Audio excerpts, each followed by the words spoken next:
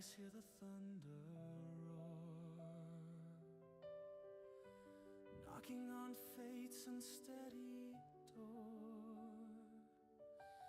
Maps unfurl and kingdoms rise in this world where legends lie. 1,000 voices call the tune. Under the stars, under the moon. TNT tabletop, where dreams collide, where time won't stop. Raise your sword, claim your throne, for an epic tale to be sown. Miniatures march, armies clash, imagination burning like a flash. Heroes fall and villains grin, but every loss holds where we begin.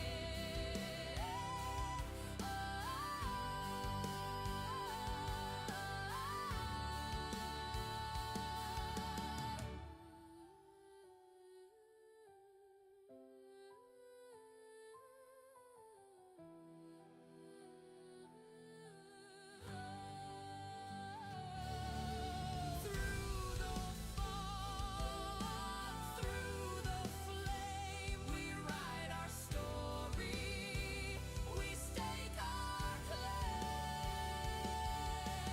TNT tabletop, Where dreams collide, where time won't stop. Raise your sword, claim your throne, for an epic tale to be sown.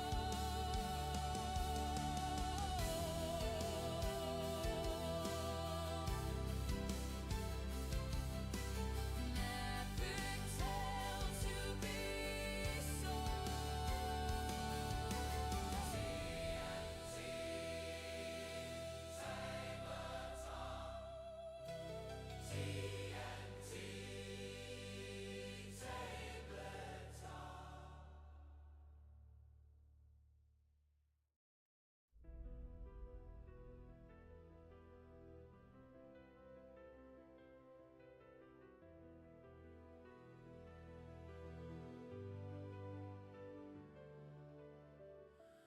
Roll the dice, hear the thunder roar, knocking on fate's unsteady door. maps unfurl and kingdoms rise in this world where legends lie. 1,000 voices call the tune. Under the stars, under the moon.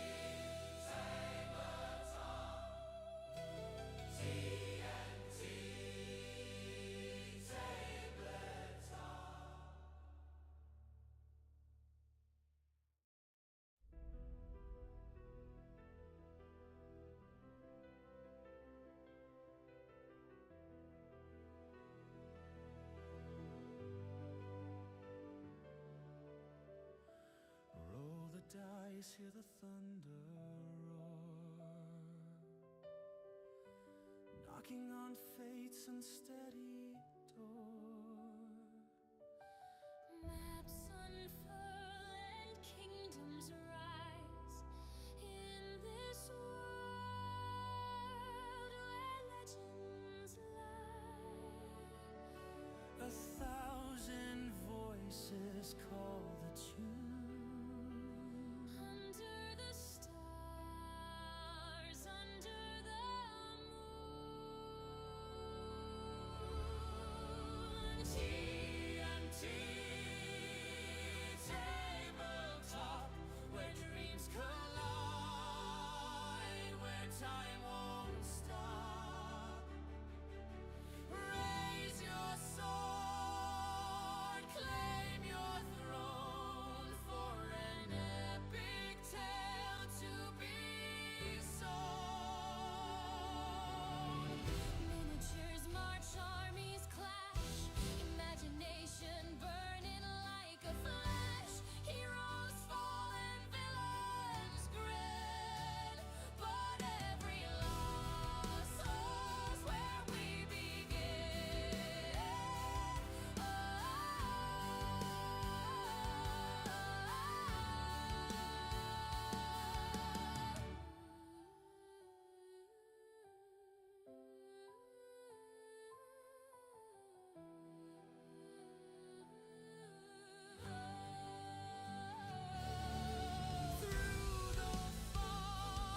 Thank you for waiting, and now we welcome you to TNT Tabletop. So kick up your feet, enjoy the show. Here's your host, Tony.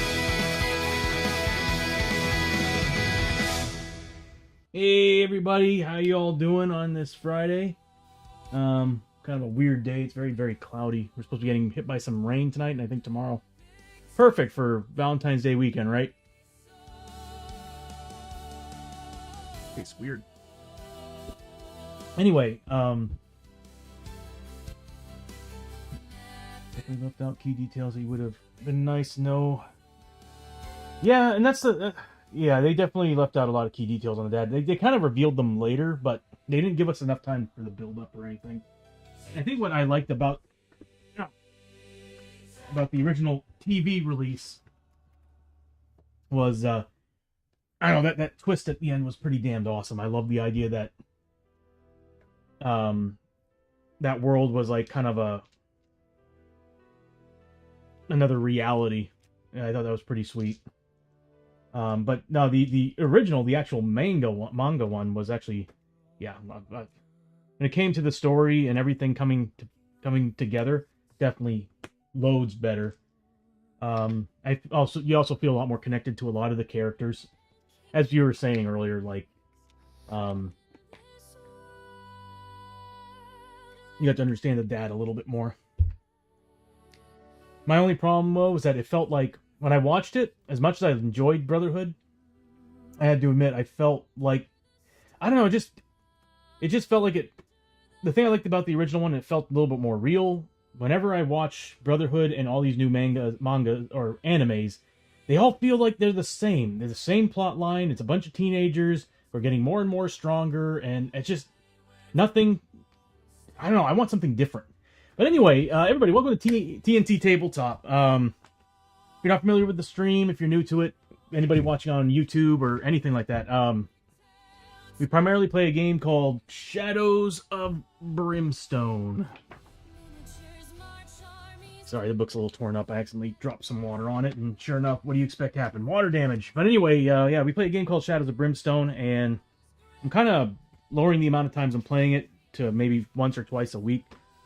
Due to the fact that I'm currently in the middle of moving, so you won't see me streaming as much for about a month, maybe a month and a half. And even then, I might still lower the amount of streams afterward. But anyway, if you're not familiar with Shadows of Brimstone, it's basically a dungeon crawler. To consider, basically, think of it as Diablo, but on a board game.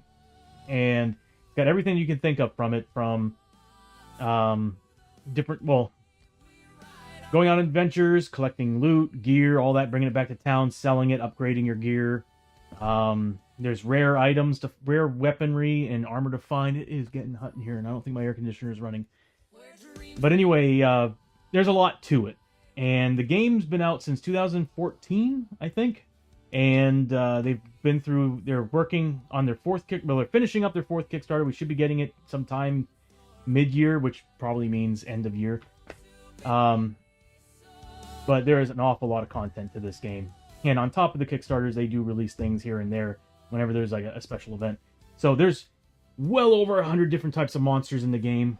And I said that months ago. We're about to probably reach around 200 monsters at the end of the year. There's so many different types of enemies.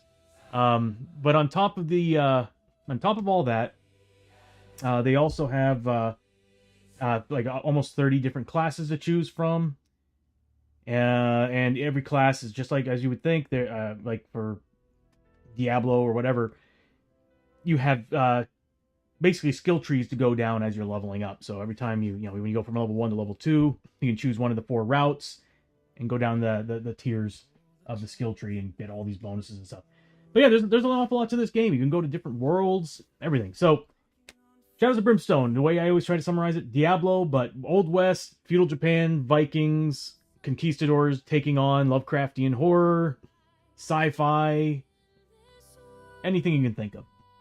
It's pretty awesome. Okay, so we left off the last adventure because I wanted to play as the Knights today, but uh-oh. I hope I saved all the information if I'm have to redo it. I'm pretty sure it's okay. When we left off last time, because I haven't made any changes since then, when we left off last time, our heroes, what did they do? They went into, oh, that's right, they were doing a basic mission, and they were trying to find a Darkstone deposit. They did, but it brought them to a whole nother world, which was the Blasted Waste, which is one of the hardest worlds to find in this game. Last season, we never ran into it. This time around, we magically got the card that we needed for it. So, because there's multiple worlds you can go through, and I randomize every time. So yeah, we finished. We defeated a lava giant, or the team defeated a lava giant, which made me question whether or not I should probably increase the difficulty. But he was the only fight in the entire adventure. It was non-stop. Our asses were getting kicked by encounter cards, which, again, if you're not familiar with Shadows of Brimstone, encounter cards are basically the storytelling of the adventure. So things happen as we're going from tile to tile. That's the encounter card. It could force us to get into a fight. Something based on that world happens, and we have to suffer through it. Or sometimes you might get something out of it. So yeah, I don't know if I like the flavor of this. I can see why they discontinued it. I like pineapple, but that artificial flavor, it's odd. Sorry, it's the grandpa's teeth from Dubby. I mean, it's not terrible. Just, it does taste very sugary, but it's artificial sweetener. It's weird. Anyway, so yeah, we finished the adventure, and now we're moving on to going to Barter Town. So if you're familiar with Mad Max and the Road Warrior, this is basically where we're at. It is a post-apocalyptic world. We're going to a town that is basically just made up of destroyed parts of spaceships that have been passing by. Like it's basically what it is. So I'm actually pretty excited for this because I don't think I've ever been to Barter Town ever. I've owned this expansion since it came out, which I think was 2015, 2016, 2016. I've been to the Blasted Waste, but I never stayed in Barter Town. So I'm curious to see how this is going to work. All right, so first thing that happens, let's change the music. I don't think I have a song for just exploring the wastes. So I'm just going to pull up a generic exploration song. I hope I have something that's fitting.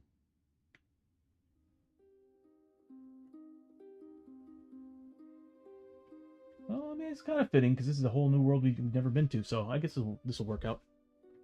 I'm hoping my audio is working. It is. Okay.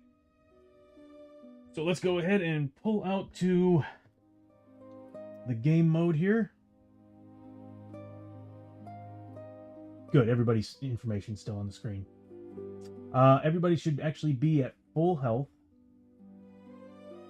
and be getting 1 grit back. Let's see if I can get that to work here.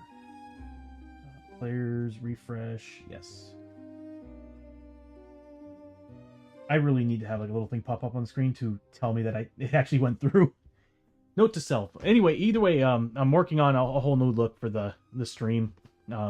As far as Shadows of Brimstone is concerned, my frames and everything you're seeing here, it's all going to stay the same. The intro is going to stay the same. I just want to make Shadows of Brimstone look more like Shadows of Brimstone instead of having my branding in it.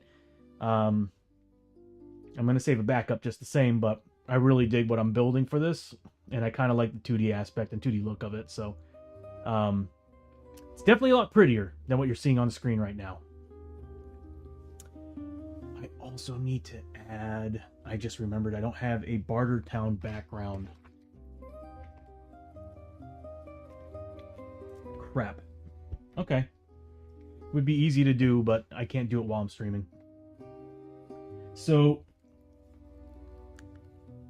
per usual, when we're done with an adventure, we have to... There we go. We have to, we can do this here in a second, but we have to do travel hazards, which is probably one of the most frustrating parts of this game, in my opinion. So when it comes to travel hazards, when you're going to Barter Town, I read this up before I started the stream. Since Barter Town doesn't have a size, there's no small, medium, or large. It's just basically a small town, which makes sense because there's really only 6 locations.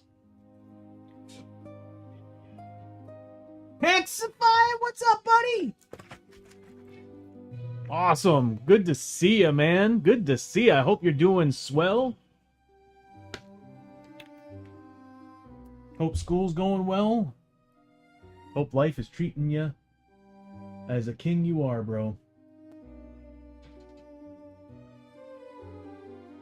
I am, man. I'm in the middle of moving. Pretty excited.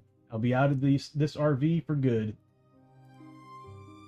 Let me give you a shouty.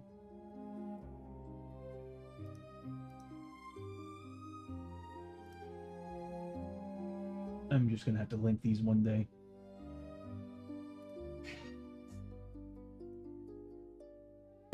Gemini's emergency protection. It's a condom. I gotta find out why I'm not getting the audio on my end. When I rewatch the stream, it's there, but when I'm watching it live, I used to hear the audio of the video, and now I don't hear a thing coming from my speakers. Anyway, per usual, when we go back to town, give me a second. My air conditioner's doing nothing for me. I'm gonna turn a fan on. I'll be right back.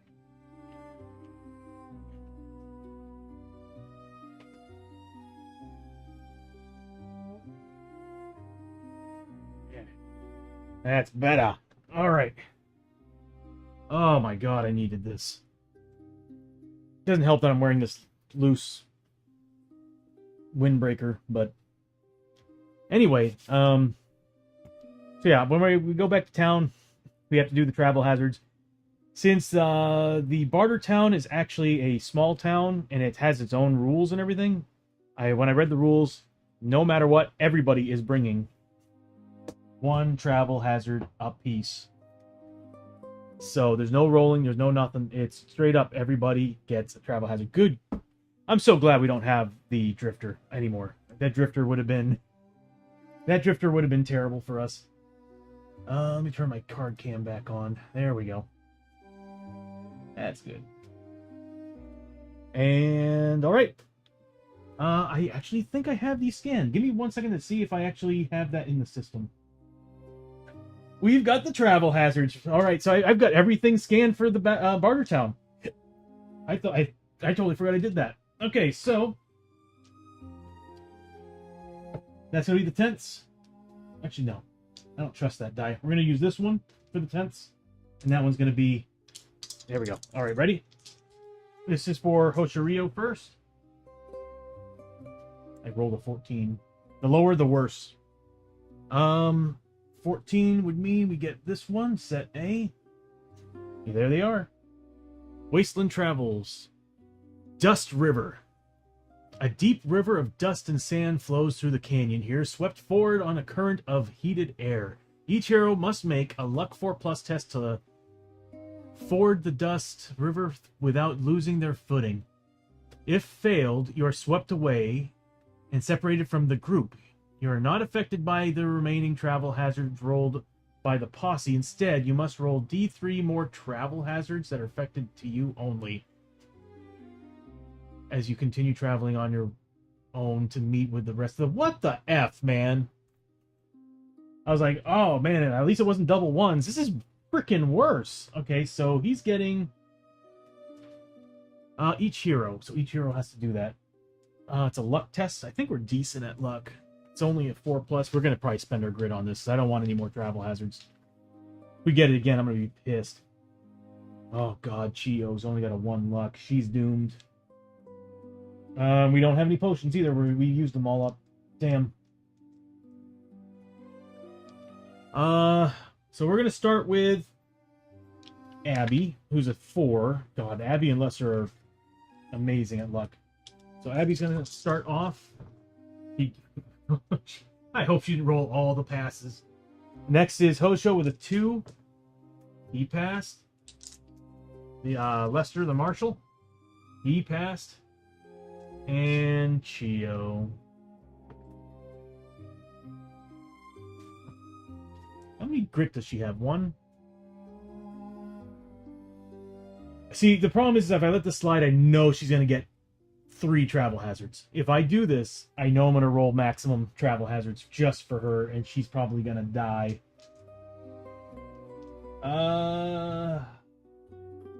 But I don't want to spend a grid on this, so that's only... If it was 2 dice, it'd be a different story. 1 die. This is a 50-50 chance.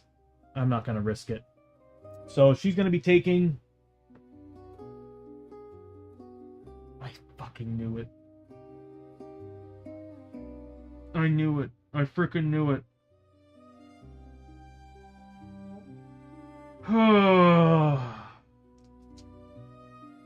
She's getting 3 travel hazards on top of her 1.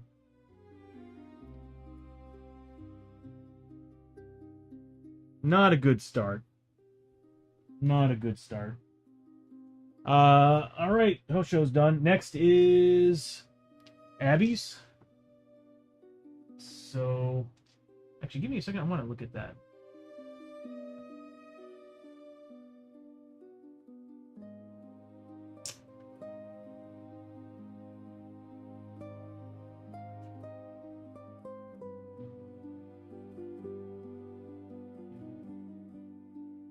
Then that would mean that that doesn't do anything.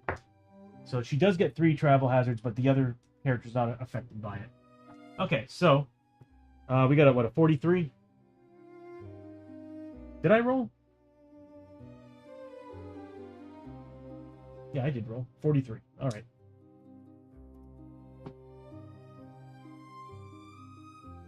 Nope. 43. Polished bones. The sand here is full of bones bleached by the desert sun and polished to a sheen by the abrasive sandstorms. Each hero may draw a scavenge card. Any darkness or growing dread cards called for are drawn at the beginning of the next adventure instead of immediately.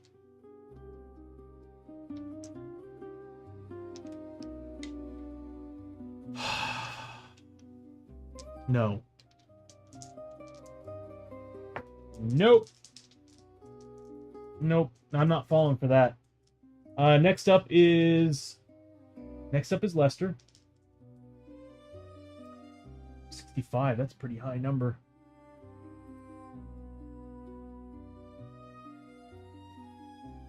Refugee camp. Tattered tents and malnourished Carnuto beasts fill the small valley as you pick your way through a refugee camp of survivors from Barter Town overrun by raiders. Each hero may discard a number of side bag or tech tokens to remove 1 corruption point each. Ooh. We've got a total of 3, I think. Let me get my notes out here. Notes. I just need a button to simply... Let's see.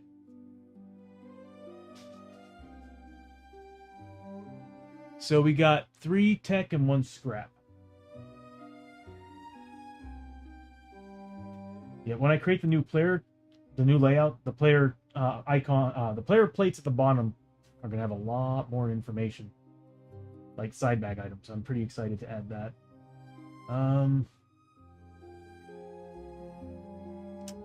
Is it just tech items? Yeah. So we can remove up to 3 if you want to use their tech items, but I kind of want to keep them. Oh wow, everybody's nearly maxed.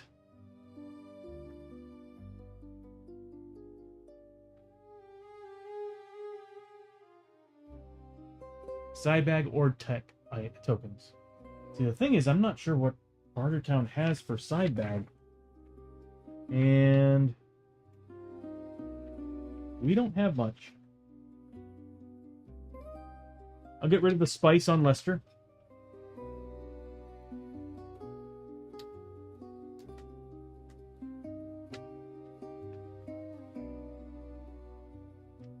I know it adds damage to a gun, but meh. And Chio's not affected by this, so I can't use it. He's got most of the side bag items. Yeah, I'm thinking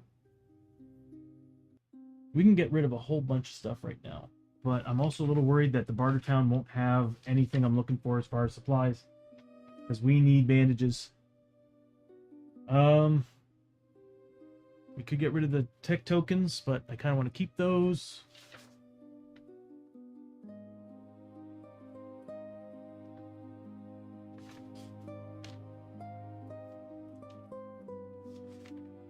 I'll get rid of a bandage from Lester.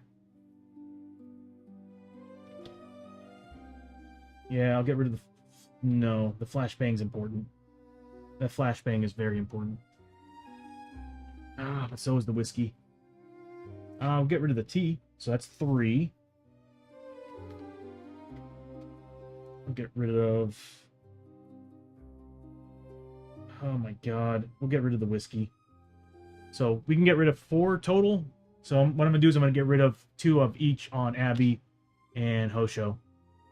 Ooh, Lester needs more.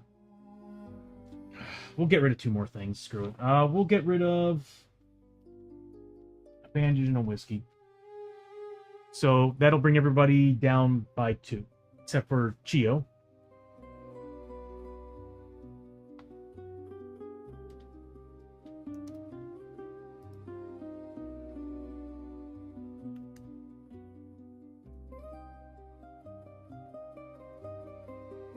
I will say this, the little animation you're seeing in the middle screen is probably going to go away. I'll probably be doing what I've been doing with the icons, where like little things flash in that area for you to see what changes have been made. Kind of sucks, but the way I'm building the new system, kind of necessary, unfortunately. But I really like the new system because it leaves a little area for a character picture. So long as I can match the character's name inside those panels with the image inside a specific folder, it'll switch it out easily for me. I don't have to do any other work. That's the goal. And eventually, I'm hoping I may be able to make the picture area bigger so I can put other players' portraits in it. Alright, so we're done with Lester's. Everybody is now down by 2. Nice. We got some decent corruption on the field. And poor Chio. It's a 31. I was thinking 13 for a second there. I was like, oh god. Why? We're going to towns. We need 31.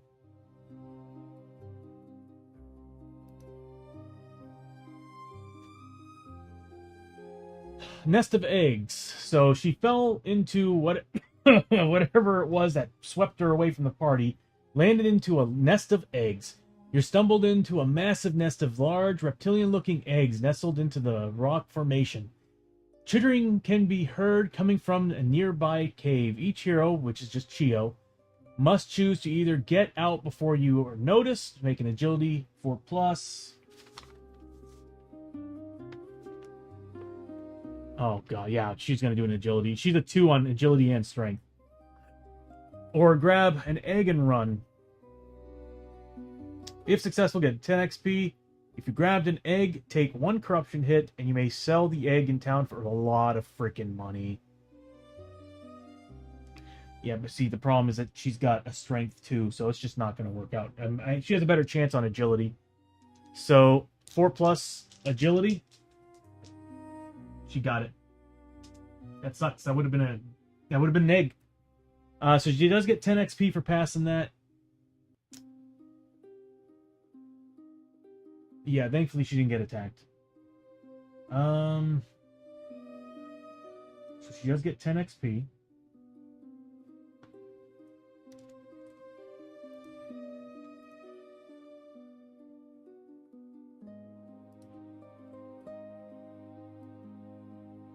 Hold on 1 second. I have to do something.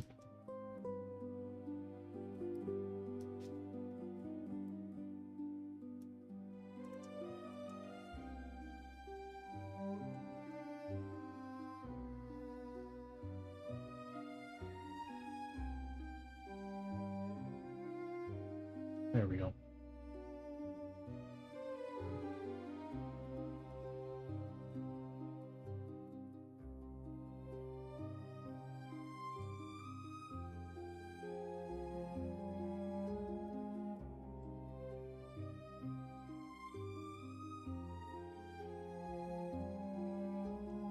Okay, so that's 1.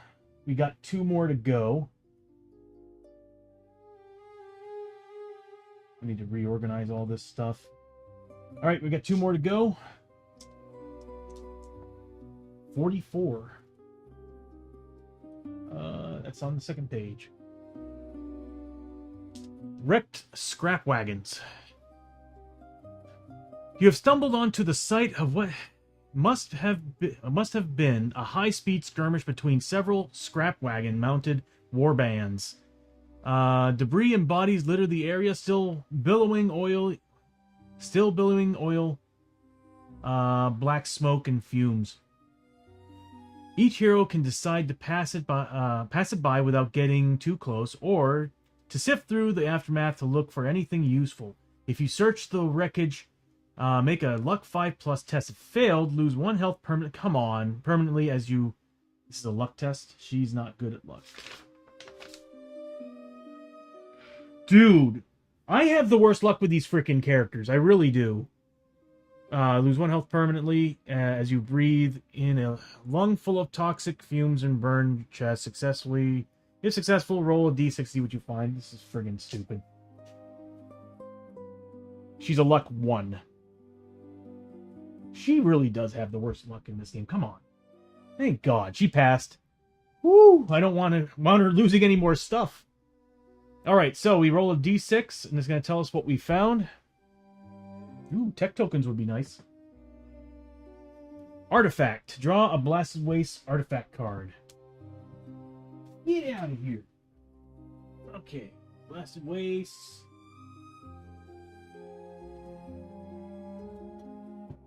What we find? Oh, we found another part for the junk bot! The R17 Korvux head. This item may be used to construct a junk bot and or be attached to a junk bot as a free upgrade. The junk bot gains energy shield. Starts each adventure with 1 energy shield token. what's crazy about this is the last adventure, we found that. I think I'm going to hold on to these and try to save up tech and scrap tokens to build the damn thing, instead of going for parts. Because, I mean, we can build it straight up with one of these.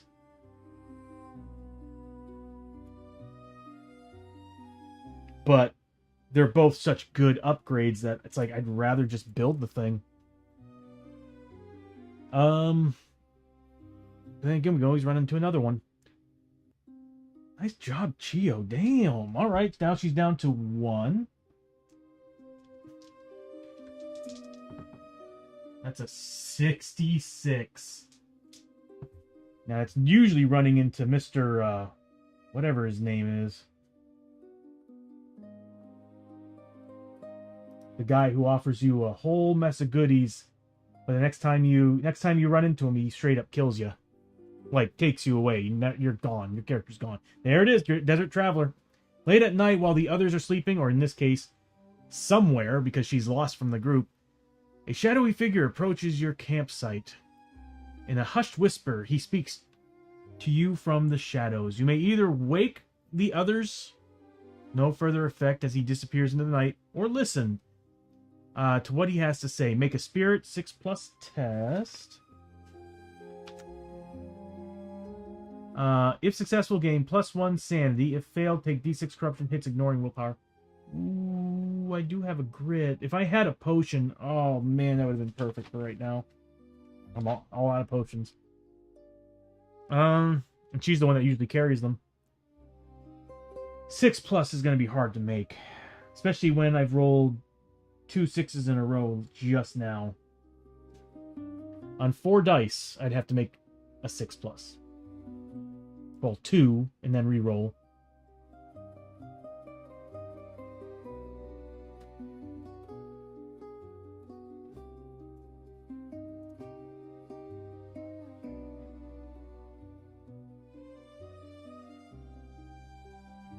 Ignoring willpower.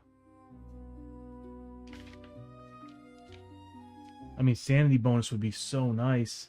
She could use it. Because where is she at?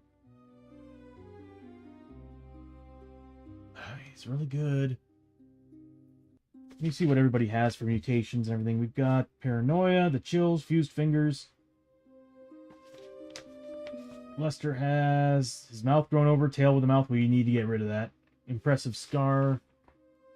Chio has nothing.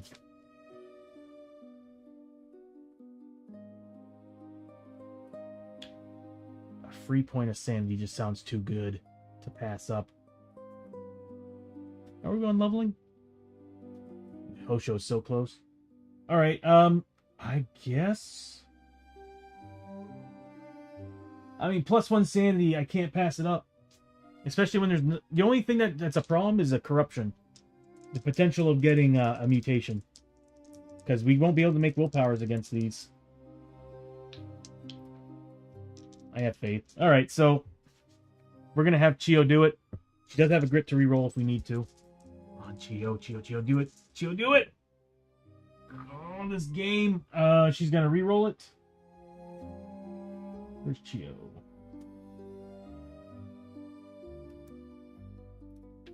Come on.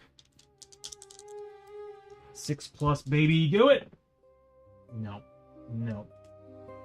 She's going to be taking, without willpower, 2 points of corruption, basically putting her up to close to max. It was worth the try, I guess. Chio's going to be taking 2 points of corruption. She's 1 away from mutating.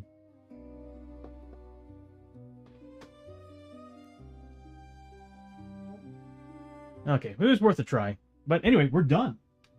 We are done with the travel hazards. Okay, I'm going to come out and say the travel hazards for Barter Town, not bad. Not bad.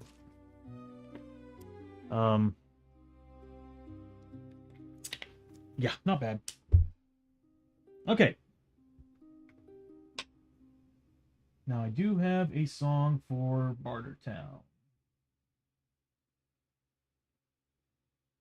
I just don't know which one I want.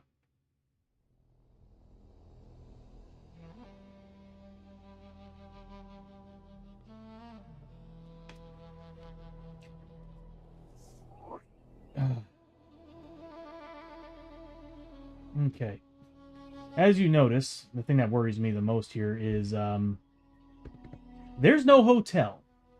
So every day we are stuck dealing with whatever the campsite's going to force upon us.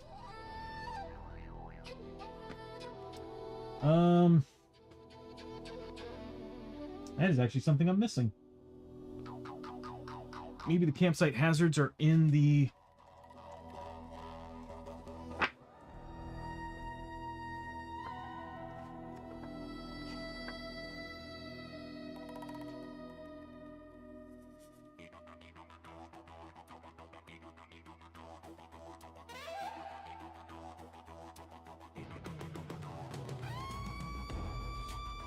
Okay, so we're still using campsite hazards and town events.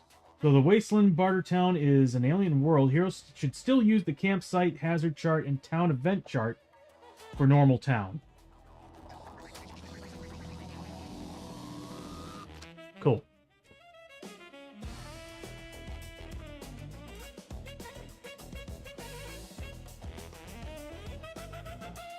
Yeah, it's still set to town. I need to fix all this. Alright, so what that means is I need to refresh. I really need to fix some of this. Town should be at 1.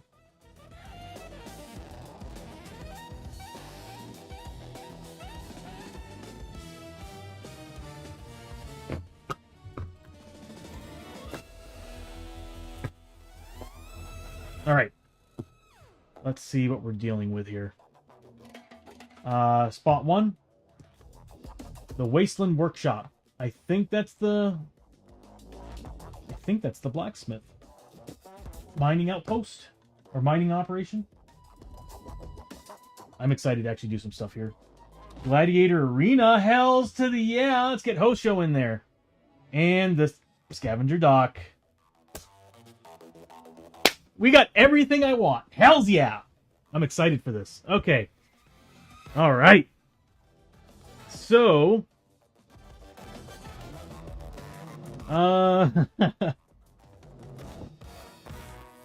since we don't have a hotel, we are stuck doing campsite BS.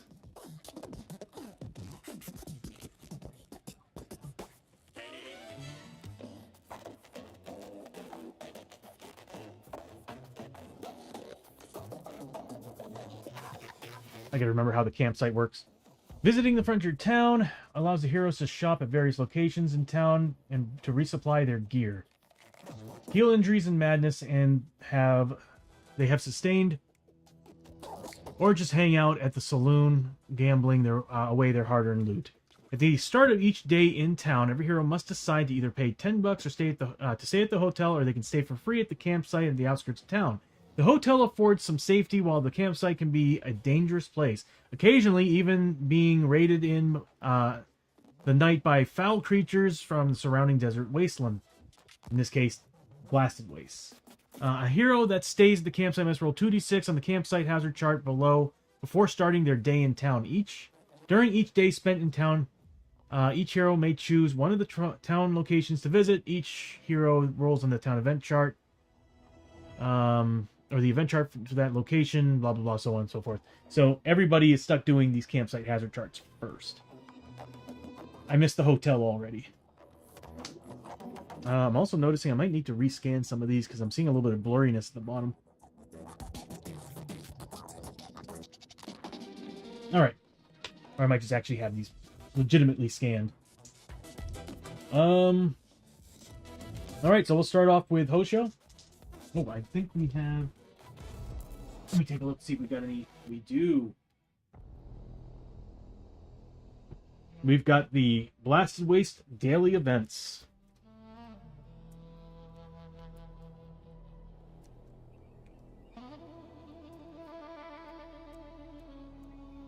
Okay. Put it over here for now. It doesn't matter where I put it. There we go. I do want to read up on that, make sure that it's still the same rules as the base game. Although I'm beginning to think this might have been something added later.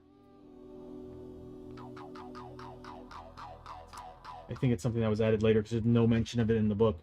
So, per usual, these come out at the start of the day and it affects basically our town stay. But let me make sure.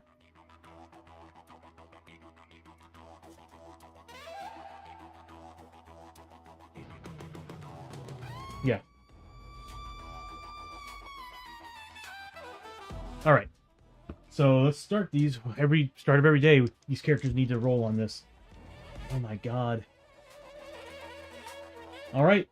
Hosho Rio got a 9. So uneventful night. See, what's crazy is it says you do it during each day.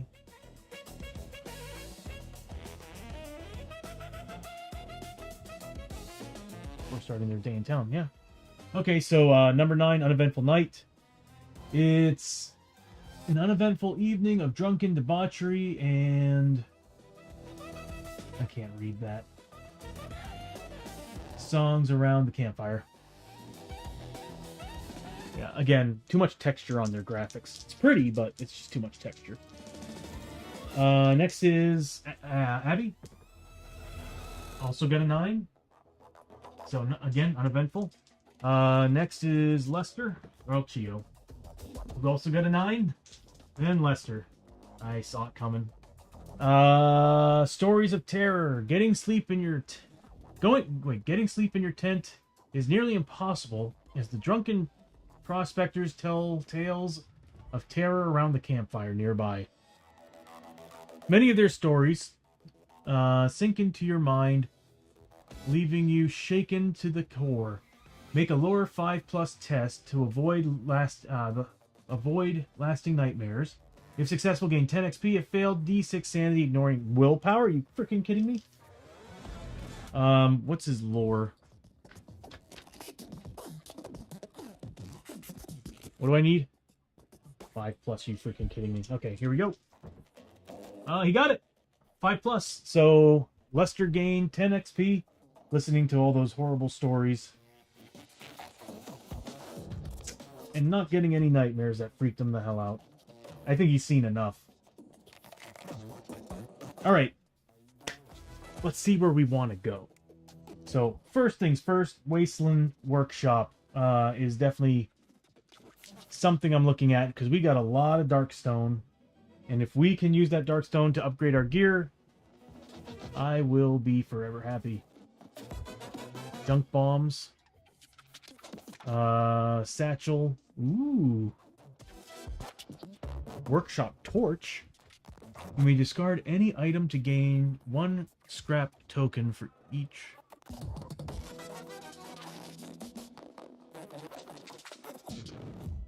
Oh, you can scrap your gear. That's so cool. So you may discard any item to gain 1 scrap token for each $50 value of that item.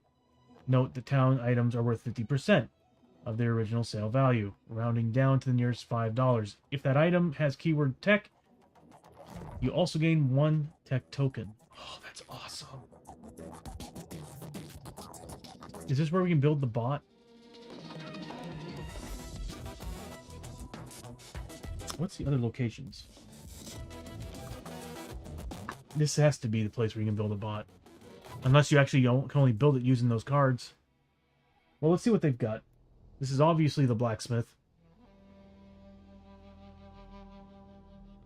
So we got upgrades.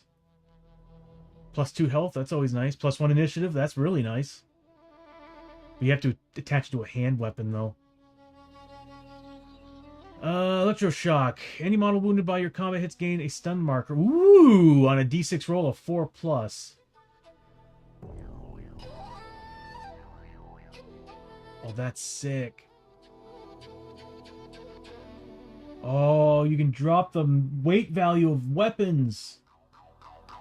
The item now counts as having 1 fewer weight. Oh my god. That is so good. Axe blade attachment. Attached to any gun. 2-handed gun. Shotgun. Once per turn, you may add +1 damage to one of your hits against an adjacent model, +1 combat. That's good. I don't think I have anything on the rifle. Oh, the pistol. Let's see what Lester has. So the shotgun's got the inlay upgrade, but the Beast Hunter's rifle has 2 open slots.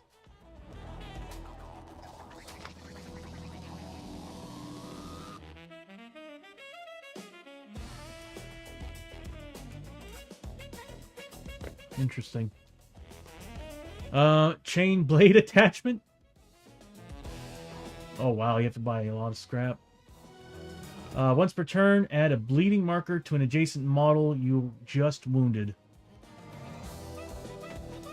Attached to any two-handed weapon, that is the Desert Scope. +2 range, and once per attack with this gun, you may reroll 1 missed to hit roll. Oh, on the shotgun, that would have been so good! That would turn his... What is it, a 5 or a 6? Yeah, the shotgun would be a 7 range. And I'd still get the basically what an inlay would have.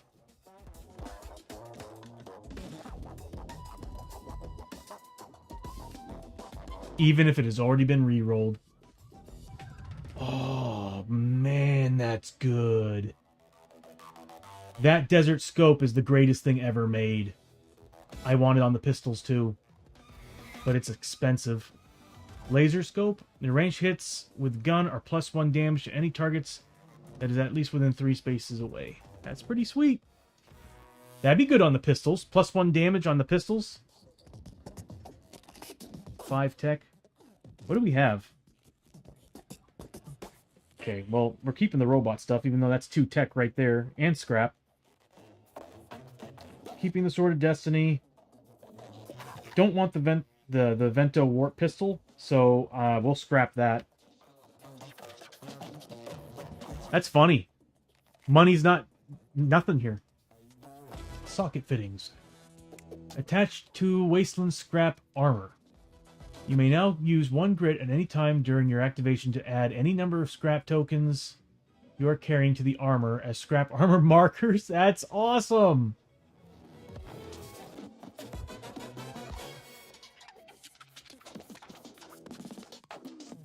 Armored spikes, extra fittings. Okay, I'm guessing you're just removing wounds based on scrap markers. We've got a rust shield.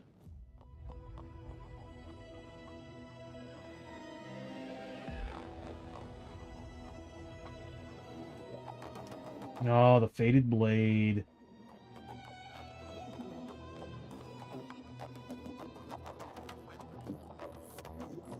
I don't have anybody that could use it, though.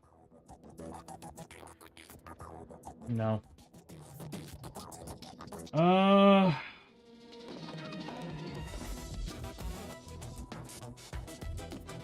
Dang. We'll get rid of the Yamabushi leg armor.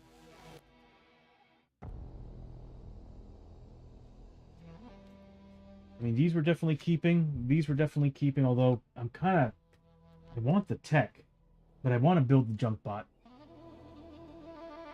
I was hoping we could actually build them, but I'm guessing we only use scrap to actually... and tech to actually build this stuff. So I guess we're going to have to sacrifice one of these for the bot.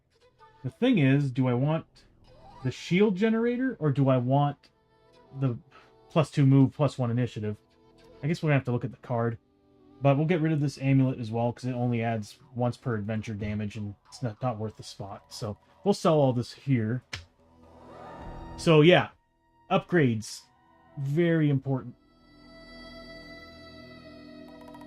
Alright, let's look at the Gladiator Arena. Or actually, let's look at the mining operation. And there's a lot we can do here. There's dynamite, there's pickaxes. You got flash powder. They're expensive. Laser drills. +1 combat. Your melee attacks use a D8 to hit and are +1 damage. Whenever you draw 1 or more scavenge cards, you may draw an extra. Damn, that's pretty sweet. It's actually really sweet. Kind of hard to trade up the Trun Blades, though. I'm getting so much damage off those things. But +1 combat with +1 damage? That's not bad. Scrap Thrower.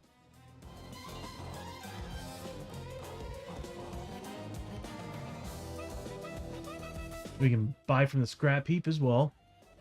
It might actually be worth doing.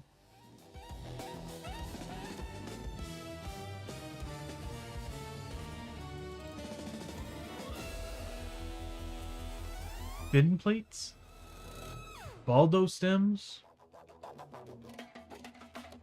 Remove all status effects currently on you? Good God.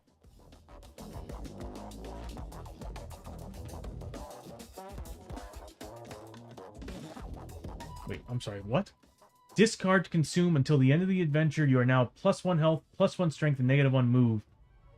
That's insane.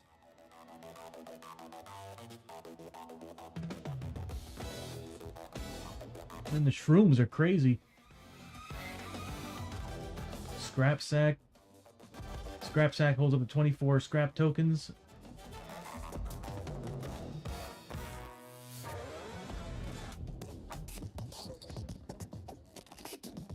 Ad break in 5 minutes, everybody.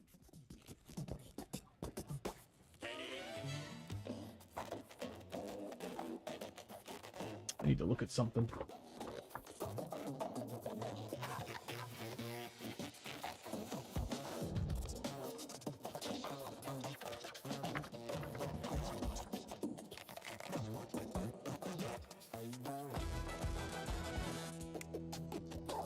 We might need the scrap sack. Because they're taking up side bag item slots.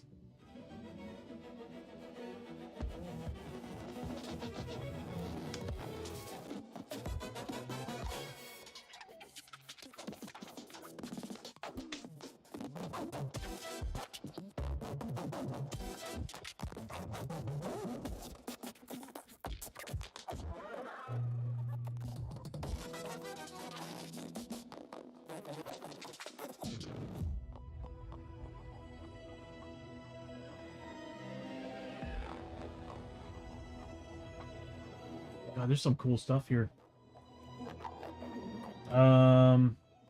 Scavenger dock is probably something we're gonna want to do. Problem is, I don't think they're as good as a typical Frontier dock or a regular doctor. But we do have Chio. Chio can get rid of some stuff. And as a matter of fact, let's go ahead and do that right now. Do we have tonics? She has no grit. So it's probably best that we don't. Scavenger dock. 4+ is a success.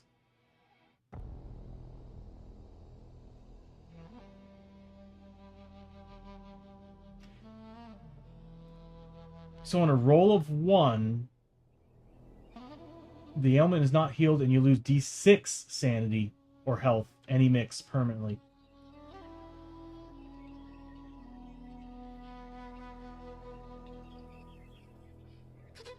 Wow. What else do they have? They got bandages, and they're expensive as hell. I knew it. They do have tonics. They are expensive too. Everything's like $50, like between 25 and $50 more.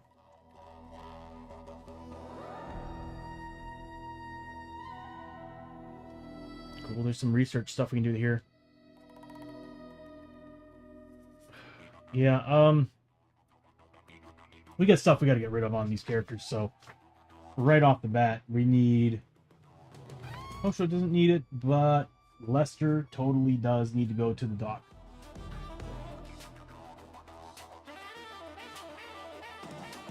Chio's good. Abby's got paranoia. Do they have... I'm guessing... I gotta look and see if their campsite rules... I think their campsite rules follow the same. Hold on. Because they should have a campsite.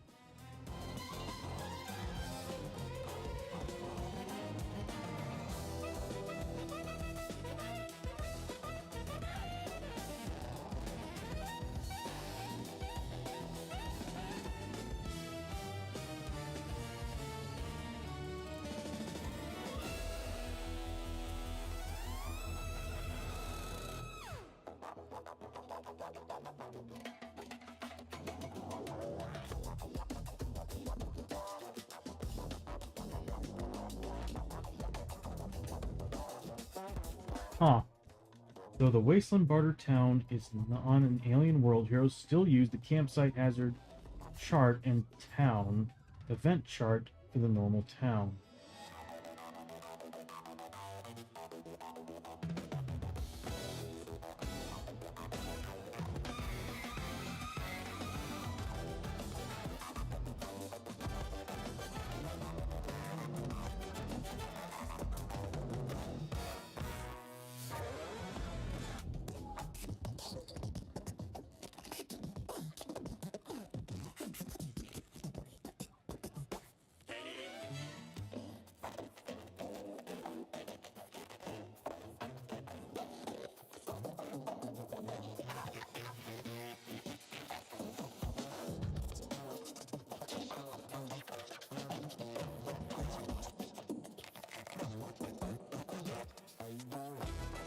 It doesn't specifically say, but I'm thinking I'm gonna house rule that we can still follow the standard campsite rules. So like there's a doctor's tent and a like a church tent or something. I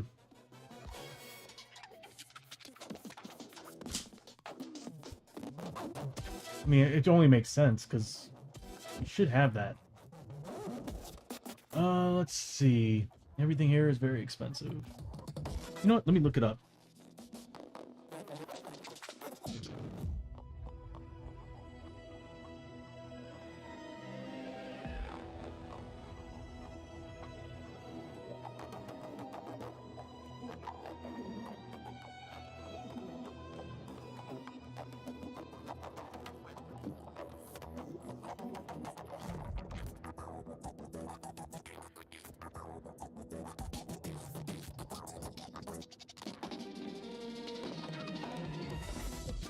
Take a break.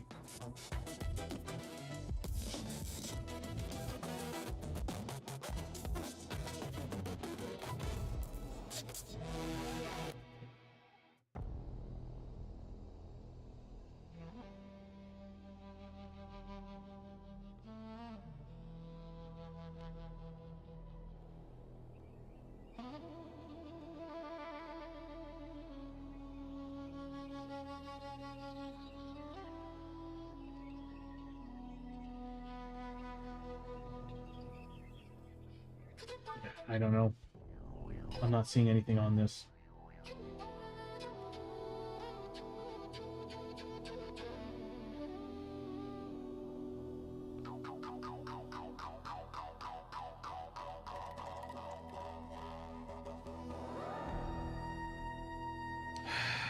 Yeah, I'm not seeing anything about a healer's tent. So I'm beginning to see the drawback of going to Barter Town. Everything's expensive. Okay, so yeah, I need somebody to go here. I need Lester to go there. Anybody else? We got tonics, they're $200 a pop. I have a better chance of Chio doing a good job than the doctor here. Chio, we got money, but I kind of want to trade some of this stuff for scrap. Because this is what I'm looking at right now. We'll get, for every 50 gold, we're going to get, for half the value, of course, of the item, we'll get a scrap. If it's tech, we get an additional tech. So what I'm looking at is, we got a tech here on this one. And ugh, that's going to be about five scrap.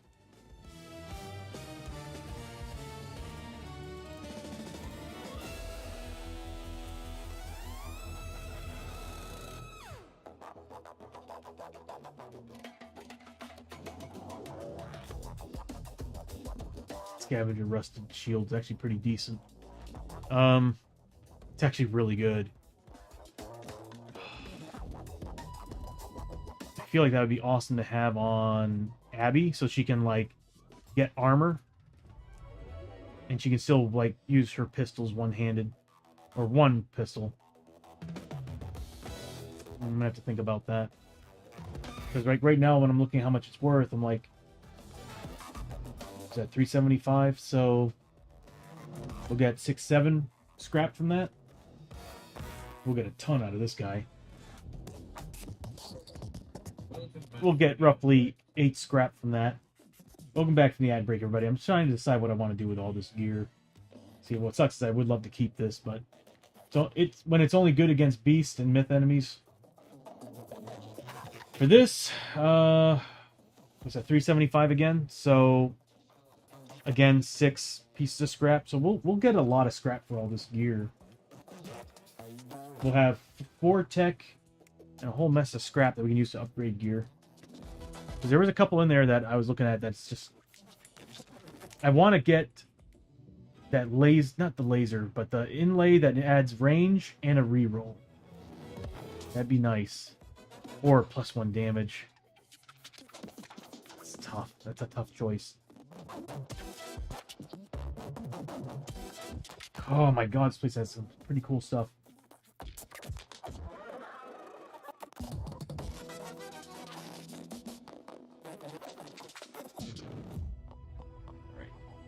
How are you going to change music? There we go. Let's see. Okay. Then the Gladiator Arena. I'm curious to see what that will do. There's a whole mess of things that could happen in town. Arena battles. Bet on a match. Fight in the arena is free. Pit dock surgery. Bandages are cheaper here. We'll get them here. Legends! Hello, Shadows of Brimstone Master. I don't know about Master. Oh my god. Thank you, but I don't know about Master. Like, the rules are in and out of my head all the time. What's cool, though, right? How you doing, Legends? Good to see you, bud. But, what's cool is that we're actually in... We're in Barter Town. Last adventure, we got into the blast... For the first time ever, for me, we actually got to the Blasted Wastes. I've been there once, but I never went to Barter Town because I remember looking up the rules and thinking, nope. But I was like, this is going to be fun.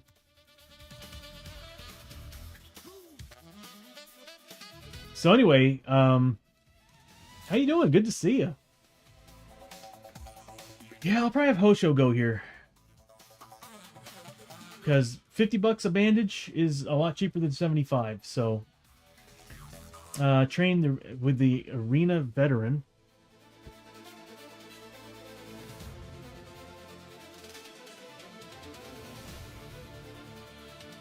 Dude, okay. Just getting lunch right now? Nice. What are you getting? If you don't mind me asking. $200, and we have a chance of getting a trick.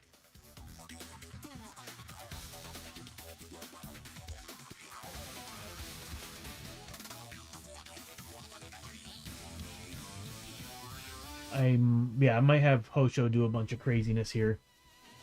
But let's take a look and see what fighting in the arena does. The crowd roars as you step into the blood-soaked arena of sport. Basically, the Thunderdome. Beating their chests, the crowd... Wait. Beating their chest for the crowd, your opponent smiles at you with a grim lust of death. 2 have entered, 1 will leave. Choose one. Choose any 3 of your skills to use in the battle arena. Must be 3 different skills, spirit, agility, all that. Where are you, Hosho? Okay, we got agility, cunning, and strength that are 4s and 3s. So skill needs to be the highest roll. How many grit does he have? 1? And C needs to be... Wow, really?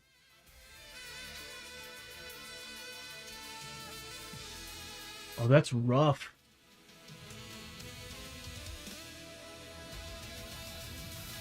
Ooh, that sounds good, Legends. Hell yeah. Me, I had myself a bowl of SpaghettiOs today. I only had time to go down to the store and pick up a can of something. I was like... I've been working on a few things this morning or this afternoon, and sure enough, I'm like, I got an hour... Well, not an hour. I was like, I'm an hour late on my stream, so I grabbed something quick. I want to do this, but I'm not going to lie. Getting injuries right now is not something I want. And considering how I've been rolling so far today, that's not going to go well. We need 5 pluses on B, 5 pluses on C. If I had potions, I'd be all about it. I'm just not in the mood to take risks today, because so far taking risks has not been paying off. We can bet on a match. Well, there's a lot that we can do here. I might still have Hosho come here and battle. We'll see what happens. Alright, so what we'll do is we'll give all the gear that we're going to sell, or scrap, to Abby, because I want to give Abby's pistols the bonuses. We'll have Hosho go to the Gladiator Arena. Is there anything at the mining operation that we wanted? There was some cool stuff there, but for this group, nothing great. I'll have Chio stay home. Yeah, honestly, there's really nothing for her to do here. We also need to do a daily event. My bad. Let's take a look at it. You better just watch yourself. Town daily event. Tripping on a nasty plate of metal buried in the street, you stumble into a group of shady gamblers, upending their slot poke table. They do not seem happy. One random hero must make a cunning 6+ test to talk your way out of the trouble. If successful, gain 20 XP. If failed, you must either pay them D6 $100, take D6 hits that do 2 damage each, or flee town. Okay, well, damn. Let's see who's going to be doing this. Again, 1 or 2 is Hosho, 3 or 4 is Abby, 5 or 6 is Chio, 7 or 8 is Lester.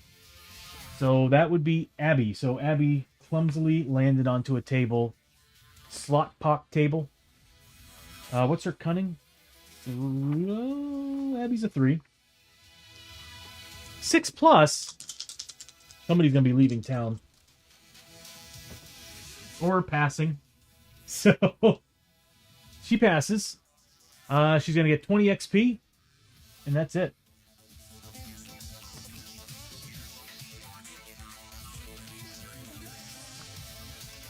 Very nice. I'm not very confident when it comes to rolling 6+ in this game. I really am not. Alright, so we can go back to where we were. Let's start with Abby and start selling our gear, or scrapping our gear, because we apparently need scrap to actually build everything here. And I might look into building the robot. We got 2 pieces of gear. I was hoping that we can build the junk bot here right now. You know what? Let me check something out.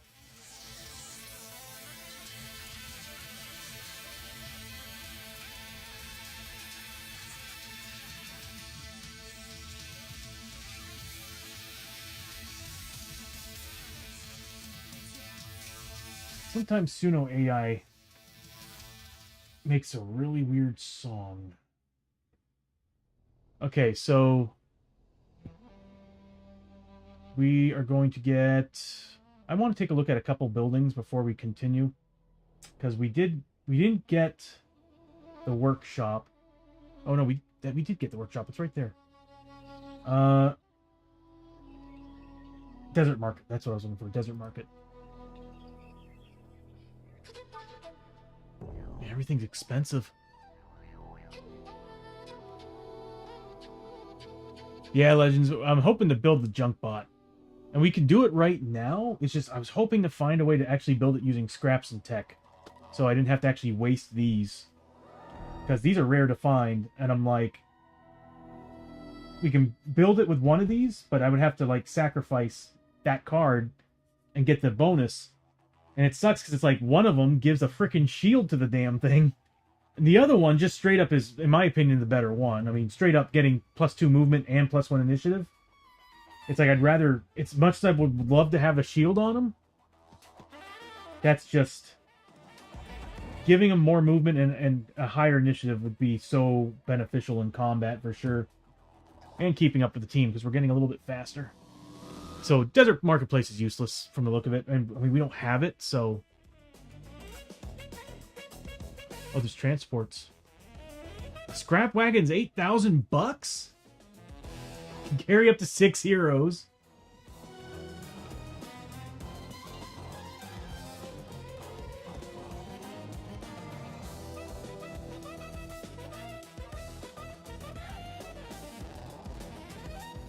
Oh, the scrap wagon is a must. When setting up a town, you may discard and redraw one of the random locations. Oh, that is so good. And then there's the temple. These are the 2 buildings we didn't get. So there's a lot of craziness at the temple. So you can, oh yeah, that's where you get to get rid of madness. The thing that I'm curious about is I'm guessing you have to roll on what idol the temple represents. Oh yeah, here we go. The first time the heroes visit the temple during the town stay, roll a d6 to see what... Yeah, that's what it is. Last night I played 5 different board games, but this Sunday I have a game day. My friends called in. The girls... Game day plus Legends. The game group has 3 women and me. Oh, dang, man. That's gonna be fun. What board games are you planning on playing?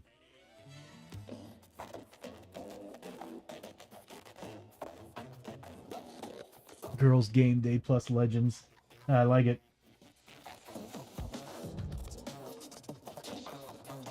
Oh, look at all these location events.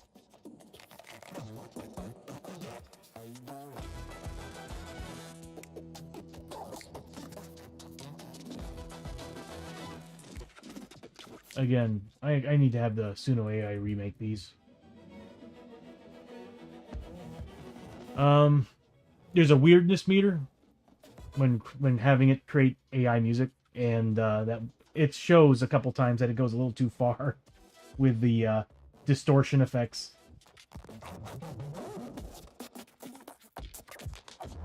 Oh man.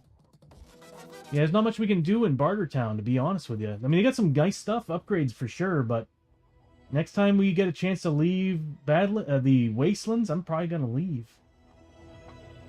The crappy thing is I do want to upgrade our gear with the scraps. So we'll start with Abby. She's going to the Wasteland Workshop. So she's got to roll 2d6, add them together. I'm glad we don't do doubles.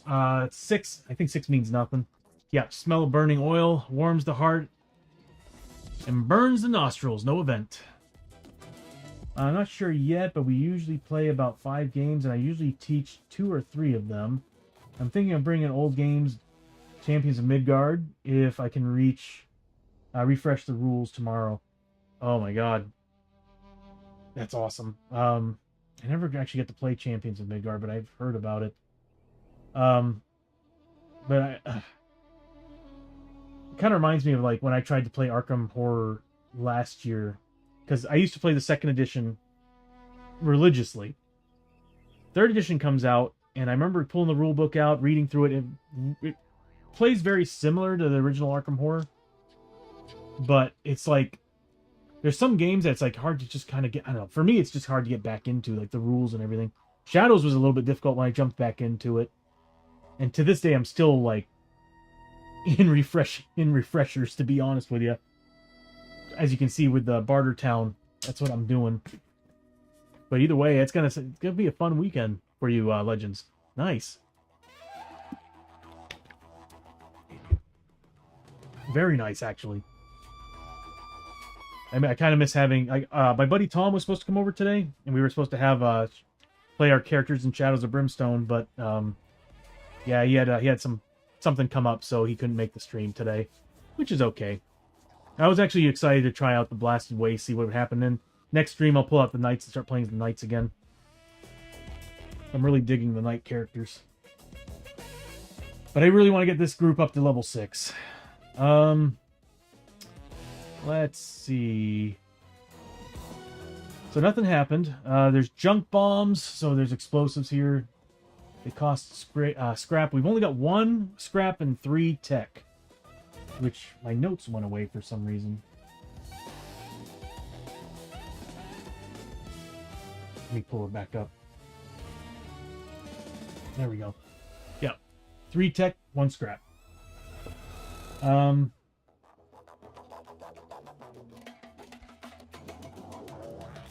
Yeah, let's start selling these first, because we have upgrades that I want. So, first we get the Vento pistol. So instead of getting cash, we're going to get scrap for them. Which sucks, because money would be nice. But I want to get... let's take a look at the upgrades one more time. Because I think it's the Desert Scope. Oh, it's for 2-handed weapons. It's the laser scope that I'd have to get, which costs 5 tech. I'll be able to do it. Will I? No. I'll only have 4 when I'm done with this. We're going to need more tech. We get the Electroshocker, though. Any model wounded by your combat hits? Combat hits. Kind of useless. At least for Abby. Chio does have some slots left.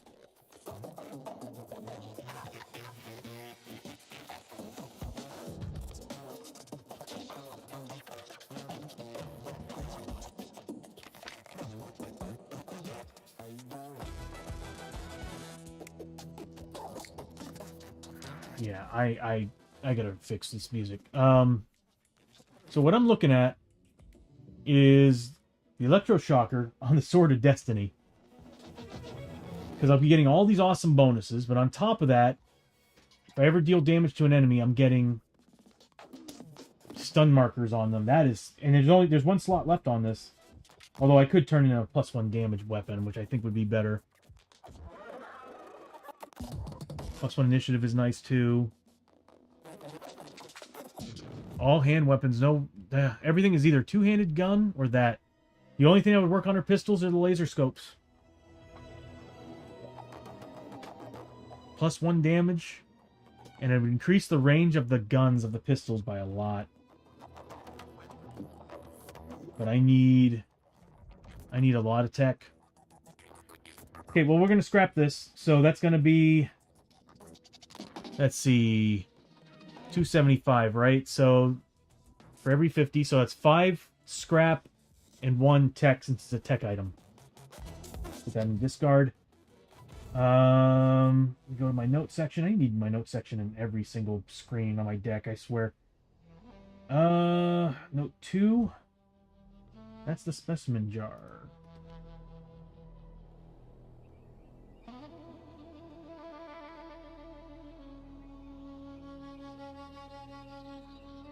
Interesting.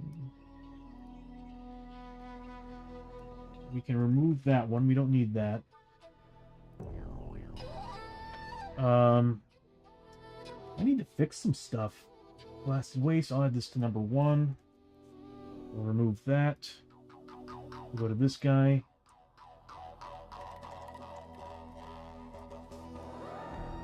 So we're currently at... Alright, buddy. Oh, God. There we go. Why did that had to come up when I was working on this. So that's going to put us at 4 tech and 9 scrap. Oh, no, hold on a minute. It's 5, so I'm at 6 scrap.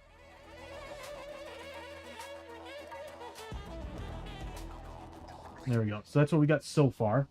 The rest, I'll just fan it out and we'll just work our way. God, some of this I want to just sell for cash. What do we need? All we need is tech.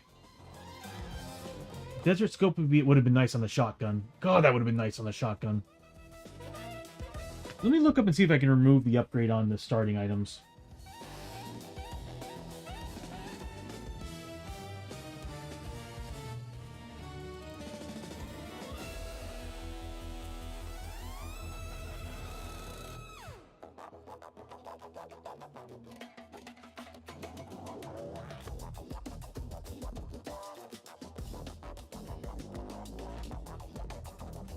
Oh, no.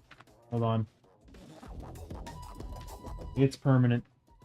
If it's a upgrade that was attached, forged into the weapon, like Darkstone items and stuff, And that's what I've got. I've got the inlay, and that's a forged upgrade, so it's permanent. Damn. I could put it on the rifle, though. The rifle, that will give the rifle...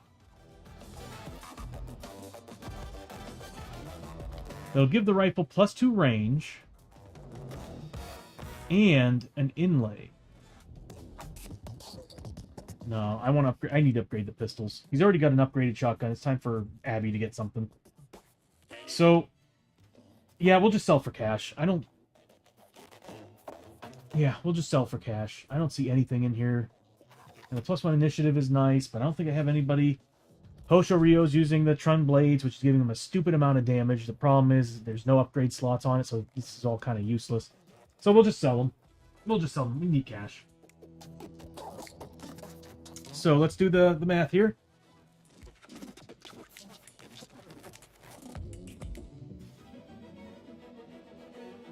So for the amulet, we're looking at 113.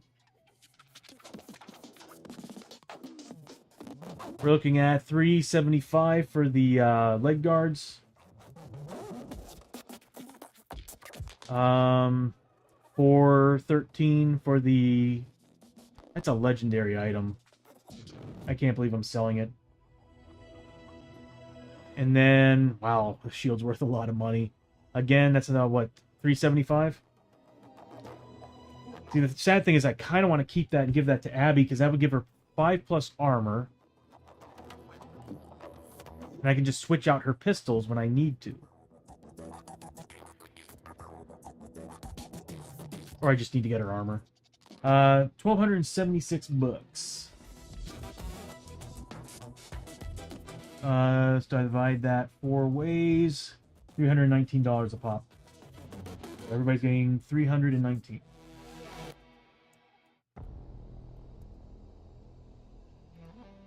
There we go. Discard pile. You know what? I might as well get the artifacts out because we're going to be going back.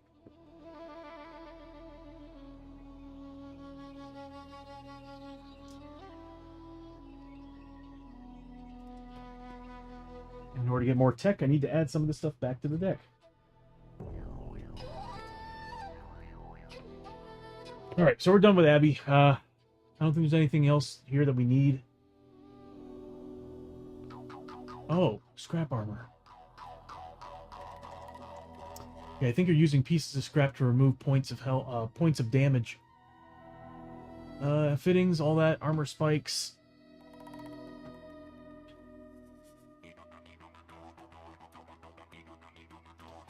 That armor spikes is so good.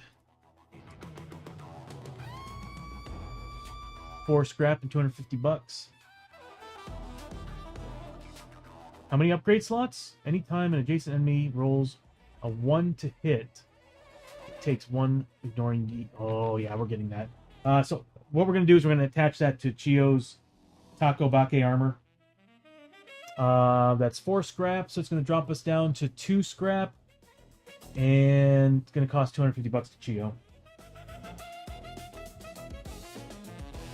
Again, I'm doing all this like as if everybody's kind of already traded out their gear to each other and whatnot to do all this work for the sake of getting through the stream, through this process faster. Normally, you'd have to make sure that your character was actually there. Now, if I was playing with other players, it'd be a different story. I'd be like, our characters need to be there to do what they got to do. So 250 bucks from Chiyo, and we also are moving for scrap. We need tech. That's what we need.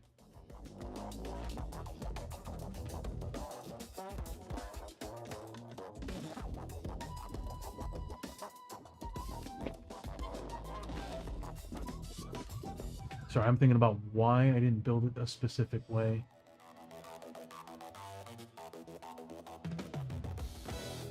I'm thinking about the note taker. I'm like, why didn't I build it this way? For some reason, I have it built to where it's adding characters at the end of every time. So there's what's happening is that it's constantly adding them. And I should have just had the output just straight up be like, whatever's in there plus these, whatever's in there plus these. think I was trying to be. I think I felt like I was smart for a second when I built that. All right. After Abby, we now move on to Hosho, who's gonna... Oh, it's 5 o'clock. You can always tell it's 5 o'clock when all the lights turn. I'm gonna switch them back. There we go. Did I lose connection for a second?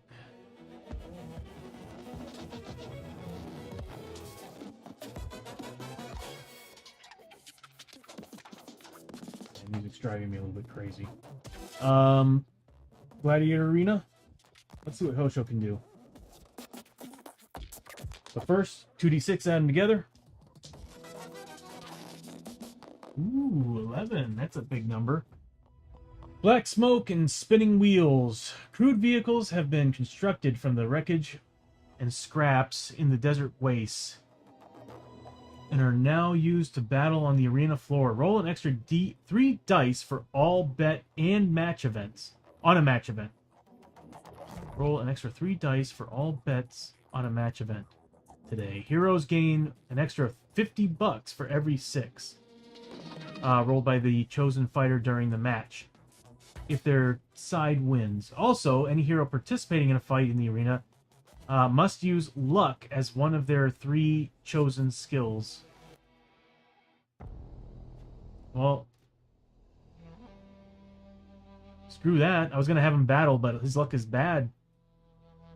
It would make, to me, you know, it would make a lot more sense if they were, because it's a good roll. It would make a lot more sense to add, I would have needed a 12. Expert trainer. Would have been so nice. That would have been so nice. Okay, so we can make a bet. I'm not gonna have him fight. A lot of bad things happen.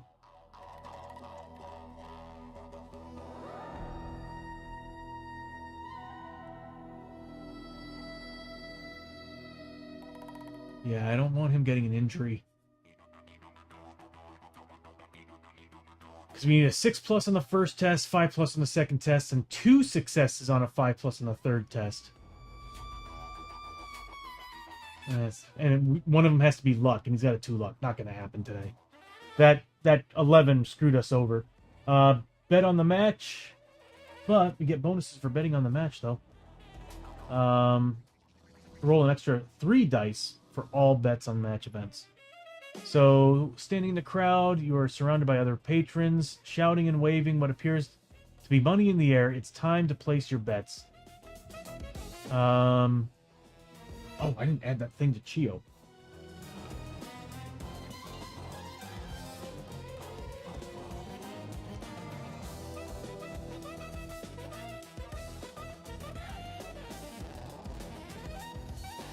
Spiked armor.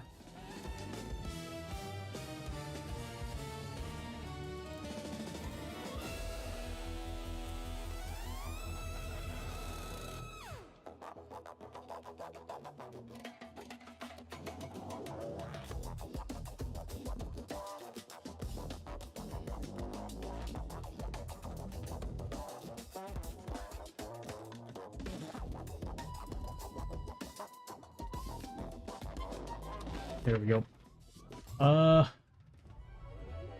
Choose how much you want to wager between 10 and 150 bucks, as well as whether you want to bet on a larger fighter or a smaller scrappy one. Then roll 5 dice, or in this case 8 dice, to watch the battle play out. Grip may not be used to reroll this. For every 1 or 2 rolled, the smaller scrappy one gets a hit. For every 4, 5, or 6, the larger fighter gets a hit.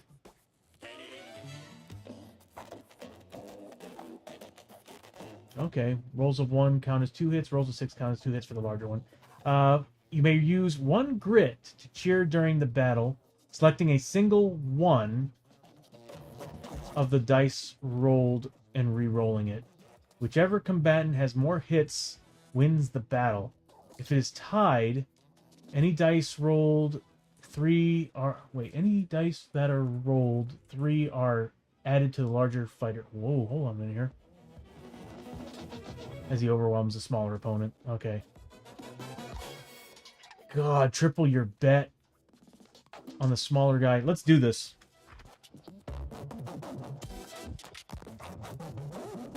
Let's do this. I'm going for the underdog.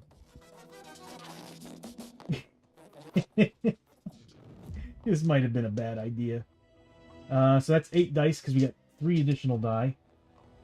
That's gonna be 150. I'm gonna do the 150. Why not? So Hosho's gonna spend 150 bucks. And let's see what happens in this fight.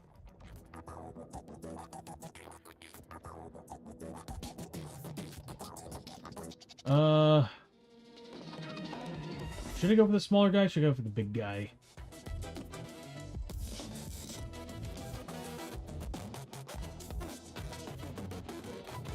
You know what would be fun for this? Is actually creating a mechanic in the stream specifically for that bet on a match, to where we actually see like a little battle scene of 2 people fighting, and then like a random die rolls on the screen for every single dice roll. That would be super, super cool. I'm gonna add that. That'd be fun. All right, here we go. Yeah, because I can have it randomize the dice rolls. That'd be cool.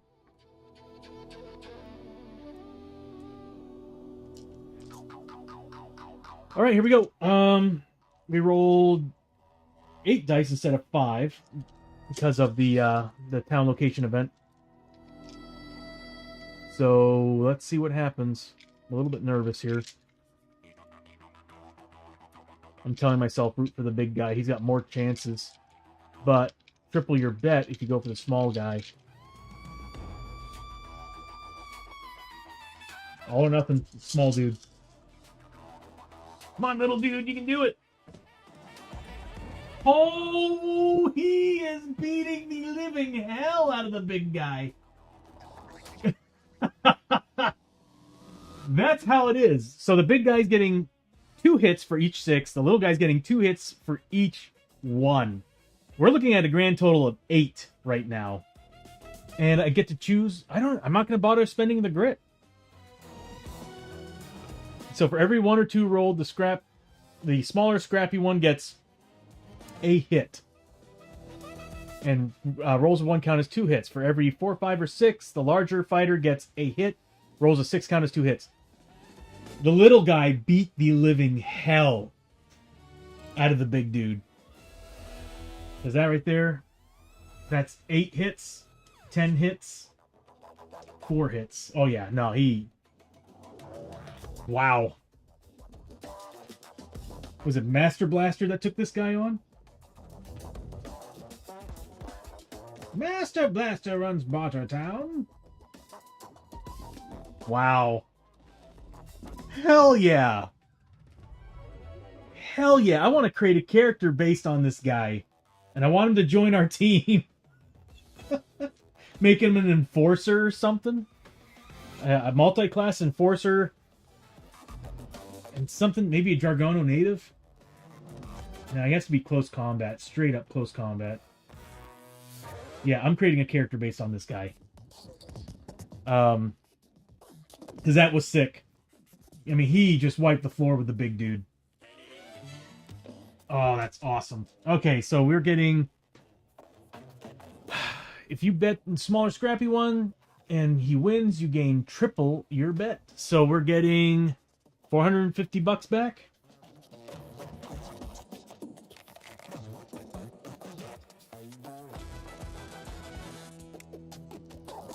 Dang, Hosho, congrats, man. And congrats to that little warrior who won that fight. That's badass. Yeah, we made some good money. Is that all he can do there?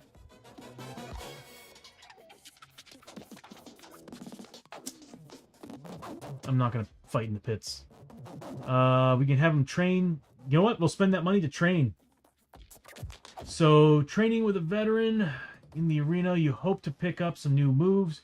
You may spend grit, up to your max grit, before the dice are rolled to add +1 to your result.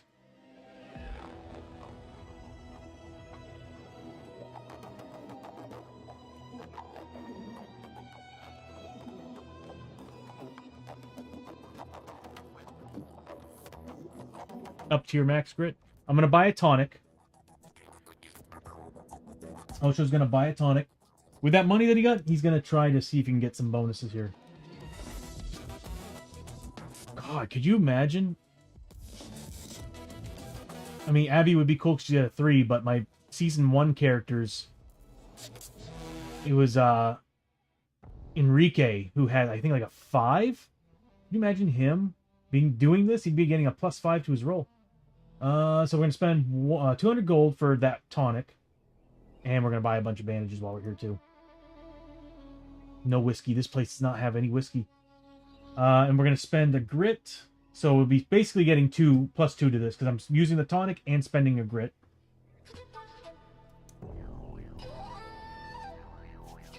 So it's going to be +2 to this roll. Up to your max grit before the dice are rolled to add +1 to the result for each grit spent. Roll 2d6 and see what benefit you get from the training. You may not use a grit to reroll this.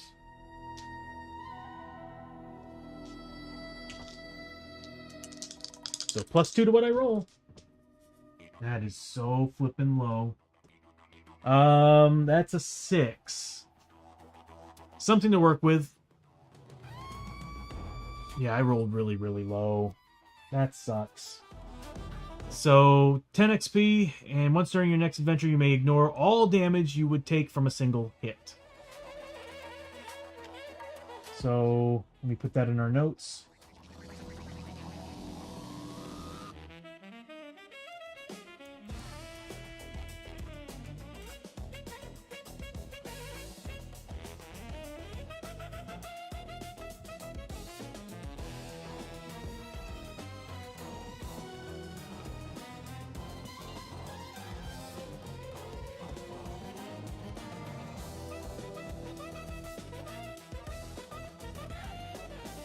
Okay. Once during your next adventure.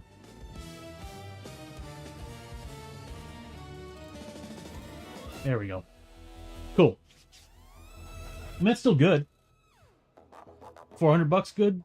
I was really hoping for a new trick. Because I'm looking at all those new tricks, I'm like, that is badass. +2 initiative on the first turn of a fight. Good God. Once per fight, take 1 corruption hit to ignore a target's defense for a single combat hit. That's basically a free crit. Once per adventure, you may ignore all damage you would take from a single hit. Immediately shift 1 space. Oh, that's so good. Time Roller, how you doing, buddy? Good to see you. Hope you're having a good Friday. Let me give you a shouty.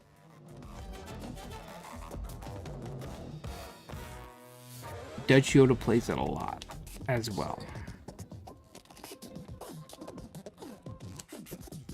I really like it. I really liked the game on Xbox. I played it a lot. So this is cool to have. Hi. What are you doing? Here's Moochie. This is for everybody, not just trouble. But if you get cold, just go stand in the corner because it's always Time 90 +1 degrees. roll, thank you, buddy.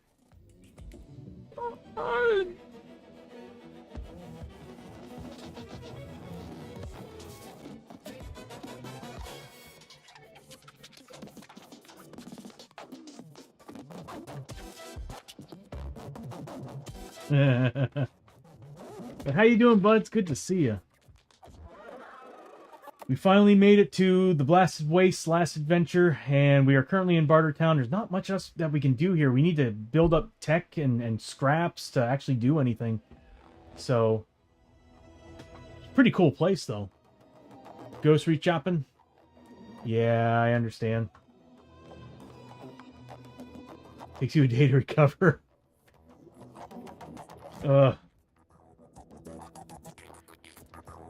Yeah. I don't know. It's like I've gotten to the point where I go to Costco and I'm just like, yeah, I'll just. It's stuff that's just I can just kind of like recook and just makes life easier. I'm buying it in bulk. I can't help it. I love me some Costco, especially going there for like. I'm not trying to push them on anybody, but it's like you can get yourself 2 slices of pizza and a drink for like $5. 2 slices of pizza and a drink. You know, I go to the corner store over here, or there's a pizza place down the street that every slice is like $5. You get way too much at Sam's. Back when I remember when my dad used to go grocery shopping. It was always on a Friday night. We go to Walmart, and it wasn't like when I go to grocery shopping, I know what I'm looking for, so I go straight to that aisle. I grab what I need, and I'm out because I hate spending too much time in a store. My dad was always the type that was like, we need to look at every aisle, and so it's like we would walk into Walmart. We go to the clothes section, walk around the clothes section, go to the electronics, go around the electronics, camping, guns, and then finally the food court, the grocery section. And it's just, we would seriously spend almost an hour and a half, 2 hours in Walmart, and it would drive me insane. That's good though, if it lasts 2 months. My problem is when I go to Costco, like what I usually get there usually lasts about 2 weeks. Because they do give you like, I mean, it's in bulk, but still, for me, it's like I drink a lot of, I love milk, so those 3 cartons just aren't enough for me for a month, so. But also, yeah, I mean, just about everything there that I get is about 2 weeks worth of food. But anyway, yeah. It's good to see you, bud. I hope your recovery from grocery shopping is swift and painless. So we're gonna buy a bunch of bandages, and I don't want to spend $200 on tonics. Oh, we kind of need them though. We really do. I just don't want to spend all our money on tonics when they're so expensive here.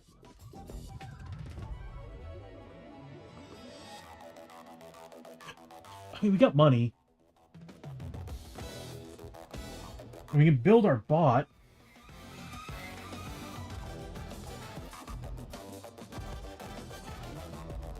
I kind of want to save these up. Oh, wait. It might actually be a good idea to hurry up and do this now. We'll do it. Because this way, on our next adventure, there's a chance we might get it back. Got COVID, flu, and pneumonia vaccine on Wednesday, so I'm dragging Bud as it... Oh, man. Yeah, I ended up getting everything done in October. Unfortunately, I'm not a candidate for the COVID vaccine, but I was able to get flu and pneumonia. So, I was happy about that for sure. But yeah, when I went there and requested COVID, they were like, you don't meet the requirements. I was like, just give me my shot, please. I'm giving you money. Take my shot. Give me my shot. But, no, I get that. I don't know, like, what's crazy is that everybody I know, when they get the flu vaccine, they all get messed up after the flu vaccine. Me, it's like I get a bruise on the shoulder and that's pretty much it. Or when they inject it, like, all it is just a sore shoulder. Never really had a bad reaction with the flu. COVID vaccine, on the other hand, beat me down. All 3 that I took beat me down. Oh, they were awful. I normally am fine, but all my joints are killing me. Yeah. Typical vaccine shot. If I ever do have, if I never, basically as you said, like, if I ever get anything, it's usually soreness. But the COVID was the only one I've ever actually had a reaction to, like an actual sick reaction. Which is crazy because I've always suspected that I had COVID in December of 2019 because we went on a cruise. My whole family went on a cruise, and we all got sick on the cruise. And when we got back, it was seriously like a solid month of just feeling awful. Like memory problems. I was sick. Like for a whole month, it was just on and off being sick. It was the worst on the cruise, though. When I was on the cruise, it was at its worst. I mean, I was so ill. Plus, started physical therapy for shoulder surgery on Wednesday as well. Dang, time roller. Well, I hope the... So, it's this coming Wednesday?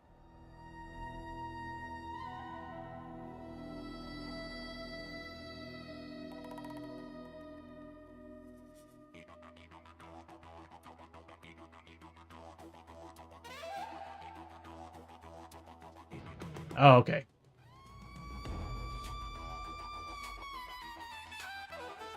Okay, so you already went through the shoulder surgery. Okay, and it went well. I suspect.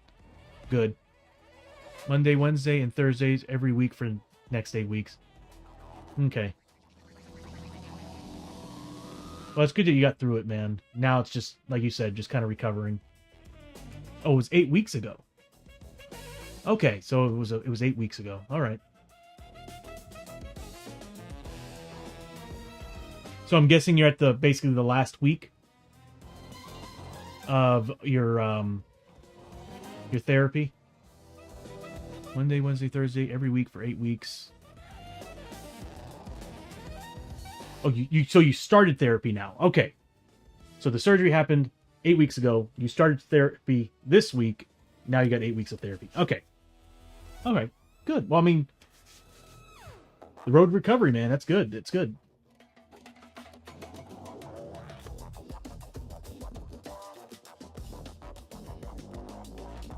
Now it just hurts. Oof. Well, I'm sure the physical therapy is going to help you out on that. And I know I've anytime I've ever gone through something, I mean, I remember it lasting quite a while, the pain lasting quite a while until it finally heals. I've trying to think. Well, I can't get into too much detail of stuff, but either way, like, yeah. Usually after the therapy, usually everything kind of takes a little bit longer, but it tends to clear up.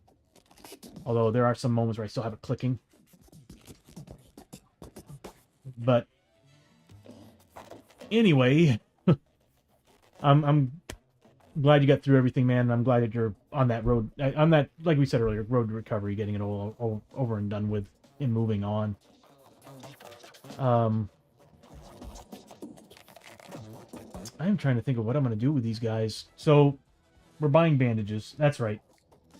We are low on everything. We don't have any whiskey either. Are you fighting in town or buying stuff? Right, I was going to fight in town, then we rolled on the location event chart. We rolled an 11, which means that I would have to use the weakest ability on this character to do any battling, and I'm like, I'm not rolling 2 dice. I want at least 3. Yeah, I know, right down. No whiskey? Yeah, there's nothing here in this town for sanity at all. I am shocked. And the bandages and everything's expensive, but at least here at the Gladiators Arena, everything is $50 for bandages, so I'm going to buy all the stuff here. Because all the other places, it's $75. The Gladiators Arena, $50. I'll do that. So let's see what everybody needs here, because we are actually low on everything, to be honest with you. Oh my god, yeah, we don't have much. We're in trouble on the next adventure if we're running into anything that's got fear values. Which I don't think we will be. Well, either way, everybody needs bandages. So I'm looking here, everybody's going to get 3 bandages minimum across the board. So right now I'm looking at 9. She's going to get a free 3 sets. So she'll be at max in her bag. So we're going to need 9 total. So that's going to be, what, $450? So $450. Or actually, 3 apiece. So $150 a pop. So I'll just remove that from everybody. So 3, 3, and 3 for bandages.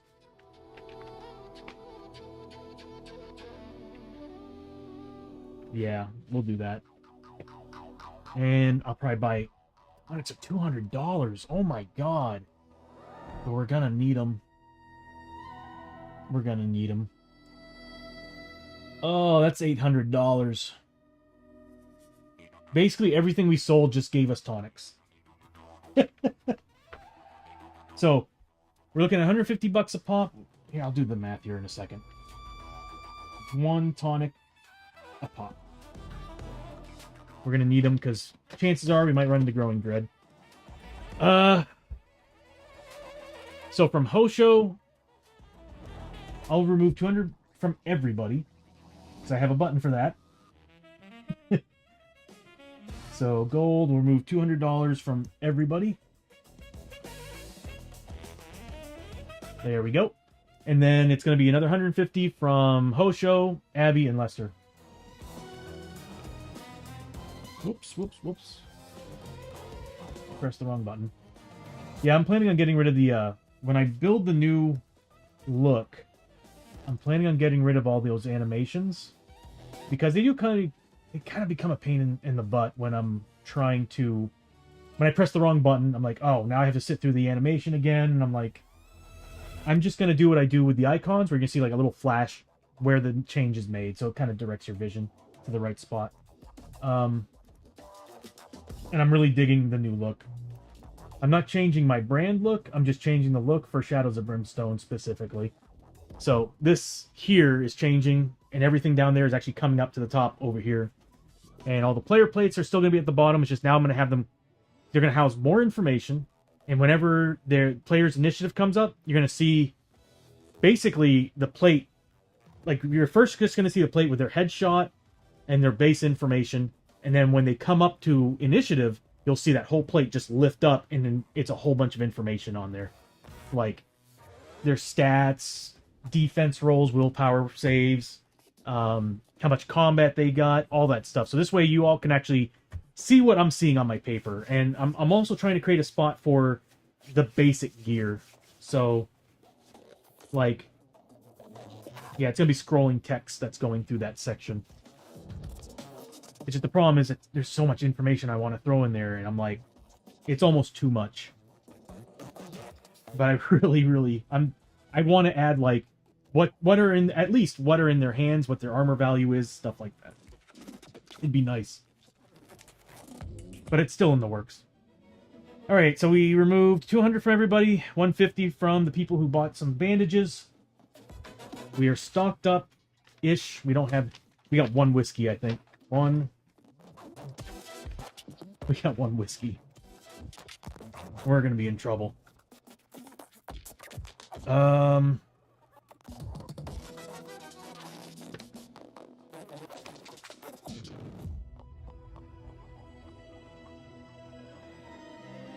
Did I forget to do something with Abby?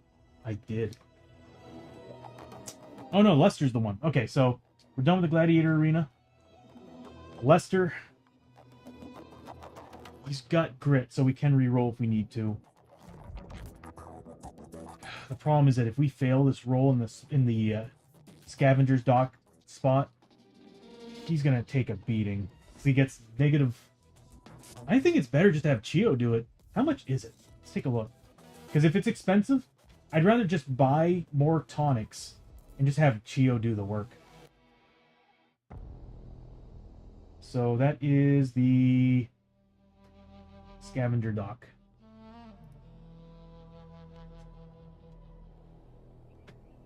Yeah, nope. Nope. We'll have Chio do it. So, and I'll just say we bought another tonic for Chio. That's just cheaper than spending $250 and failing. At least with Chio, there's no real serious loss. It's 1d6 removed permanently from health and sanity any mix. I'm not going to deal with that crap. And Chio has the ability to do this. And at least with her, on a roll of 1, it's just -1 health. Yeah, I'll take that chance. So I'm going to spend... Before Hosho left, I'm going to buy a whole bunch of tonics. We'll buy 2 tonics for Chio. She's got the money for it. Where are you? Chio. We'll spend another 400. Therefore, she's got 2 tonics. So she's got 2 because she's spending the one that she got recently to do the surgery. So we'll just say he never went to the doc's office because there's nothing there for him. Hold on a minute. They do have whiskey. We need to go to the Tom. We need to go to the Tom. We need to go to the doc's office. And we'll do the surgery after he comes back. Because I'm not. We could try. Hold on a minute. We'll try the surgery here too. If I roll 2 1s, I'm gonna be so mad. Okay, so here we go. 2d6, add them together. Not looking good when I'm rolling these, but anyway, a 6 is nothing.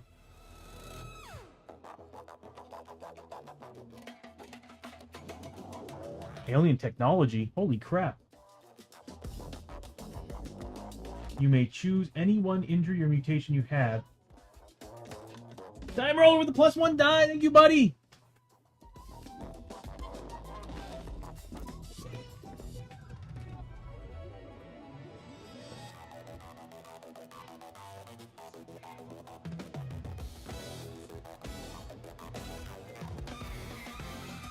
That's right. We forever love you. All right. So, awesome. We could totally use that. Thank you, Time Roller. Seriously? That might save us here. But I might actually save that for an actual doctor. Because we get so many bonuses for going through a regular doctor, not this place. We don't get any bonuses. No permanent health, nothing. Wow. No, it's still -1 on parasite rolls, too. That's wild. All right, so we rolled a 6. Nothing happened. It's $250 for the surgery, so Lester's going to spend... Oh, that started. I forgot. So we're going to have Lester spend $250. Where's Lester?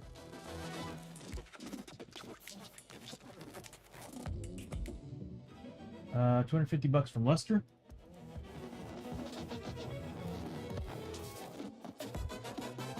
I've got some ideas.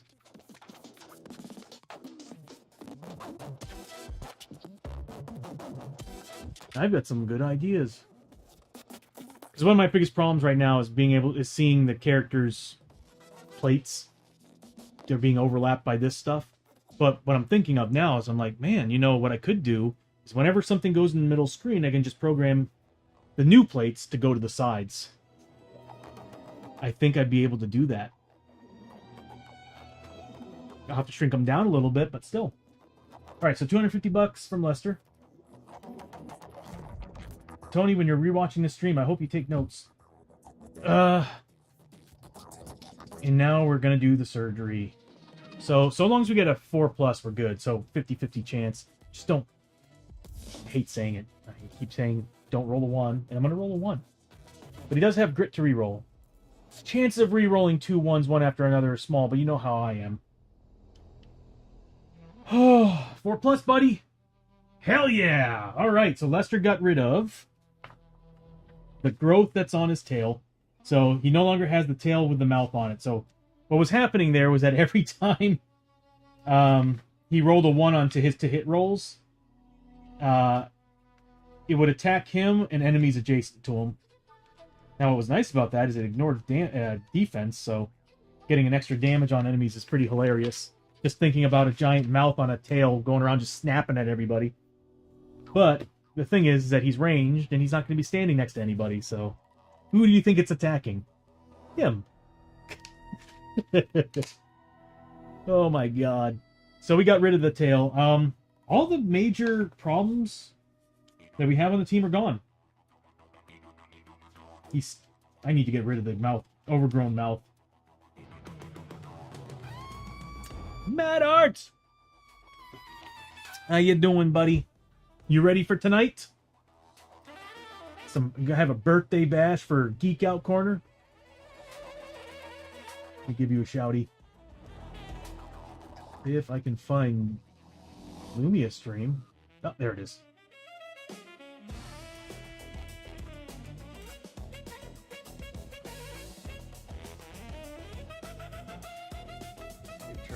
Nice movement there, buddy. Ooh. You're good at this. Okay, you focus. Yeah. I believe in you. I should not believe in you. He said he wasn't going to be home till... Yeah, he told me that last night, too. We played some... After we stopped playing Species Unknown, he told me that he was... yeah, he was going to be at a soccer game till... He didn't tell me what time, he just said late. 8:30, 9 o'clock is pretty late for a soccer game. I remember, like, back when I was in high school and even elementary, latest we ever stayed up for a soccer round was, even with overtime, was 7:30? Yeah, about 7:30. That was Eastern time, though. But it shouldn't really matter. Anyway, so Lester got rid of the scavenger... Well, went to the scavenger dock and got rid of the tail with the mouth on it, so that's awesome. Oh, that's true, an away game. The bus ride back. That makes sense. Actually, that makes a whole lot of sense, because ever since I moved to Texas, I noticed that buses are out a lot later. There's been times where I've seen a football, like when I lived across the street from Edward Wilkie, the football team would come back, and it was like 11 o'clock at night. I was like, really?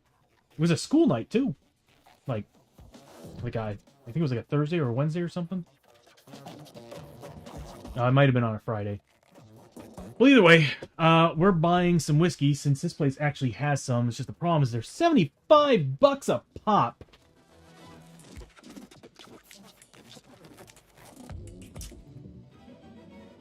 Ugh. Filter mask. Prevent any poison effects you would take on a D6 roll of 4+.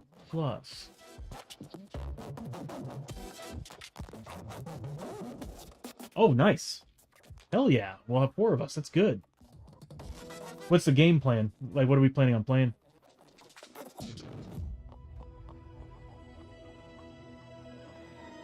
I kind of want to buy 4 of those filter masks. We're going to need it here.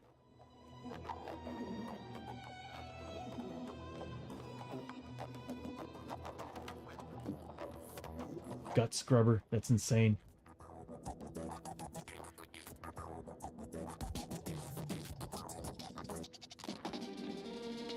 Okay.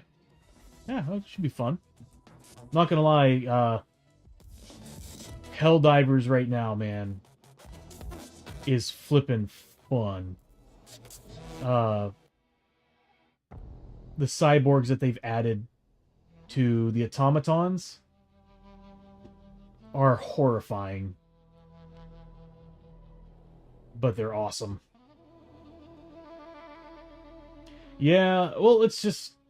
Anytime they do these events, they're fun. Like, it's just so epic. So I'm very, very excited. Because, yeah, last night, Geek Out and I played a few missions, and man, it was so much fun. Okay, so, yeah, I'm buying 4 filter masks, and I'm gonna have to actually put them on my characters. So I'm gonna have to sacrifice some items to put them on, because walking around again at night with the poison crap, we can ignore the poison. So that's, I'll buy 1 for each. That's gonna be, what, $500? Because it's 125. Yeah, $500. I'll just remove 125 from everybody.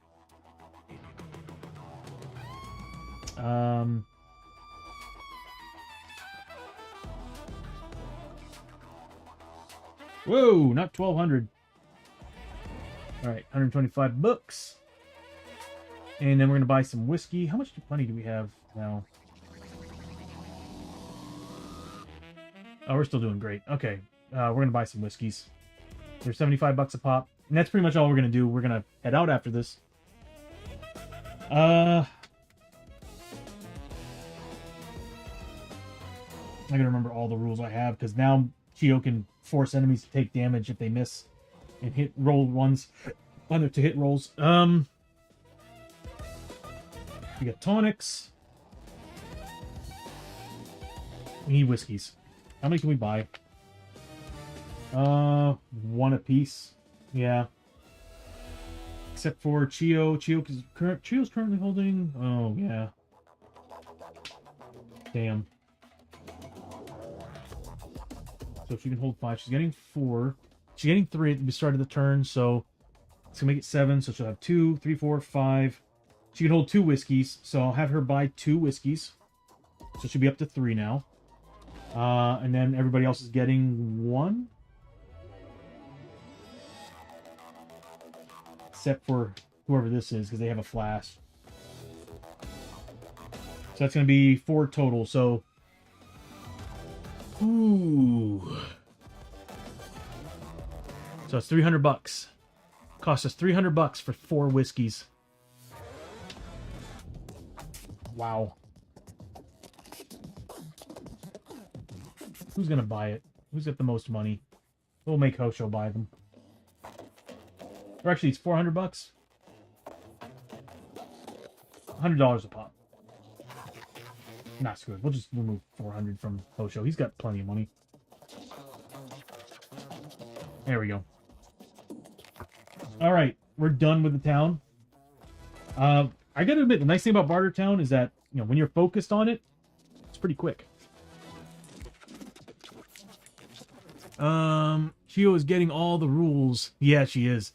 So random, but I've been starting to get an itch to play some Nazi zombies. I'll be honest with you, Matter. It's like, I enjoyed Nazi Zombie. If you're talking about Sniper Elite, I always enjoyed the Sniper Elite games, but like standard FPSs, I just can't get into anymore. I've played them so much from Unreal Tournament, actually before Unreal Tournament. Oh, Call of Duty. Yeah, I never really got into the Call of Duty one.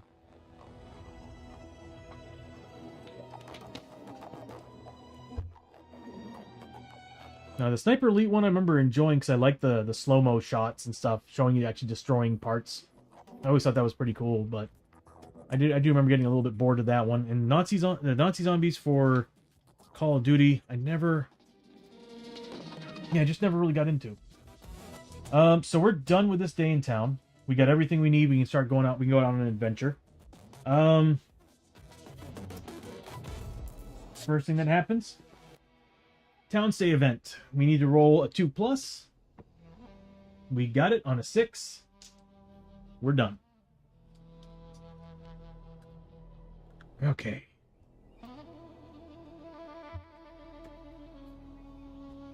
Blasted Wastes, everybody. Barter Town. To which I'm still amazed, and I'm glad I did it. When we went to the arena and I had Hosho bet on the small dude, it just blew my mind. I mean, it didn't blow my mind because I'm naturally good at rolling 1s and 2s. But it was pretty awesome to see the underdog just beat the living hell out of the big guy. Because the big dude had so many chances to take him down. And we god rolled, what, 4 1s and 2 2s? Which 1s count as 2 hits? Yeah, that big guy got his ass whooped by a whatever. A mutant midget? I'm not sure. But I was thinking, I couldn't get Blaster Master out of my head. Blaster Master! Let's put away this stuff first. And then we'll look up some missions. Midget's not a PC word, is it? I do apologize for that. A mutated little person. I'm probably just digging a hole at this point.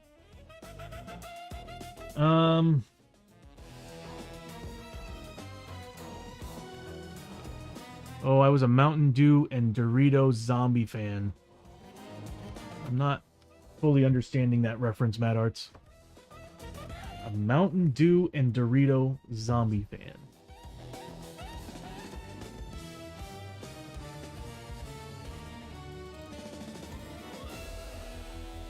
It would be faster. I like doing it the old-fashioned way, with my hands. You know, I like feeling the pain as I'm actually digging my own hole. It was an old gamer combo thing. Oh. Huh. Like you go to your local convenience store, and then like Frito Lay's and Pepsi Cola had like a special. I have no idea I have no idea. I'm still trying to make sense of it, bro. So we do have. We'll do the missing patrol mission.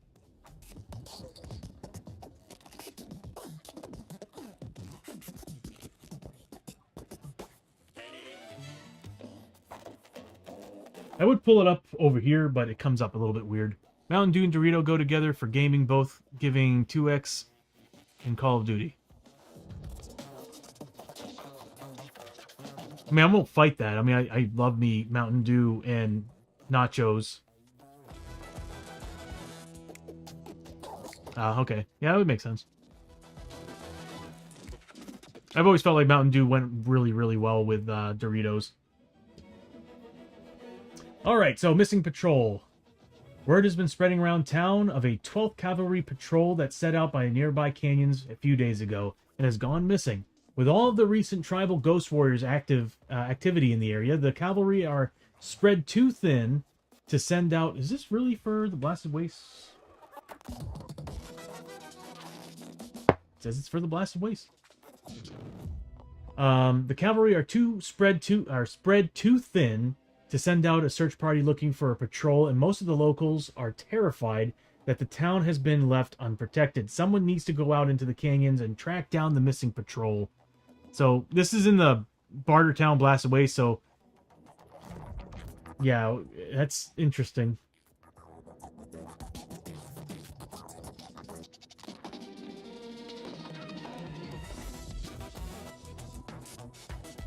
Okay, I'm not gonna lie, popcorn and hot sauce sounds really good.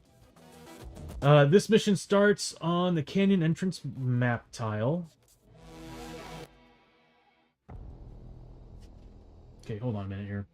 We're in the Blasted Waste, not in the canyons.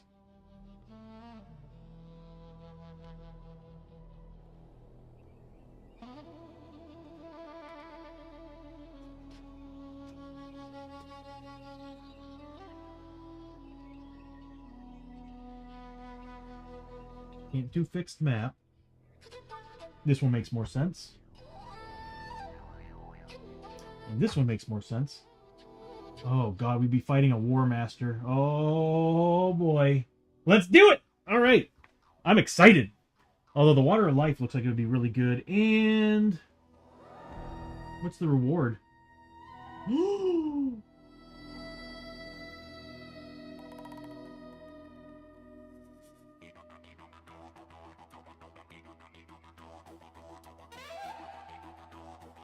Water of Life. We get D3 health, sanity, any mix permanently. I want that. I want that. Oh, if we fail it, not good. Oh, I kind of want to do Water of Life. There's a lot of rules. Water of Life. Here, I'll just pull it up on the screen. Alright, so visiting a settlement that has been built into the massive wreck of a hulking ship, half buried in the waste. Metaphysician with the biddies! Meta, how you doing, buddy? Let me give you a shouty, since you got a special one.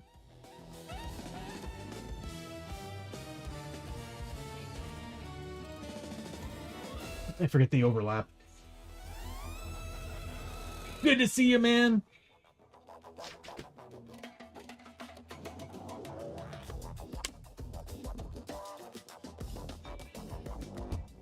He does love his hockey, and he is Canadian. So the song's not fully wrong. Fuck me, I need health. Dude, you're doing good, man.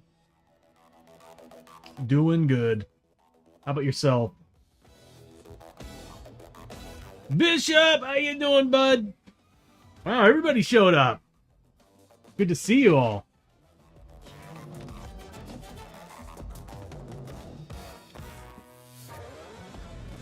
Well, hell yeah, Meta.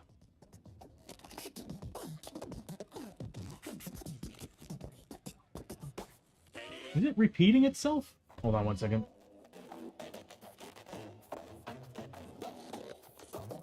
Plays another one. I'm gonna be questioning things. Okay, we're good. Hey gang, how you all doing? Oh, so we just finished with Barter Town. There's a lot of really cool upgrades there that I really want. They just require a lot of gear. I need tech, and I don't have enough tech. I need 5 tech to get the upgrades for the pistols that I want. Because I'll be able to increase the range and get +1 damage, I think is what it was. Oh no, it's +1 damage for anything within 3 spaces. Because it's laser sight. So I can put those on the pistol, I'll get +1 damage. Then I can get the upgrades. Oh god, we still have so much Darkstone on us. Oh god. And we can't sell them here. We need to go back to Town. Ugh. Is there a +5 tech redeem? I'm not gonna lie though, guys. I'm definitely still... So, as you all know, I added... Oh, I turned them off too. I am so sorry, I forgot. Let me turn them back on. I do have the redeems. Let's see. Is it commands? Twitch commands? Yeah, I turned them off. I need to turn on Hosho, Chio, Lester, and Abby. There we go. So I have it built into the system that when you do the cheers, it does the little cheers thing, but it also randomizes what that person gets. So it could be a grit, could be 1d3 points back in health sanity, 1d6 points back. Awesome! Unfortunately, she's at full health and sanity, so we're not going to be able to do that. But it does randomize it every time, so... That's why I bumped up the points a little bit, because now that it's affecting the stream, I'm like, needs to cost something. I might even still bring it up a little bit more, because I feel like 500 points is a little bit much. Yeah, Meta, I would, but it's going to be like the moment of, like, it needs to happen right then and there. And everybody's at full health right now, because we haven't taken anything. Pound Town? No, we need to go to Town. Yeah, we need to go to a regular town. Because we need to get rid of this Darkstone. We have 31 pieces of Darkstone that we need to get rid of. That's 31 pieces of Darkstone. Oh my god. Oh my god. We're gonna mutate. Yeah, Town. Okay, so what we're looking at right now is the Water of Life mission. Because it ends with getting bonuses for health and sanity, permanent bonuses for them, which is awesome. Can we go to Pound Town after? I mean, I guess we could create one. We could create a Pound Town. The special... Like, we can create a specialty town that you can roll for. Alright, so, you discover that it has been plagued with sickness, not unlike that which consumed the other great desert cities of Marn. I'm guessing Marn, what? One of the... I guess that's the name of the planet. One of the local healers... That is bright and in my face. There we go. One of the local healers knows of a way to cure the sickness, but it is too weak to venture into the desert dunes himself and find the life water needed. The mission starts on a Blasted Waste entrance tile, map tile, leading directly to a wrecked airlock.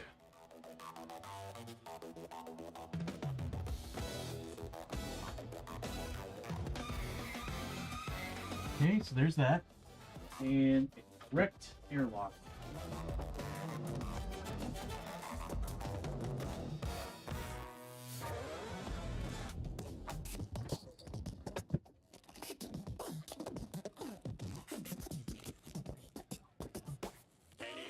There it is. Okay.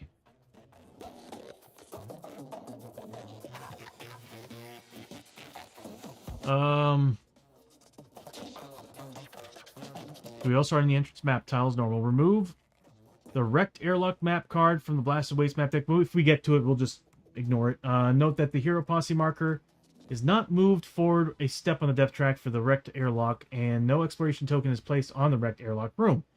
The Blasted Waste Sun track should start at dawn. We don't need all that stuff. We put it away. I still want to add this something special to the stream here for that, but won't be able to get around to it as I'm still working on all the new stuff. So we're starting at dawn, so 7 or 8.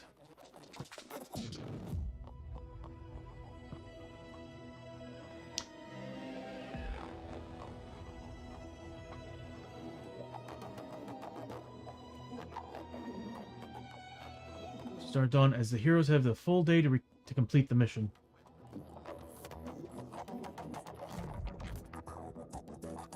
So, the heroes are searching for enough life water out of the desert waste to heal the sickness of the entire settlement before it's too late.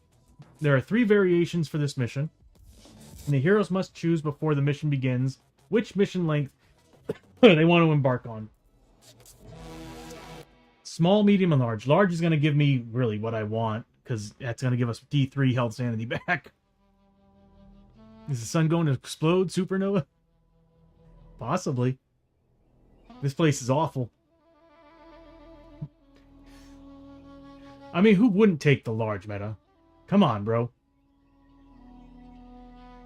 All that excess. For each life water, leave 1 random exit of the wrecked air... One in Texas. For each life water, leave one random exit of the wrecked airlock map tile open as a doorway. Any other exits on this map tile should be blocked off with end caps. These doorways will... I am a little bit confused here. Oh, okay. So for doing 3, all 3 of those are open. If we're doing 2, 2 of them are open. Okay, that makes sense. All right, special rules: limited exploration stacks. Setup: divide all of the exploration tokens into one pile that have clue icons and another pile that do not have clue icons. So I'm gonna have to. I think this is taking the 12th set. Another pile that does. -1 die from Mad Arts. I need to use those -1 rolls.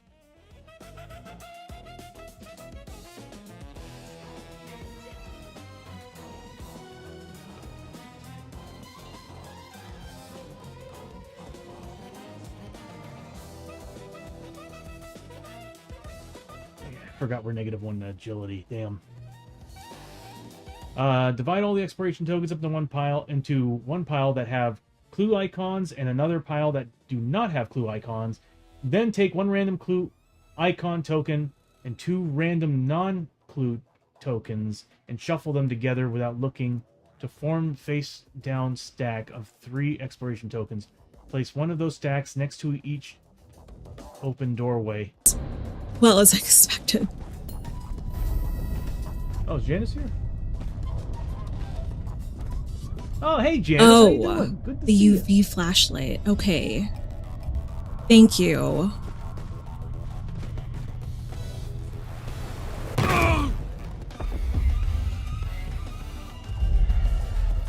Damn it. I'm gonna switch music here anyway.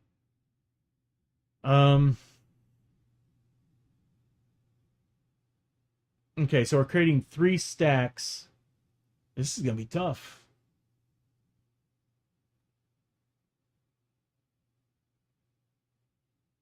So we have to create 3 stacks of clue tokens. So that means we're not gonna be able to use the clue tokens that... Well...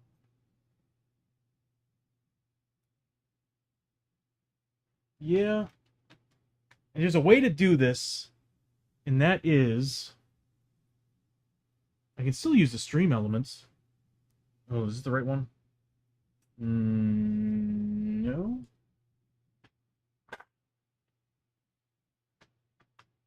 There we go. All right, so this is what we got for the clue tokens.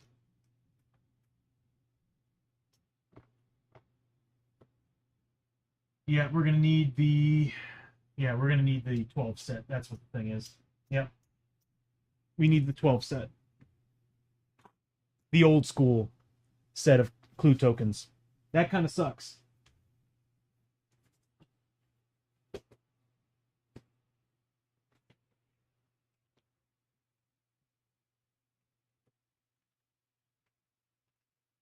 Not quite. They're coin capsules. So yeah, we're gonna have to do these.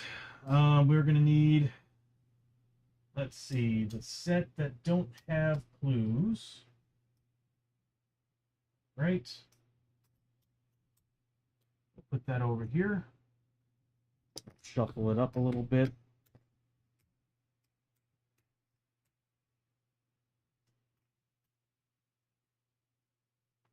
And then we've got these guys. We'll shuffle them up. And then we need to make 3 stacks because we're going to go for the 3 life waters.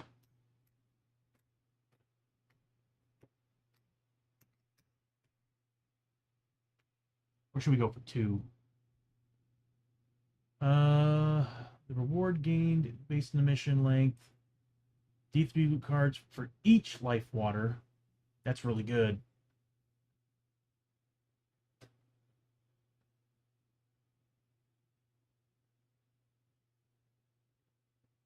If the large settlement mission length was played, every hero. Oh, God. That's going to be so tough. What's the failure? It'd be very important for me to see what we're working against here because there's no gates. That's good. Immediate dread. For this mission, growing dread cards are revealed immediately when drawn. That sucks. Race against setting suns. Whenever darkness reaches a blood splatter or growing dread space on the depth track, place a wound marker by the sun track, or D3 wound markers if a growing dread space. At the end of any turn in which there are 4 or more wound markers on a sun track, remove 4 of those markers and advance the sun once. If the sun track advances enough times to reach dawn again, the mission is immediately failed.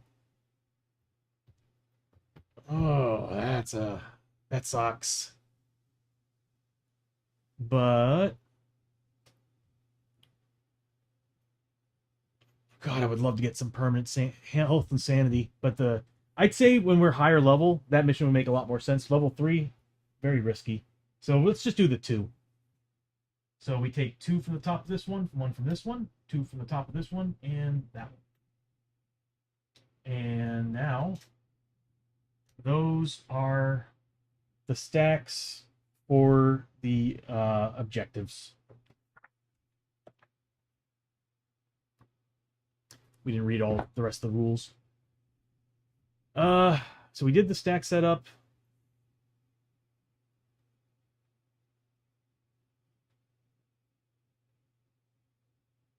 Okay. We've already read that. So 4 wounds would cause it to move forward. Each time the heroes find a clue icon, they've discovered a cache of the life water being guarded by a group of enemies. Ignore any attacks or encounters listed on the exploration token. Also ignore any door gate icons tokens as the room has no exits. Roll a d6 to see what kind of enemies are guarding the water of life. When all enemies on the blood. Okay, well, I'm guessing we're going to be pulling threat cards from the world deck. So, when all enemies, until we get to the epic threat, of course. When all enemies on the board have been defeated, you collect the water of life they are guarding. Once all the water is needed, objective. Okay, so, all right, pretty simple rules. Pretty simple rules.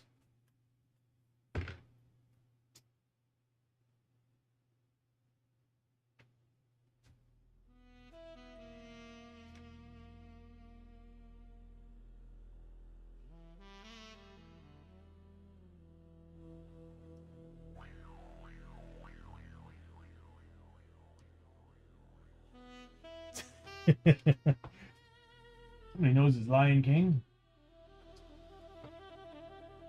Okay. Still in there. I swear to God, one day my hand-eye coordination is going to make me break a model. All right, so what we're going to do is we're going to roll a random spot on there. Let me get the tile. I guess I could have just rolled.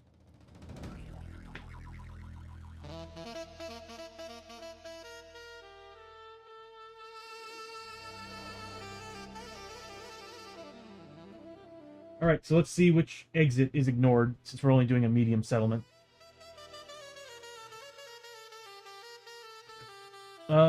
It's a 1d6. So the one on the left is ignored.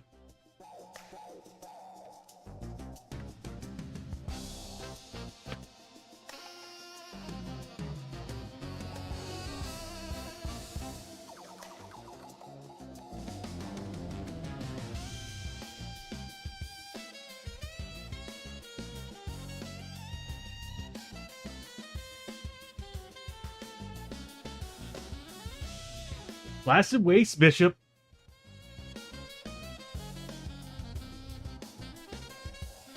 Soon Hosho will be king. And we'll say this set's going this direction. Discard pile here. And this set will be going that direction. Hopefully I did this right. Oh, this should actually be kind of fun. All right, so start of the turn, we're probably going to have to spend some grit to march across this field. Luckily, we are wearing gear that lets us get more movement points if we spend grit. We all have military boots, or marching boots. So everybody's +1 movement, so we got... Yep. Lester and Hosho are 5. Abby and Chio are 6. So if I spend a grit to increase their movement points, it'll add +2 to their movement on top of doubling their movement. So we're looking at Abby being a 14 space move. Marching boots are awesome.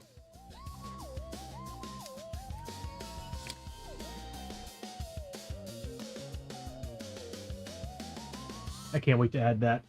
I really need to build on the stream. There's actually a couple things after being in Barter Town that I'm like, it would be super cool to add like some cool animations for some things that are happening in the town. Crazy Warframe movement.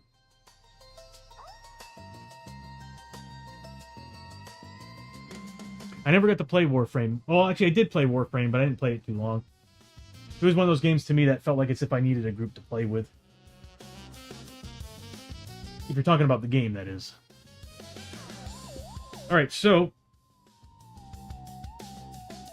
yeah, that's a lot of speed. Okay, so we're going to start with Abby and work our way down. Be smart of me to change.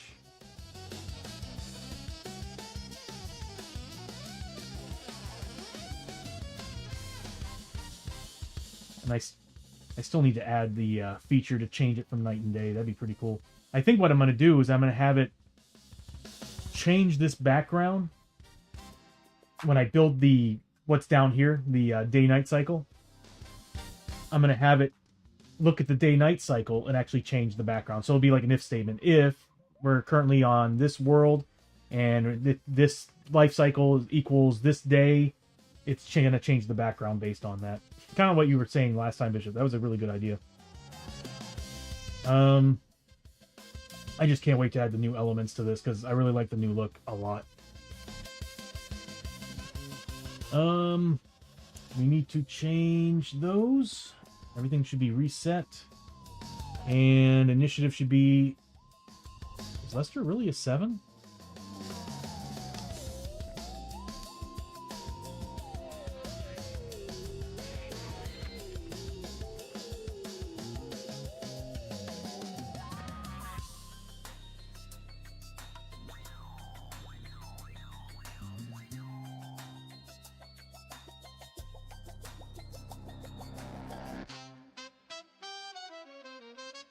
No, he's a 5. Why was he a 7? I'm gonna have to watch a previous stream, I'm guessing.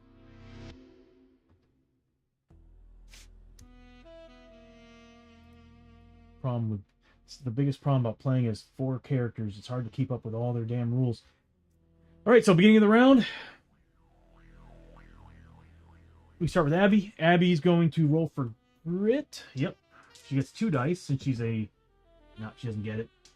Since she's a outlaw. I might as well go ahead and let her spend the grit. Because I don't want to spend too many turns with the death track screwing with me. So, yeah, we're going to have to do it. So, -1 to the grit, giving her 14 movement points, 12 plus 2 for the marching boots. So, she's now going to move up 1, 2, 3, 4, 5, 6, 7, 8, 9, 10, 11, 12. I'm loving the music. It reminded me of like Secret Saturdays from morning cartoons. And yeah, what I did was that I tried to look up, I wanted Mad Max Thunderdome. And I dig it. I really dig it. It kind of fits the theme to me.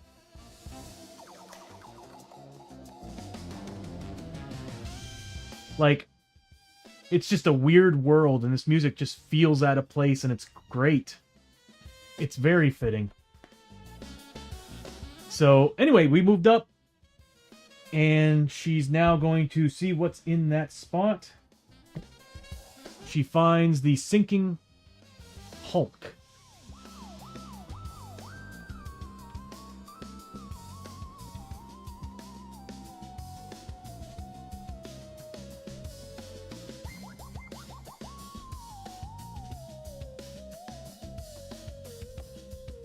There it is. I think that's it. Oh, of course. I need to get the card up too, because the biggest problem I'm seeing here, we have blue pools, which means people are going to be taking acid hits. Oh, which, by the way, we did buy masks. Give me 1 second. Let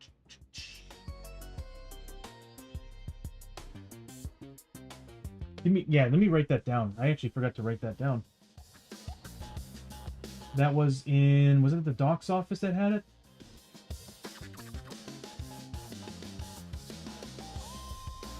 Filter mask.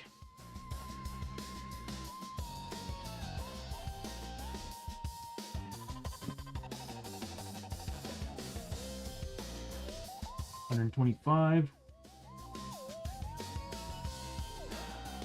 1 weight. Prevent any poison effects you would take on a d6 roll of 4+.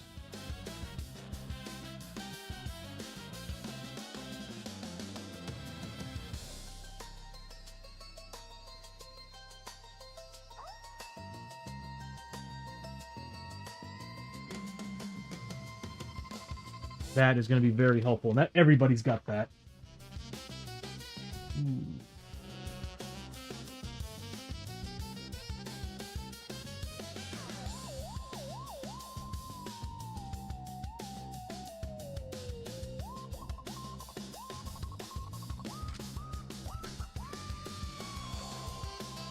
I'm just realizing something.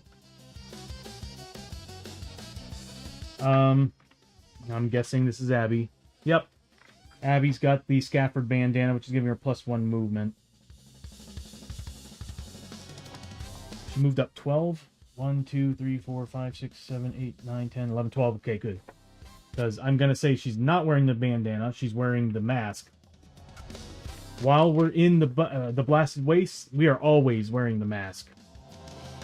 So she would have been... She's technically a 5 movement. So I got to keep that in mind.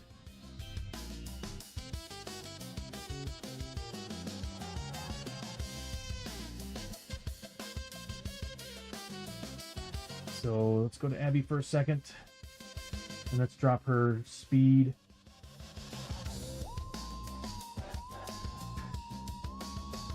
Her speed's not on there yet. Hello. So she's a 5. She was a 6, she's a 5 now. Okay. Because she's wearing the mask.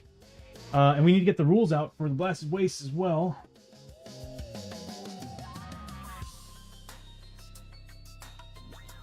I really need to add... There it is.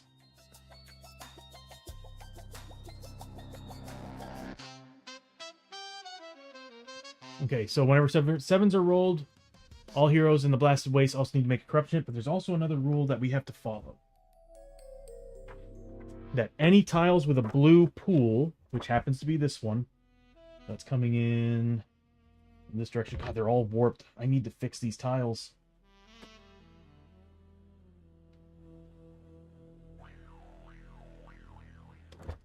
There's a rule for being near pools.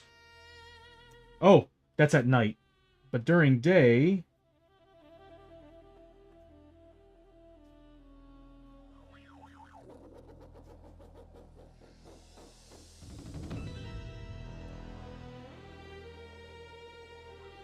Okay, it's at night when bad things start happening.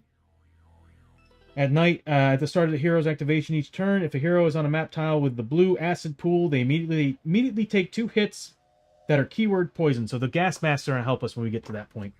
So we're not suffering from that till it's night, which is technically dusk. All right. So we get a exploration token on there. And that's her turn. Next up, we got Hosho. Man, that bothers me. I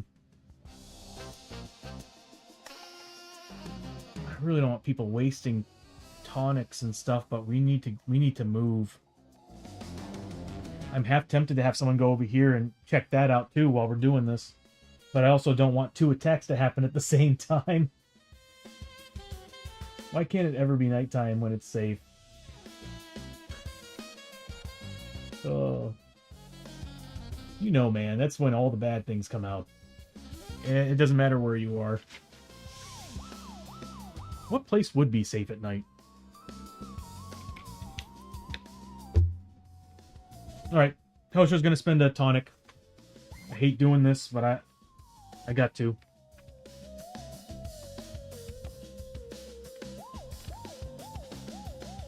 Oh, we're gonna need these, but...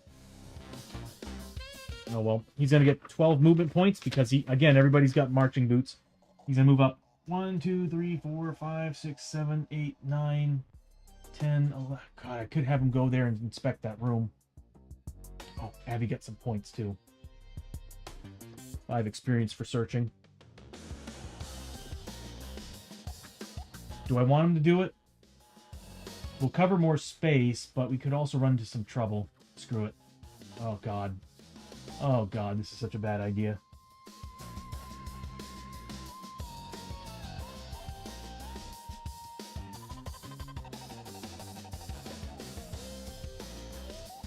I'm gonna do it. Oh, my God. No. No. Oh, man, I don't know what to do. That's rough. That's rough. I'm just going to have him move up next to Abby. And I'll do a scavenge.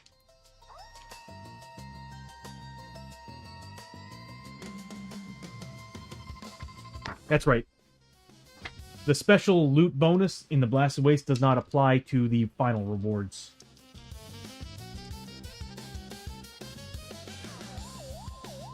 Just to make sure, I want to read the card. Draw an extra loot card when... I think I forgot to do that last mission. We should have gotten 6 loot cards a pop. We should have gotten 6 loot cards a pop. Or do we?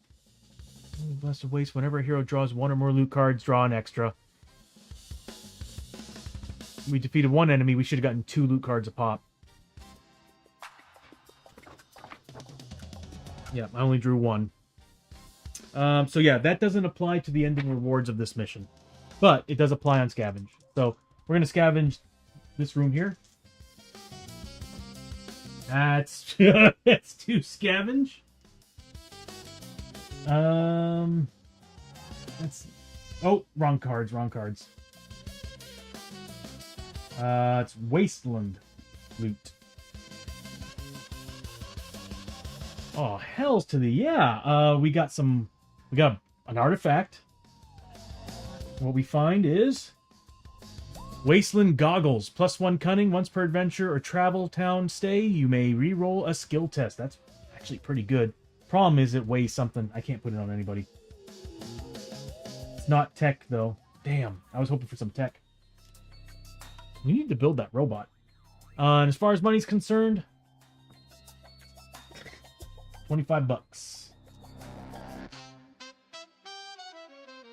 We got $25 and 30 XP. Show's about to level. Where's my discard? There it is. And I think we're done with this. There we go. And we scavenged this area once. Next up is Lester. Lester is also probably going to... He's going to spend a grit.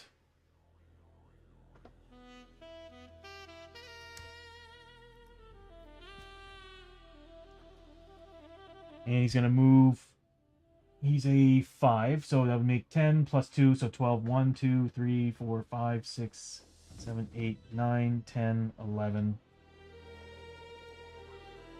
And he's going to scavenge that room too.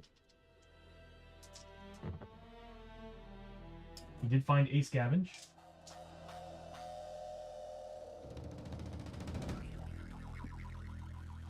Wait, this is Wasteland loot. Hello. The scavenge decks are different. I totally forgot. That sucks. That sucks.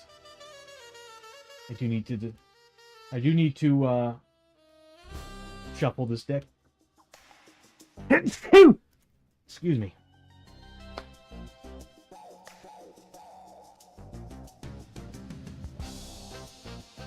I keep forgetting the Wasteland loots are actually the Wasteland scavenge. I mean, we use a regular scavenge deck for this, which would have been nothing here. And I forgot what the last card was. I think it was $25. So we still got $25. I just need to remove 10 experience.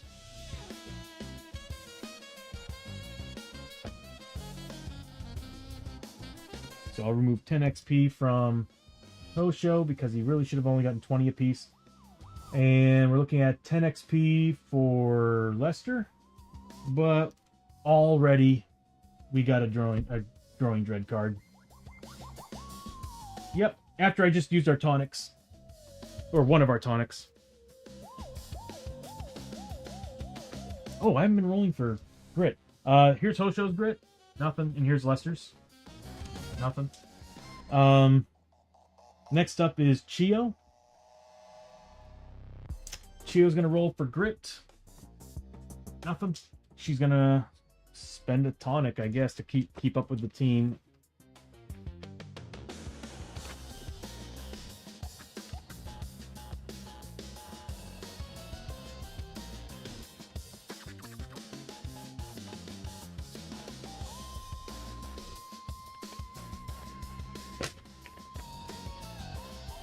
One, 2, 3, 4, 5, 6, 7, 8, 9, 10. I could have her move in here, get ahead of Abby. No, this area's already been scavenged. Okay, so that's it. That's the end of the round. We now flip the exploration token, see what happens. All right. I like that. I like that. Already found a clue token. So these are blocked off now.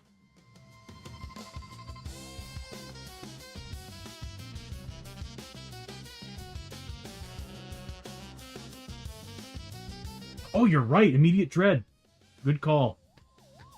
No matter. It's actually the rules for this mission in particular. Every time a growing dread card is added to the stack, it's immediately drawn and used. Okay, let's do this. makes sense because they want you to go further through the depth track. By the order of the fallen shogun, no quarter is given to prisoners of war. They are staked or torn apart and left as a gruesome warning to all those who would oppose his will. The darkness moves one step forward on the depth track. If this moves into a blood splatter, growing dread space, every hero takes d6 wounds, ignoring defense. Luckily, it's not. And boo on that. But we do get one of these bad boys, so that's good. Gates aren't counted, so that would just be a doorway if it was, but this is pretty much blocked off at this point. Now we have to go... Luckily, this is a clue token, so we can just now go straight that direction. I'm really curious to see what these other tokens were, but... Well, either way, let's see what happens in this room. When we find a clue token, we ignore the attacks and everything on it, except for the encounter. I think we still do the encounter. Okay.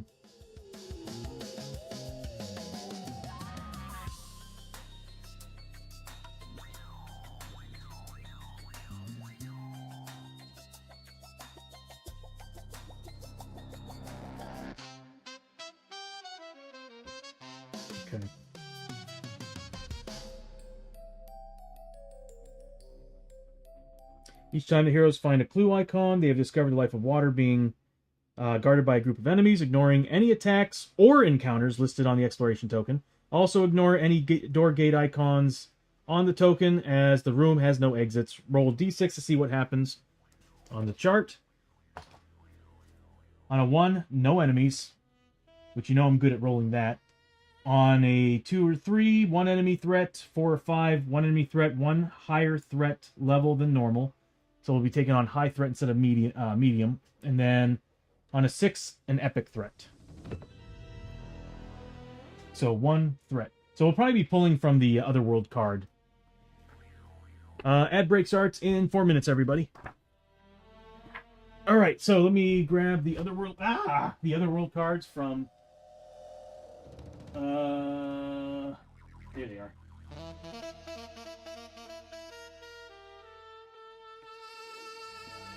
Yeah, man, Arch, we need to get you back in on this game, man. I don't... What is this? No wonder I haven't found that part yet. That belongs in the artifacts deck. I gotta reshuffle it. What else? What else have I screwed up? Okay. Oh, there's another one. There's some good stuff in here. I think that's all the new gear that came in the Yep, there's another one. Oh my god. Another one. Another good thing too. I need to reshuffle the artifacts deck.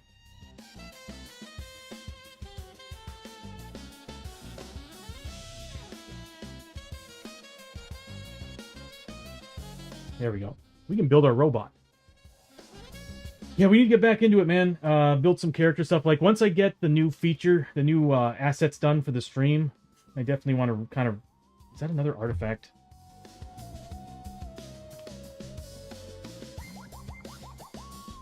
Anyway.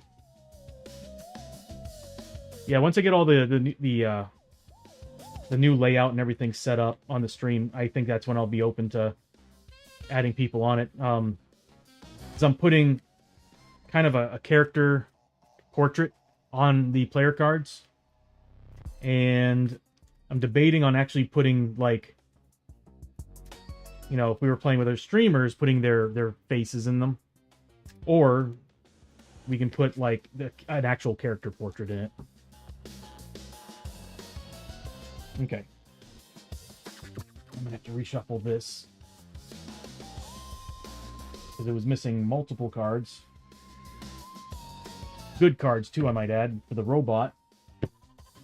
Like, I think there was like 3 robot cards that I had inside this threat deck. All right, so the threat we're going to be fighting is with an elite ability. The tentacles are back. Fighting corrosive tentacles. It's going to be regular, so it's going to be peril dice number. So 3. So we're taking on 3 corrosive tentacles. So they do have special rules. It's gonna be kind of hard to read here. At least they're painted. So, corrosive tentacle is a tentacle with the following: tunneling, always ambushes. So it's not an ambush. Not a regular attack. They always ambush. And so they were getting +1 initiative, +2 initiative first turn, and moves through other models. Corrosive juices. The hero that takes any wounds from the corrosive tentacles during the turn must roll a d6. On the roll of 1, discard any item you are carrying. An item you are carrying. We need to kill these guys. That's bad. That's really, really bad. I think their initiative's lower than ours, though, so I think we should be able to take care of them. Because they're just regular tentacles.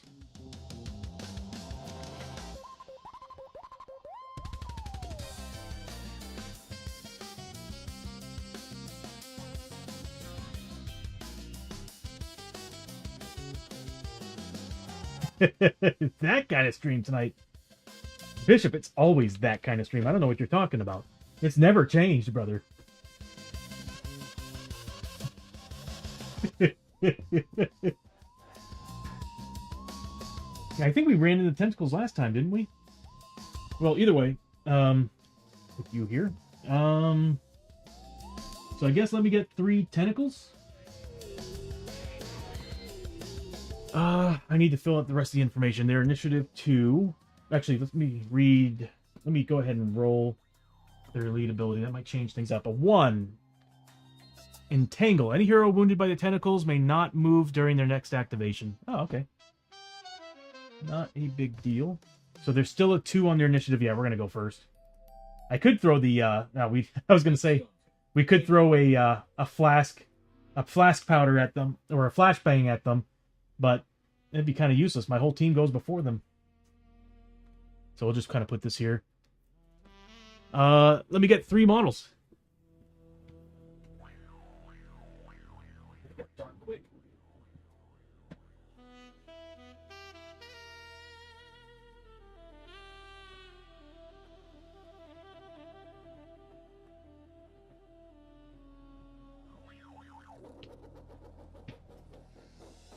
There we go. I got 3 of the red ones. It's ambush rules, so they're going to be going after different characters. So we'll start with this guy right here, and I'll have to zoom out a little bit or move this over.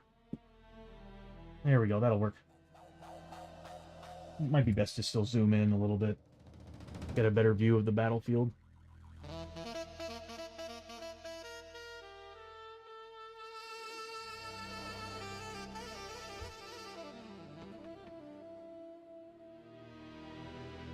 I thought you were trying to flow something flaccid at it. Do what now? The first guy here is going after Abby. This guy here, Abby. This guy here, Abby. Oh. He can't target her. So he's gonna go after... Since that is a cutoff, he can't physically attack her from there. So it's gonna have to be between these two. So a 1 through 3, 4 through 6. Chio. Oh, go figure. The tentacles are going after the ladies. I'm so sorry. I'm gonna get canceled. Alright. So... It's never flaccid when we are all together. For real.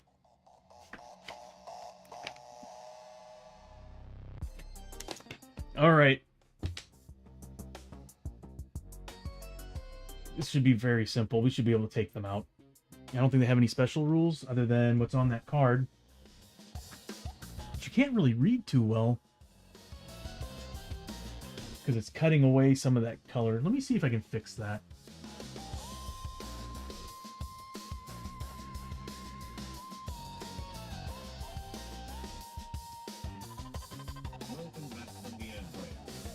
Welcome back to the ad break, everybody. We're about to start the fight. I'm just trying to test what I can do with color removal. I think that'll do it. There. So you can actually kind of read it. Still a little bit blurry. But either way, they have the first ability, which any hero wounded by the tentacle may not move during their next activation. So we got that. But we have like a full turn of combat, which we should be able to take 3 tentacles down, no problem. So they are getting 40 XP per kill with these guys. Because they're getting 5 XP for the corrosive tentacles bonus. They're getting 4 XP for the elite bonus. So every turn they're going to be changing targets. Tentacles to hit rolls of 6. Ignore a hero's defense. Okay. I'm going to think I should have kept that shield for Abby. Because she's about to get hit pretty hard by these tentacles. And what do we got? I got some new music for the battle stuff. For the waste. Let me see if I have it on here.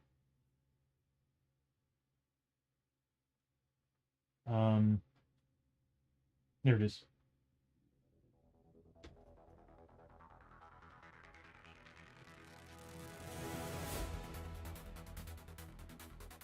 Okay. We set everything up. We don't have to do the encounter. We move on to the end of the turn. And hopefully we pass... Whoops. Hopefully we pass the darkness test. I do have to remove all that. That sucks.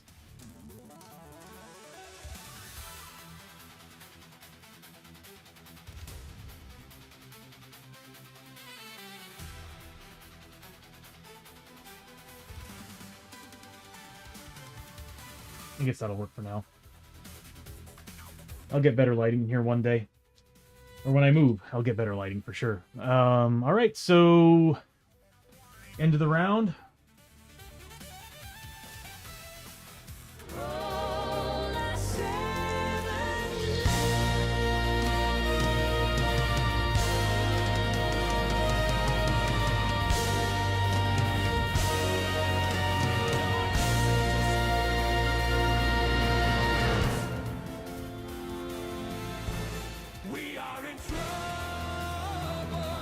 Yep. If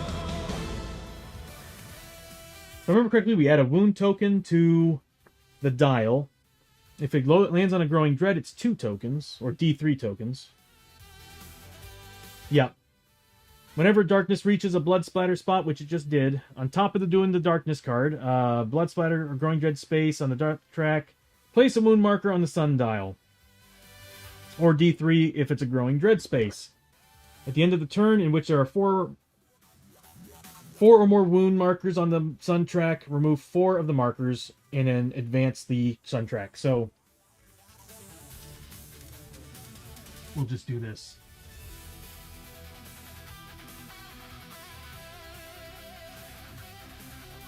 Or actually, I got a better idea. There we go. And there's that. And now we got to grow a darkness card to deal with.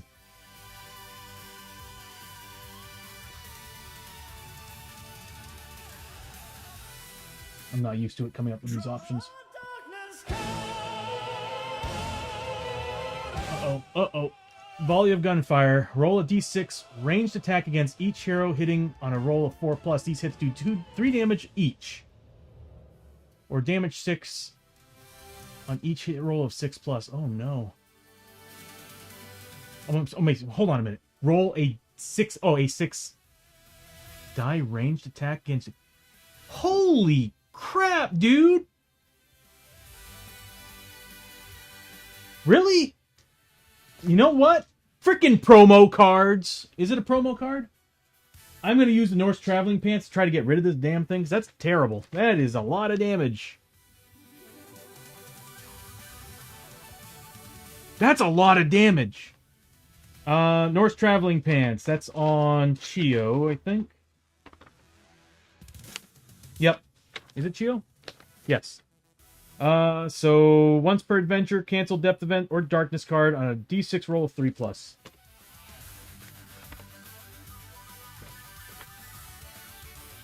I got tonics, so I can re-roll this if I need to. 3+. We're good. Goodbye. Oh, that would have sucked. Because think about that. I'd have to roll. But there were 4 pluses to hit.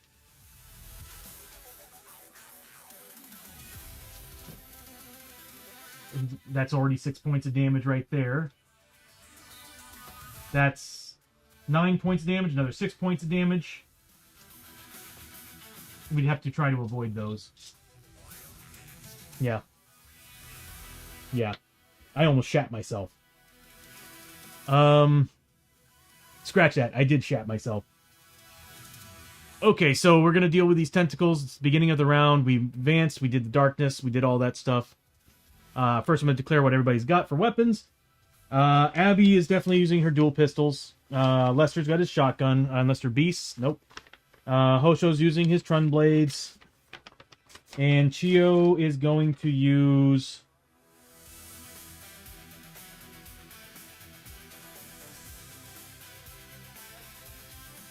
She's going to two-hand the monk staff. Please don't make any jokes on that one.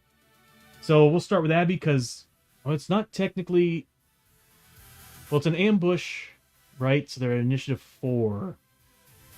They'll be going along the same time as Chio. We should be able to take care of them. No, they're not really getting much. So first turn for Abby. Abby is getting +1 shot. Oh, first let's roll for her grit. Is there anything else we need to do? It's daytime, so we don't have to worry about pools. We're good. So we'll start with Abby, and she's going to roll for grit. She needs a 6. Doesn't get it. She's getting 3 shots, +1 for the first turn. Technically, she's a 6, 7, 8 on her... No, she's a 10, because she's a gunslinger. She's a 10 on her first round for initiative. So she'd be first no matter what. So here's her main hand and her offhand. You know what? This is what I'm going to do. Offhand. So 3 pluses with these, 4 pluses with these.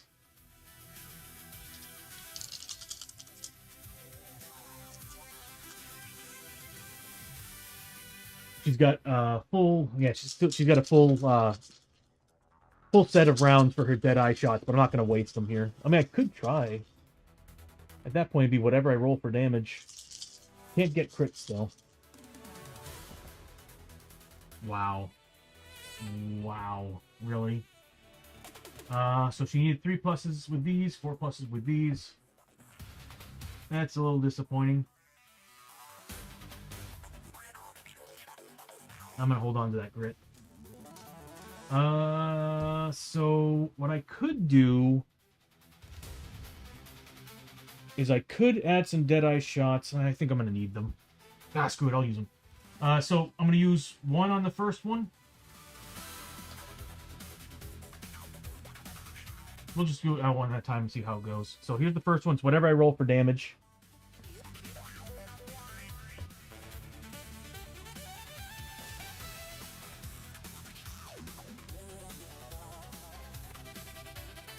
It's against the guy right in front of her. I'll use another one on the second shot. Whatever I roll for damage.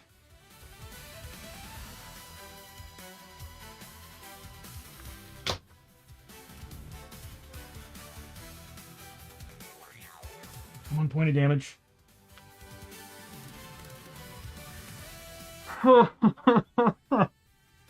Okay. Next shot. I don't want to go through all my Deadeye shots right off the bat. Am I getting anything? Hold on.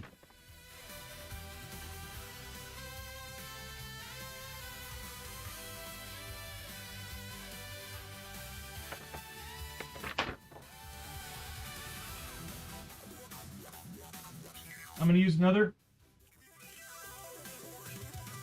Whatever I roll for damage. Okay. He's dead. Oh my god, dude. 2 1s and a 3.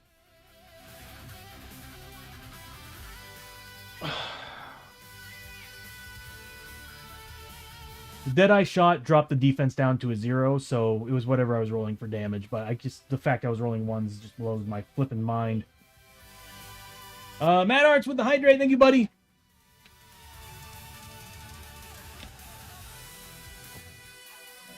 So that's 40 points of experience for Abby.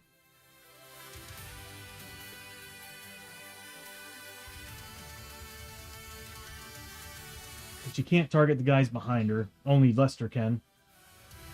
So Hosho. Next up is Hosho Rio and Lester. Hosho's gonna go.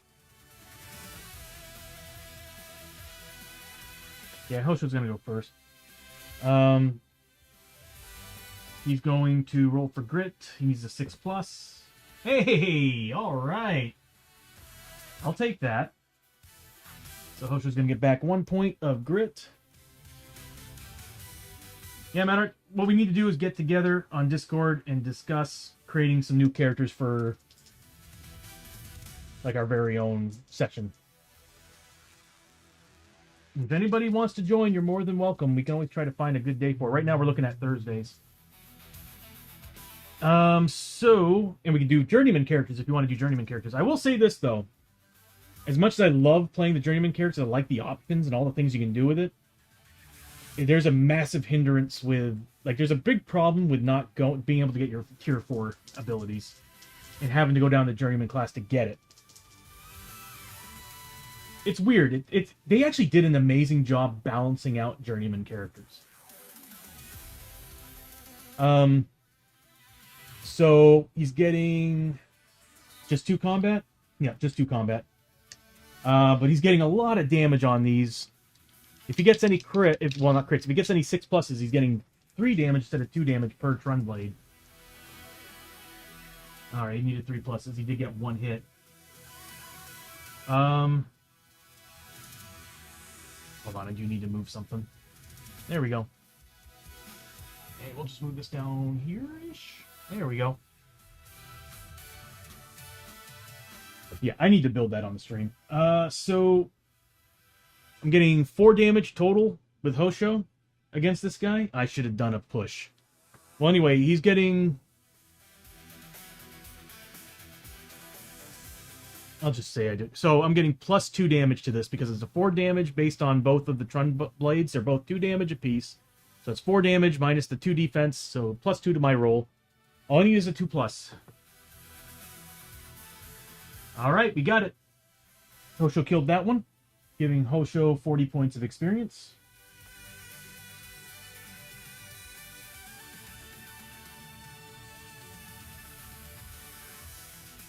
He's under 150 XP from leveling. And then we got, that's it. That's all he can do. I always have some sort of free time on my days off. I would love to make more characters. Me too. I'm always... When it comes to this game, now that they added Journeyman, I'm like, the options are endless, because every single class has 4 different branches, and when you play as a Journeyman, you can play around with that. I need to update the character booklet, too, because now that we got 2 more classes, I also need to fix some of them, because the Sumo one's missing its sheets, so I need to update that. Alright, so...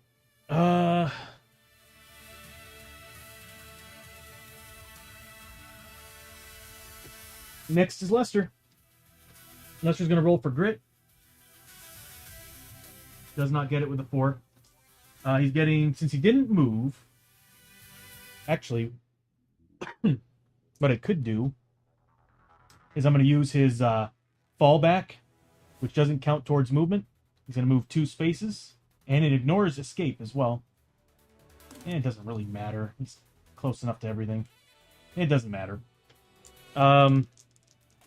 Yeah, he's just going to sit there, and he's going to fire 2 shots with the shotty. He needs 3+.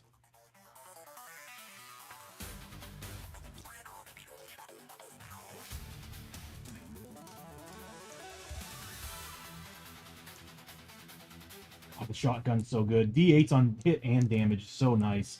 And I get a reroll as well. And I still have the soldier's flag, so if I roll a 1, I can reroll that 1. Well, we got a crit. And we got that bad boy. I'll take it. So we get the crit. I'm going to add 2 damage to it. Yep. I'm going to use the Deadeye's gun belt to add once per fight, add +2 damage to one of your ranged gun hits. So I'm going to add +2 to that. So it's going to be whatever I roll for damage. No, wait. +2 to my damage because it's a crit.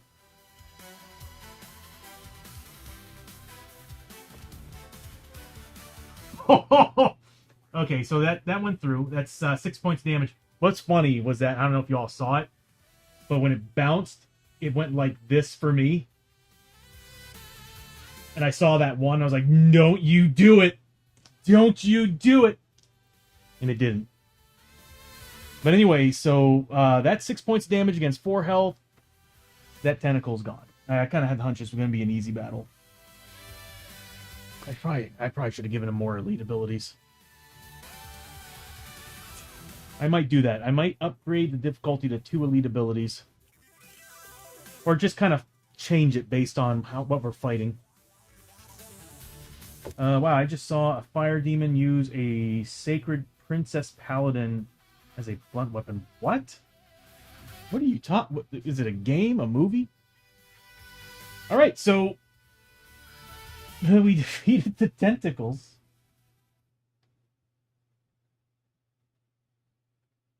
We'll put that in discard. Oh, it's a movie. Okay, cool. There we go. Where's my victory music? There it is.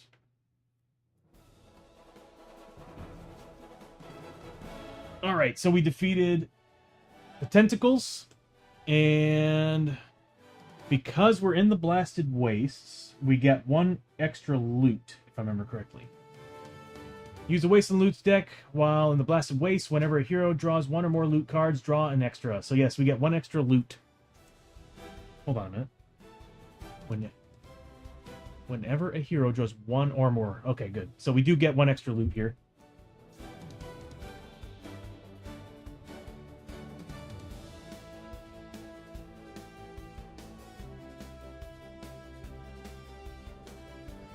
We're pulling from the Wasteland deck. So here's first we need to do is catch your breath. All right, so everybody is looking really good right now. So I'm going to elect... Oh, wait, hold on. Who didn't go? Chio didn't go, so Chio can get a grit.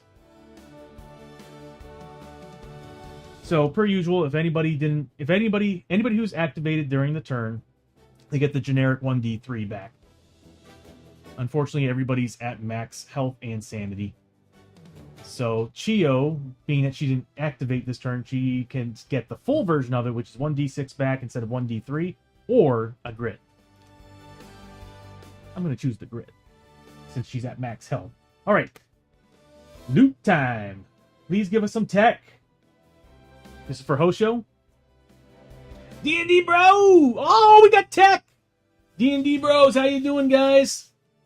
We need to get you in on this, because I know Dustin wants to play a paladin, and paladins are freaking amazing. Or at least the combination of the class. But how you doing, guys? Good to see you. Good to see you. What you all playing tonight, by the way? We need to play Helldivers as well before the big event ends. Helldivers is going to be a lot of fun. Actually, it's been a lot of fun.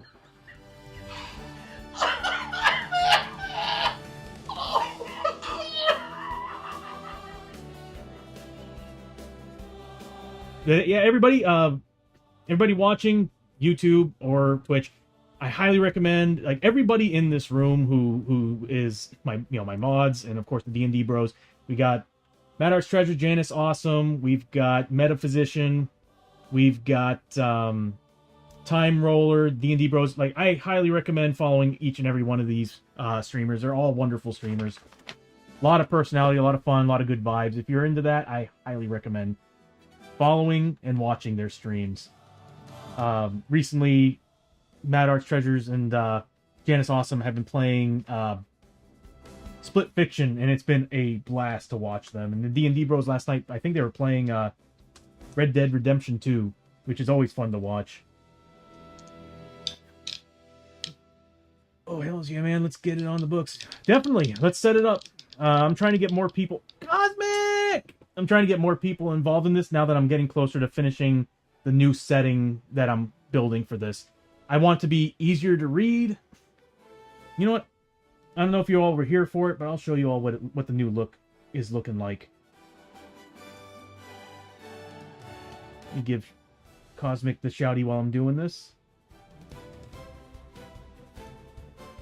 So yeah, I got a new look that I'm building for just for Shadows of Brimstone. I'm going to keep this kind of look for generic board games, which I plan on building here soon.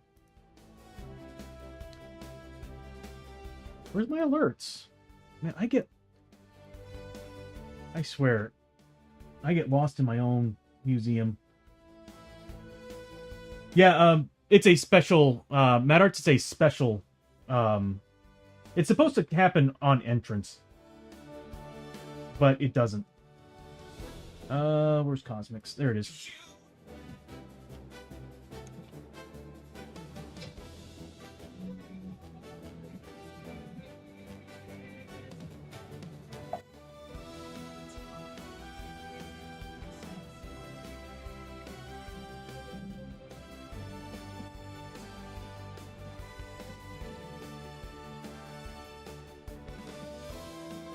Alright, let me see if I can get this over to you all. Adobe Photoshop. There we go. Alright, so this is what it's going to look like. Of course it is. I can probably put it above it. Nope.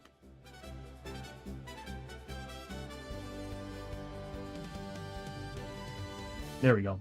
So this is what the new look's going to be like. So what you're seeing at the bottom of the screen are the new player plates. And what happens is that whenever the player initiative comes up, that plate will lift all the way up to show all their stats. The new depth track has all the bells and whistles for the bonus, the redeems dice and everything. And then, of course, what you're seeing at the top, that little piece of paper stretching across, is going to be the note taker. That's how the note taker is going to look. So it's still going to be scrolling text going through that.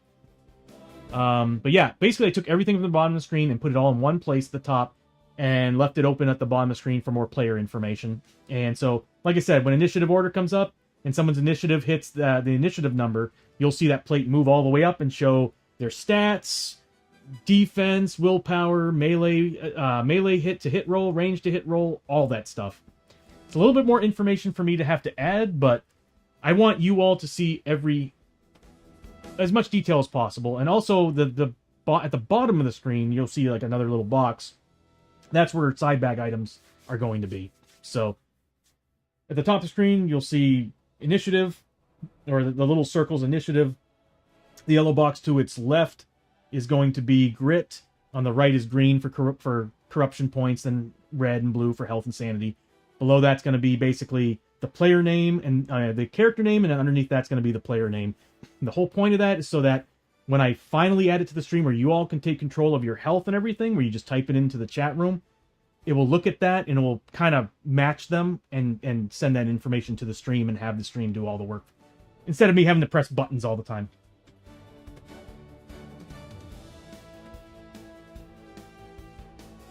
Yeah, thank you. I'm glad you like it. It's super quiet.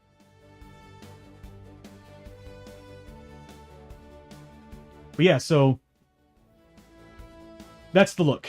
And what I like about it is that they also, the colored boxes, of course, reflect the players. The nice thing about this gives me the option to actually add 2 more players. So we can actually play a full 6-player Shadows of Brimstone. I'm very excited for that. And inside those, of course, those player portraits, I could put y'all's headshots in it to show that that's you. Yeah. It's going to take me a while to set all this up. And then once I finally get it all set up, I'll just start adding as we go. But I'm pretty excited for this look. I love how it looks. It's just going to take me a while because I want it to look perfect. And there's still some things I'm like, I could use more. I could use a little bit more of this, a little bit more of that. And I really want to also show the basic.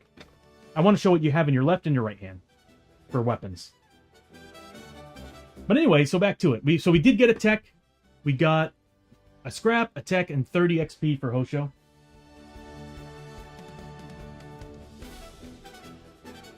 And let me make those changes. You know what? This is what I'm going to do. For now, we'll do this at the end because we still have a few more to roll. So we got one of each. This is going to be tech. And that's going to be scrap.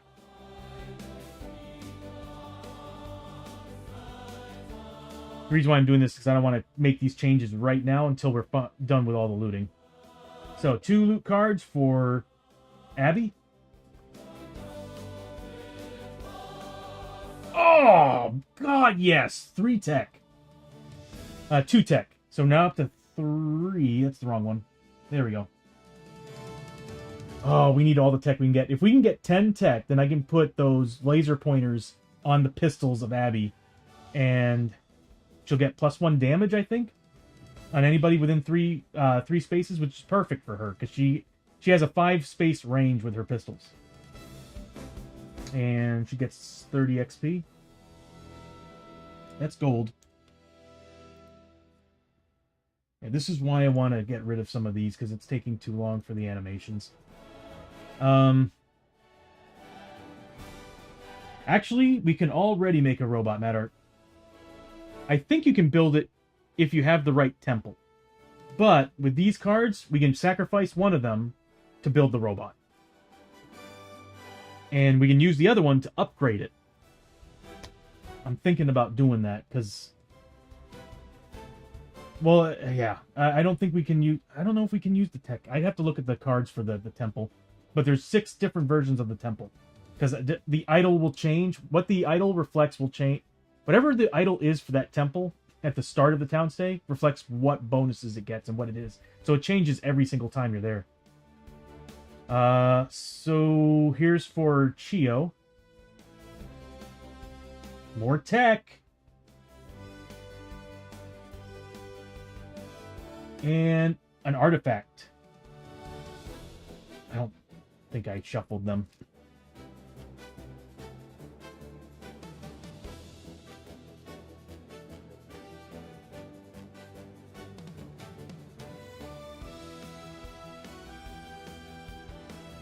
So what we find in the artifacts. Ooh, Shahari Finder. Roll 1 extra die when scavenging. Hell yeah. Once per adventure, you may cancel a depth event on a d6 roll. We're equipping this right now. What are we going to sacrifice? You know what? I think Abby's going to sacrifice... Oh no, we need those masks on. Is this a face or is this... What is this? It's not clothing.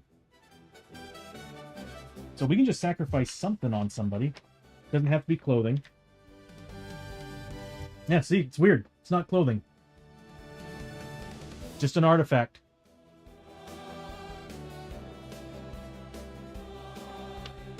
Well, actually, I think the one who's gonna wear it's gonna be Hosho.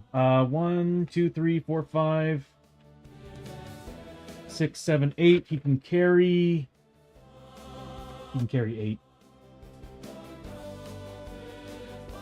Oh, well, he's not equipping the Wanderer's Katana, so we'll put that on him. That's really good. So he's got the Shahari Finder.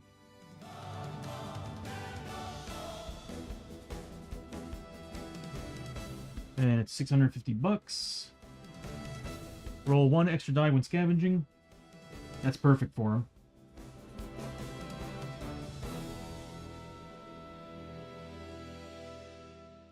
We really need to find the looking glass, though. Once per adventure, you may cancel a depth event.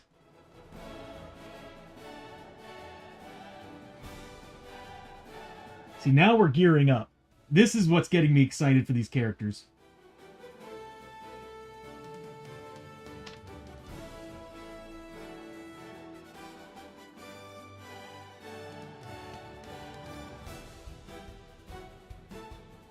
Once we start getting gear that actually allows us to ignore depth events, that's when things start getting really awesome.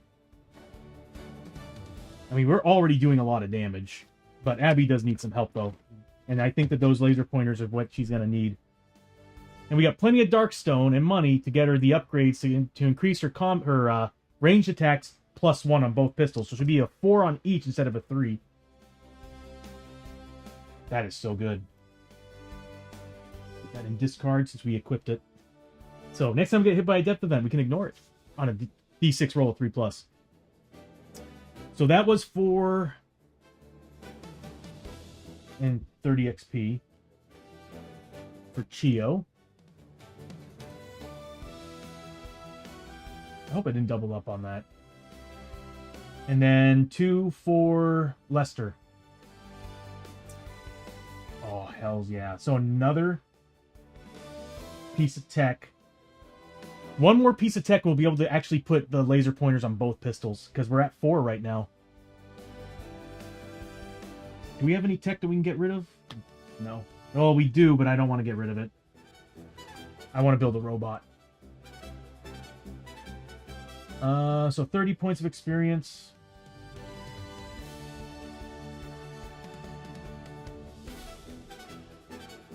Yeah, I'm using this for now, and then when we get to the end of the looting, I'll add it to what we have at the top of the screen over here.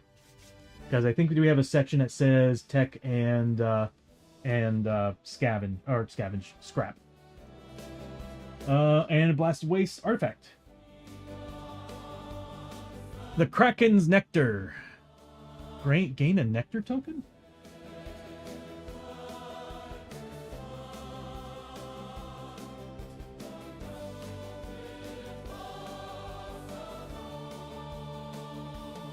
Holy crap! That's better than a tonic. Nectar. Discard to recover D3 grit. Oh, man! Yes, please. Who's gonna carry it? Who just spent their tonics? That would be Hosho. Who would it be better on? Well, it doesn't matter. We'll put it on Hosho. Nectar. Wow, D3 back. I'm sorry, I'm just reading the junk bomb here. Discard to throw bounce, just like Dynamite. All models in the same and adjacent space take 2d6 minus 5 wounds. That is better than Dynamite. Although it could be worse than Dynamite. If you don't roll any higher than a 5. But on 2d6, you can deal, what, up to 7 points of damage. Okay. With my rolling, that thing's trash, so no. Ugh. Sweet. Alright, let's add up everything we got to our notes. See, that's what I want to do too, is I want the character parts at the bottom. It's going to have these and that information. The scrap and all. That's located... Self-aware. We're at 9 tech. And now at 3 scrap.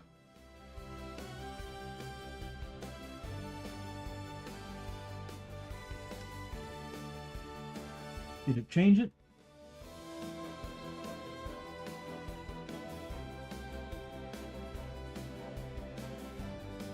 There we go.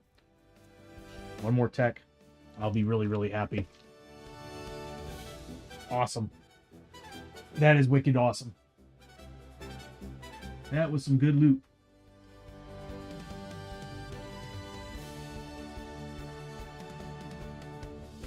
I hate to go back to Barter Town, but those upgrades are really good. Okay. We're all done here.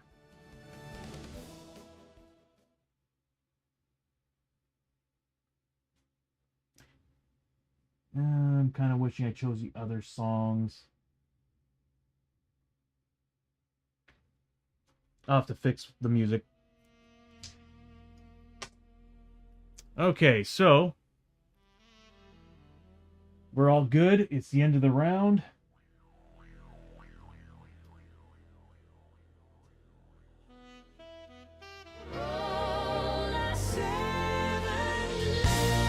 one room in.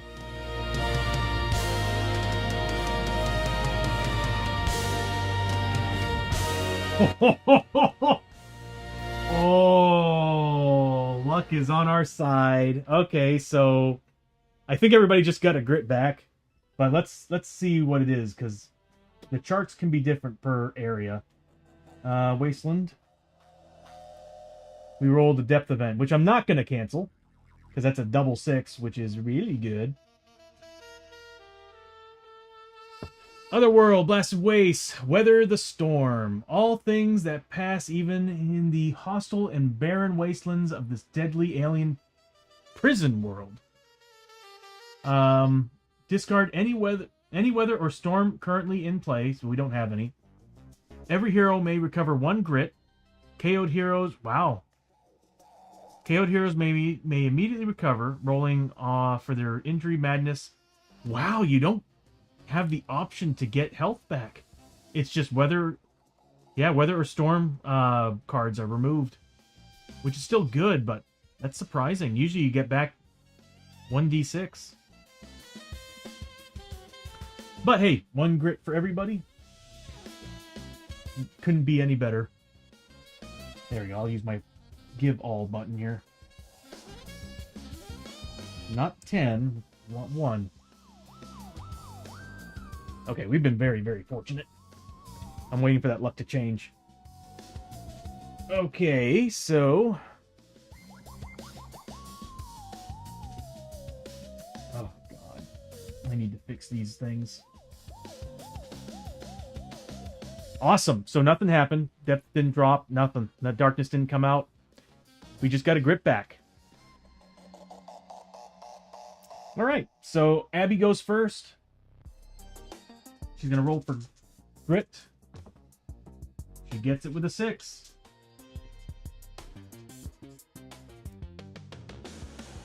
This is why I love the Journeyman thing. It made Outlaw a lot better. I tried to make Outlaw good, but it just... I need to change her model. That's the old model. That's the Drifter model. The Outlaw model's a lot cooler looking, in my opinion. Cosmic with the +1 roll! Oh.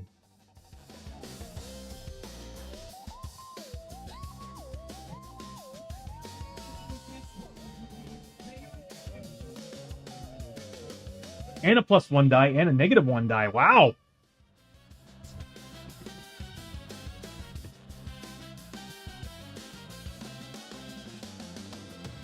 So we're going to move up 1, 2, 3.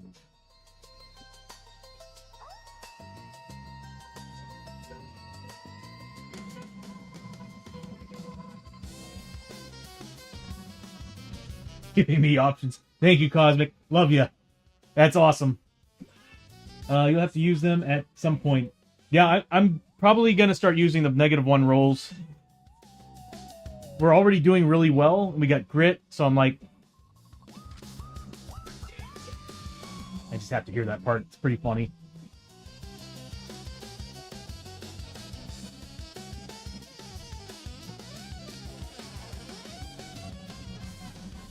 Awesome. Thank you, Cosmic, for the buffs. I'm gonna be spending them. Since we're doing pretty well, I might spend them on my scavenge rolls. Yeah, I might spend them on my scavenge rolls, even though, God, we get so much loot if we scavenge here. And I could use some gear or tech and stuff, but why not? So she's gonna move up. She's gonna get 5 XP for searching that room.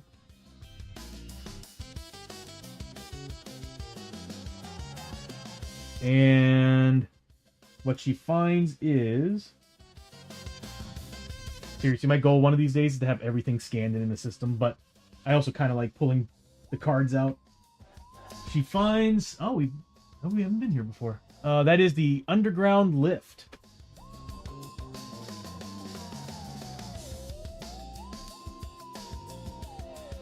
You know, part of me does want to use the advanced rules. I need to add them to the stream. I have them scanned, all set up. I just need to set them up like I do with the rules decks. I think I'm just going to do that. I can just type in what you see there exactly, and it'll just pop up on the screen. I might just do that. It'd be a lot easier than me having to build a whole system for them. So that is the underground lift. So I really want to get back into using them. That's a big tile. And it's only got one way. So we do have... Oh, hold on a minute. Once we defeat the enemy, if I remember correctly, we get the... We do get the water.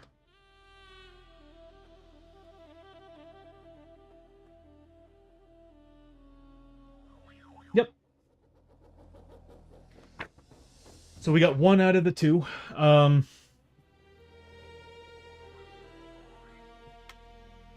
Exploration token. Man, we are geared up. And that's going to be Abby's turn. Next up is going to be Hosho.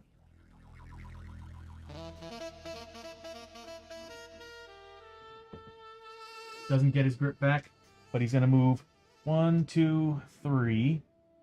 We'll do 4. Those are spaces. It is wise for me to keep him here. Since they are more than half a space, that's technically considered a space. This one, not so much. So, Hosho moves up 1. Oh, you know what? It might not be a bad idea to just do it. No, we're going to create a wall. That's the smart thing to do. Yeah, Matter, we got this, bro. So we moved up. And I'm going to spend some -1 rolls. I'll just spend 1. I feel cheesy spending it all on every single one. I think that's how it should be. You can't spend more than 1 of each on a roll. So, I don't want to break my own rules here. So we'll just say I used 1 -1 roll and 1 -1 die. Or actually, no. It should be you have to choose only 1 for the whole thing. So, I just feel like that's a lot better.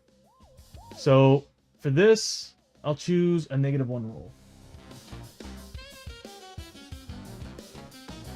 We can start getting rid of them. Oh, that was a +1 roll? Damn it, I pressed the wrong button.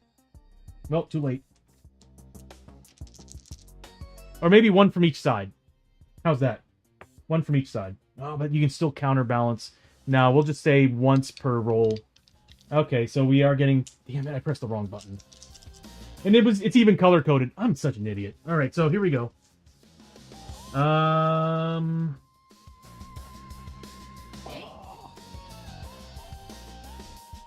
No. Alright, here we go. None of them. Okay. Tony, next time, make sure you look at the color of the actual button you press.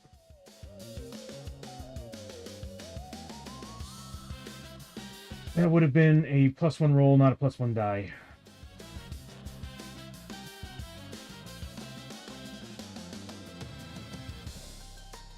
Alright, so here we go. Hosho did his thing. Moved up. Did a scavenge, found nothing. Next up is Lester. Lester's going to roll for grit. Shows you how often I actually use the +1 stuff that redeems. I keep forgetting it's there, yet it's in my face. He doesn't get it. He's going to move up 2 spaces. And he's going to, this time, I'm going to scavenge. Oh, that room, it's actually, I think that room's already actually been scavenged twice. I think I removed the die. Yeah. He can't do anything then.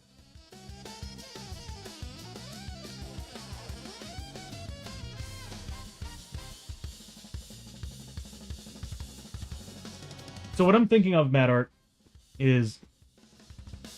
First thing is, you choose, like, on a roll, on a single roll of dice, like an attack roll, skill check roll, scavenge roll, whatever, you have to choose either red or blue. Then after that, which one? Is it -1 die, -1 roll, or is it the +1 roll, +1 die? So this way, you can only choose one of the benefits for that roll. So this way, you can't be like, I'm going to do a scavenge with +1 all across the board. I feel like it should be paced that way, so I'm gonna do it that way from here on out. So you can only use it once per actual full roll. I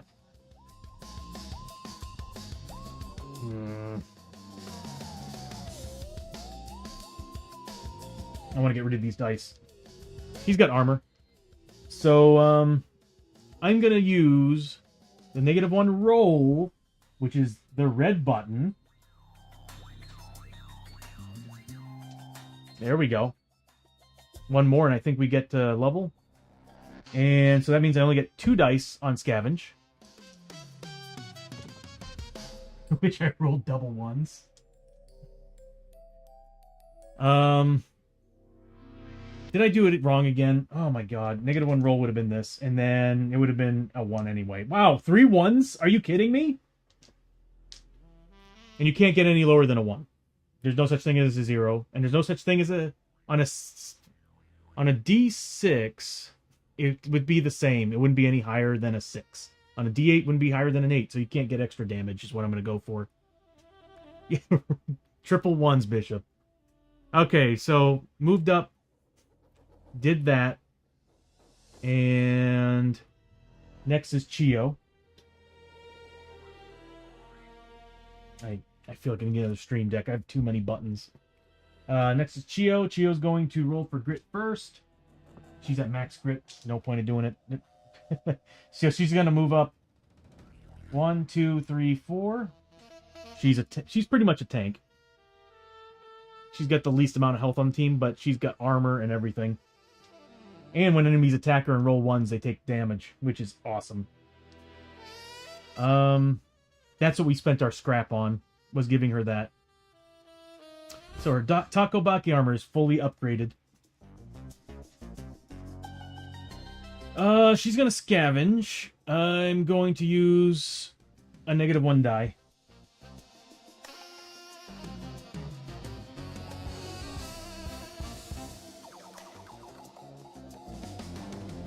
So she's only rolling 2.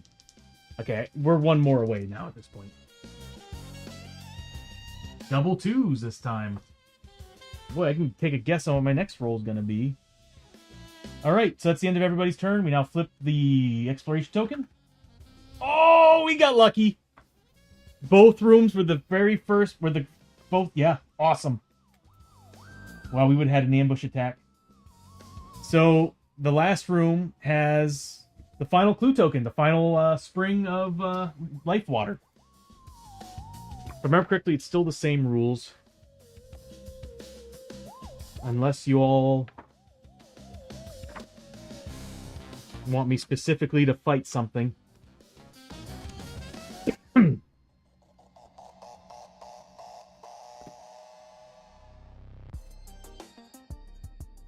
Yeah. Each time the heroes find a clue icon, they have discovered a cache of life water being guarded by a group of enemies. Ignore any attacks and encounters listed on the exploration token. Also, ignore any door gate icons on the token as the room has no exits. Roll a d6 to see what kind of enemies are guarding life water. There's nothing about it being the final room. So it's whatever we roll. On a 1, no enemies. I want to fight something, so I'm going to say... I want to fight something. We need loot. So I'm thinking... Well, let's see what we roll.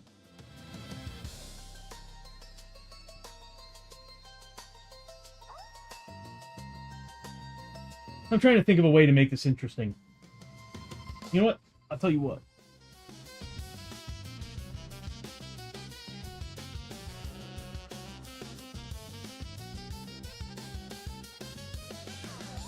I'm trying to think of a way to make this random and interesting and having you all involved in it.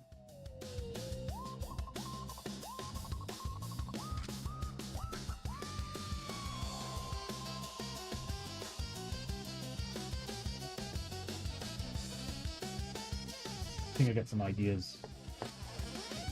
I think I got some ideas later. I'm going to build this into the stream, but I think I got ideas to reflect on polls. Yeah. All right, so let's roll this. So I think it's an enemy with one threat higher than normal, so it's only going to be a high-level threat. I say only, and next thing you know, it's 3 executioners. Oh, that would suck. God, please don't give us any more executioners. Alright, so we're taking on a high-level threat, probably from the Otherworld threat. Actually, if this is the last room, we might as well just say it's a threat, an actual threat card. Because these might not be a big deal. Then again, we're getting late. Yeah, let's go ahead and do this. So we'll grab that threat card. And that will determine what high-level threat we're facing with an elite ability. Bitch. Oh, no. Oh, I hate these guys. Oh, I hate them so much. Sataris Ravagers. Oh, they're the flippin' worst. We're taking all 6 of them on. Oh, with what's this? Oh, so they're going to get 2 elite abilities this time. Oh, God, I hate I hate the Sataris Ravagers. Wait till you see what they're capable of. They have dodge and a whole bunch of things that avoid being shot at. So anybody with guns are going to suck. 4.5 minutes till ad break, everybody. Oh, God, that's bad. All right. We pull up their card. Sataris Warriors, or Ravagers.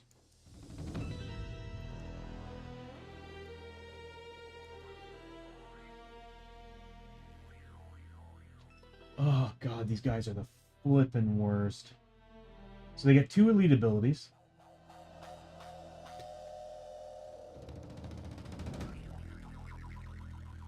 Oh, whoops. Their initiative might change. Give me 1 second to move this down. So let's roll 2 dice. 4 and 3. I need to stop pressing buttons. Oh. So they are a 7 initiative?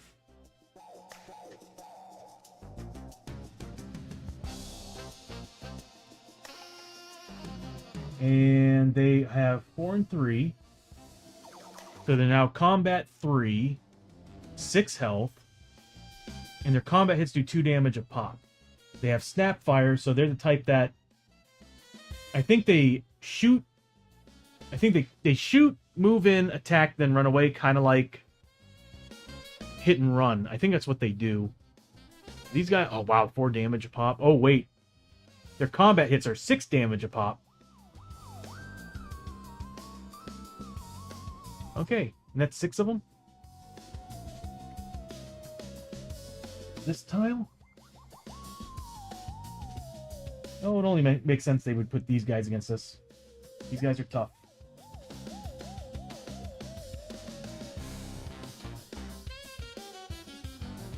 You know, I got a camera that moves. I don't know why I'm doing this.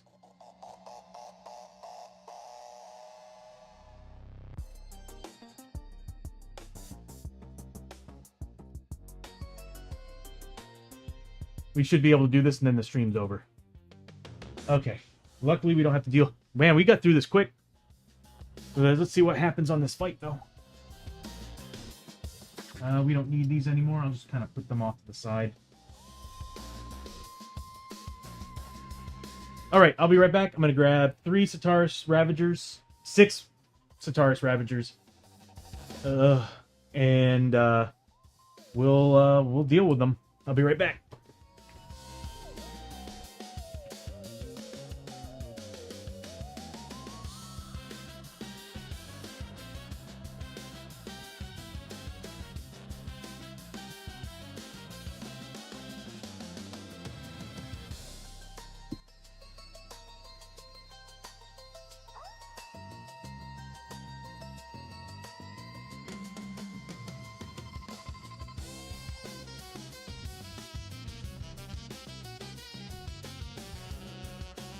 Ooh, these bases might not work. Yeah. I'm gonna reprint these bases. The old ones that are the clip-ons that I made a while back, these guys, these worked a lot better. So I'm going to go back to these.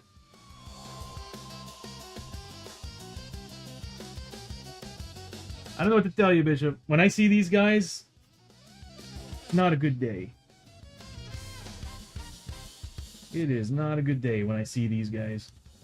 Every time I fought them, they gave me a beating. Oh my god, yeah, I'm gonna have to I'm gonna have to reprint the old bases. These just, some of these models, they just don't fit because they have the sleeve that they go down, and these are meant to go up into the base. And unfortunately, Flying Frog built some of these guys with that sleeve.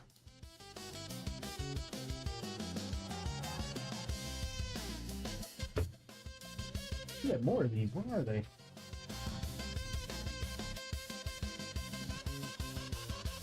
Tell you what, I'm glad we got rid of that darkness card. Oh my god. That would have been bad.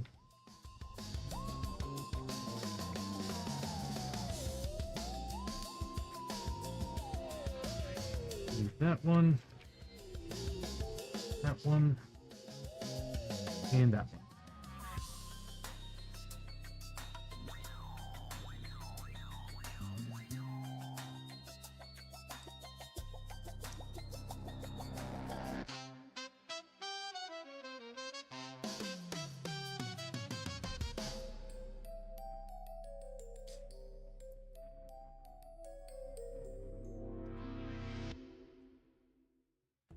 Started.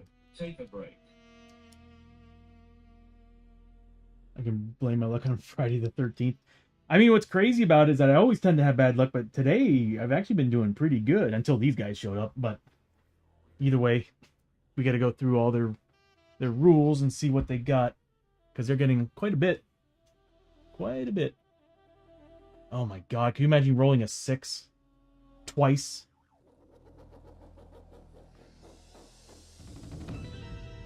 Right, Janice? I wasn't even thinking about that either. I thought, I was thinking the 14th was probably going to be on a weekday this year, but... Or is it always on the weekend? Either way. Ugh, there we go.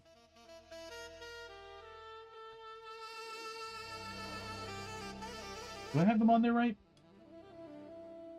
Kinda.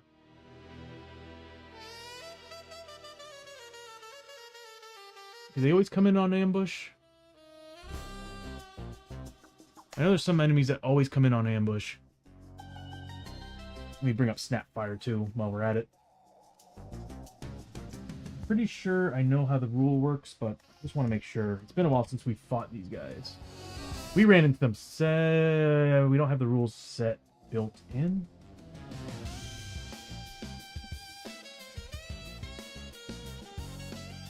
I know I scanned these cards. Alright. Give me a second. I know for a fact I have these scanned.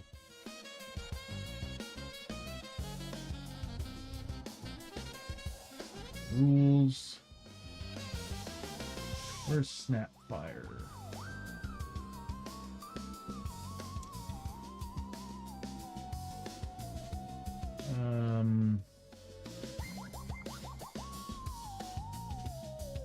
Do I not have Snapfire in here?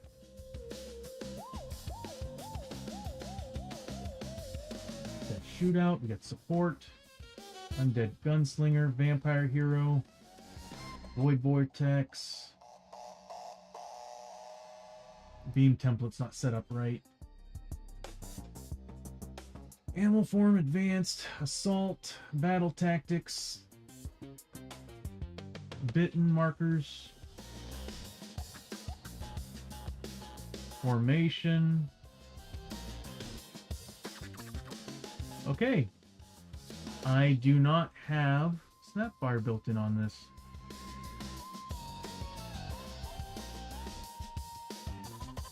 Interesting.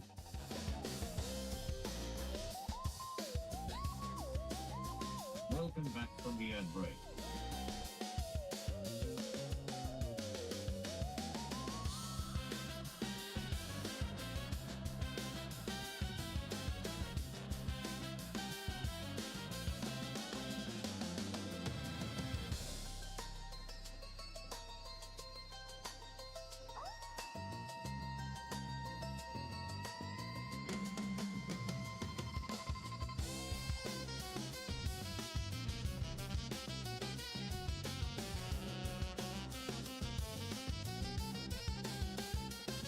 Yep. They haven't been scanned thoroughly. They've been scanned, they just haven't been added. Okay, so let me just read it off. Enemies with Snapfire will target, move, and attack in melee as normal, but also take shots of opportunity with their ranged weapons throughout the fight. So they're not ambushing, so they don't have ambush rules right now, but free ranged attack. At the start of the enemy's activation, if there are no heroes adjacent to it, so we need to lock them down, it makes a free ranged attack described in its abilities at a hero within range and line of sight. Use Snapfire markers to show which heroes are target. Okay. Then they charge. So they make their free attacks, their free range attacks, and they charge. After completing any free range attacks, these enemies will select a target, move, and make a melee attack as normal. So they're making random attacks of range against enemies, against heroes. Then after that, they choose random targets and go after melee targets. Then they do a hit and run. Roll a d6 for each enemy adjacent to a hero at the end of its activation. On a roll of 3+, it makes a free move along the shortest distance to no longer be adjacent to any heroes. Crazy. What's the range of the weapon? 14? These guys can kite the hell out of us. Their movement 9 with range 14. That means they can kite us. We need to lock them down.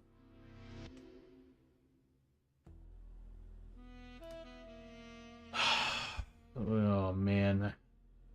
Kind of wishing we had some dynamite. Or some junk bombs.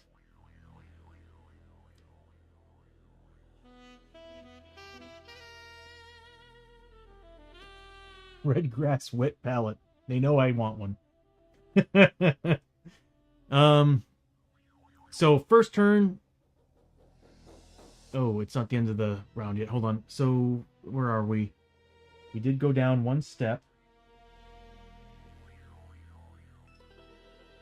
And I need to make that faster.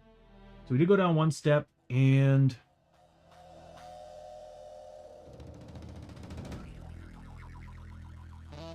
I think we set everything up. I think we're good. So there are 6 health, defense 3. What are their abilities? If this model's initiative is higher than the attackers, prevent... we're going to have to use the flasks. If I use the flask, I can drop them... Yeah, we have a flash bomb. I can drop them down to... There is 7 initiative.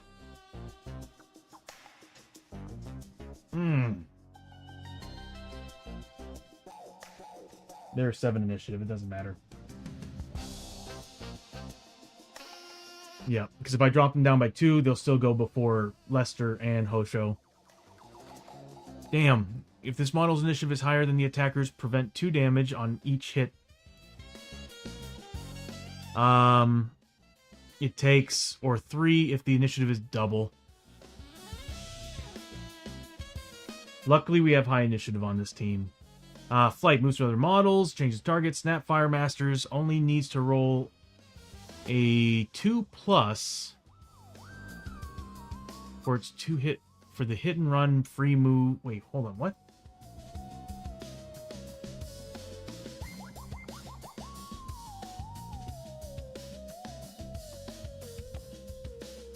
Only needs to roll a 2+ for the hit and run free move of Snapfire, so not a 3+. And instead of only moving the shortest distance, moves to be at least 4 spaces from its previous position if possible.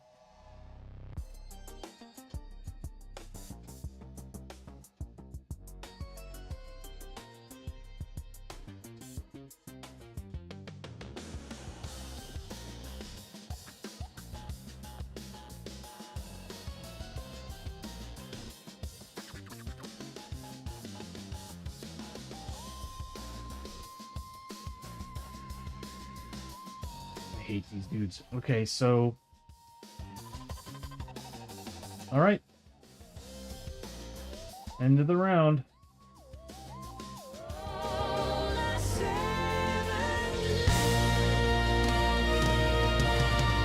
got an 11.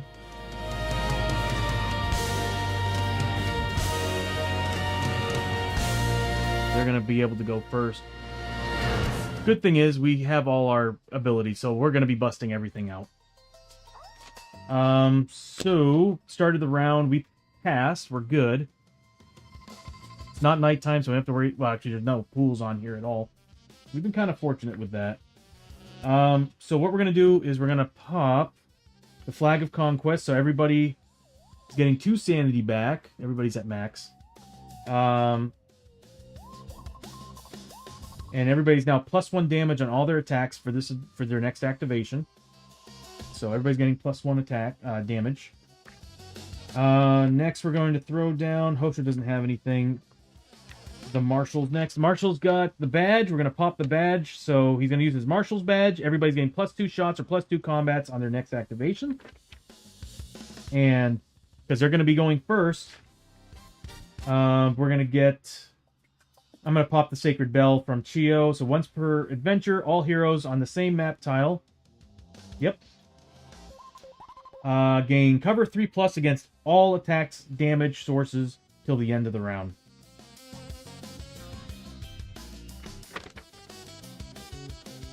Yeah. Awesome.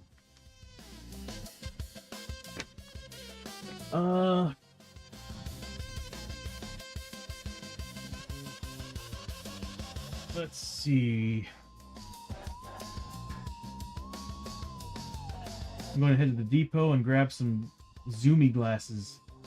I had a pair, but I have no idea where they went. I'm trying to paint tentacles, and my eyes aren't as good as they... Yeah, it's the same here, Bishop.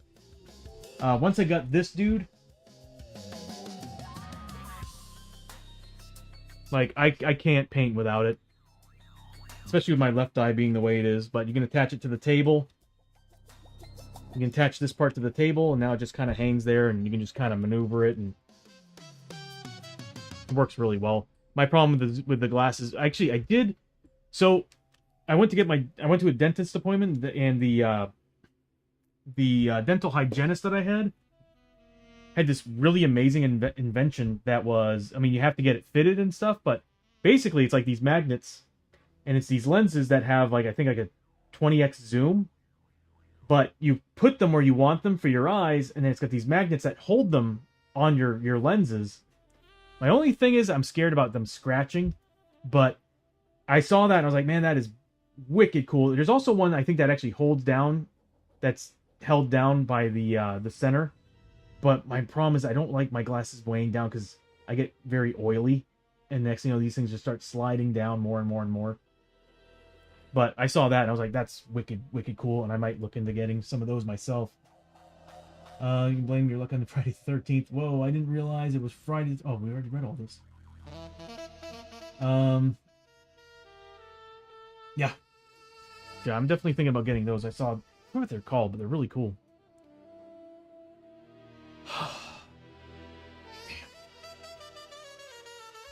So we passed, and I have to declare what everybody's got for weapons. I tried contacts, Janice. I have dry eye, and dry eye and dry eye and contacts don't really go well together. Especially being here in Texas, it's a very dry state with a lot of wind. It's not going to work. Because even my eye doctor, when I asked about it, they're like, yeah, you have a dry eye problem. But either way, I like my glasses. And these are very, very light.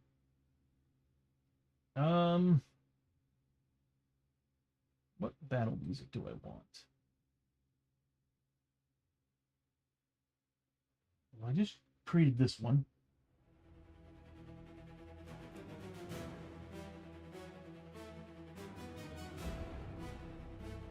All right. As far as weapons are concerned, Abby's dual outlaw pistols. Hoshirio, of course, Trun Gladius. Can't go wrong with those. The problem with these guys is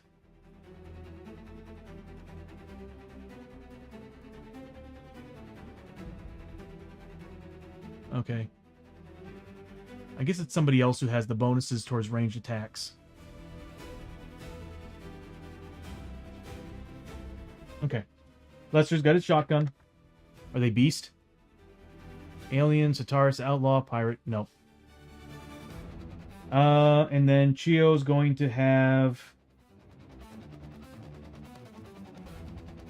What would be better?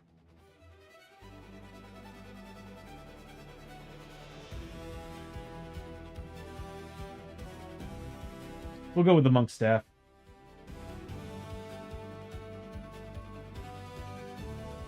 Yeah.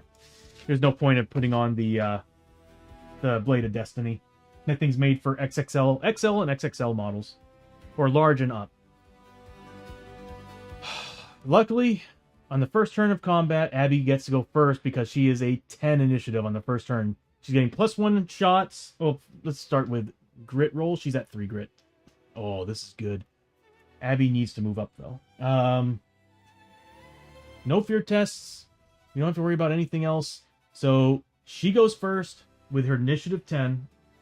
I do need to bump up the initiative level to a 7. So she's technically first because she's a 10 right now. She's going to move up. 1, 2, 3. So she can get all of them. She's getting 3 with her main hand, +1 for the first round of combat or fight, +2 for the badge, and then she's getting 3 for her offhand. So 3 pluses for these, 4 pluses for these. I need to find that Gunslinger's belt, because then she'd be able to ignore the no crit rule.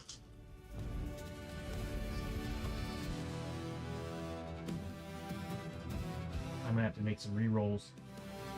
These all hit. Every flippin' one of them. I'm rerolling these with a grit.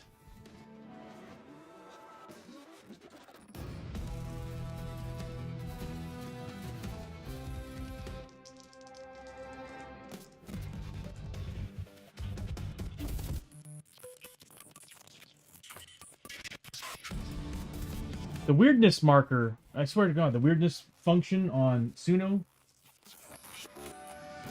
Yeah, I'm going to change songs.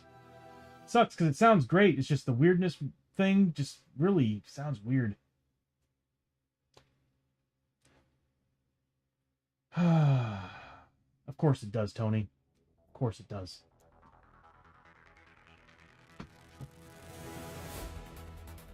We'll just go back to this. All right, so we're getting 6 shots. I can't believe I re-rolled all those with a grit and failed them again. So we're getting 6 shots. That's so stupid. We're getting 6 shots. Their defense 3. I'm getting +1 damage for these. I do have some dead man shots left. Yeah, that's all I got for her.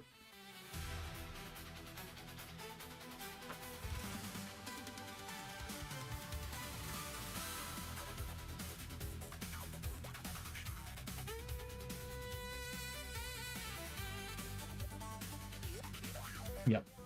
Okay.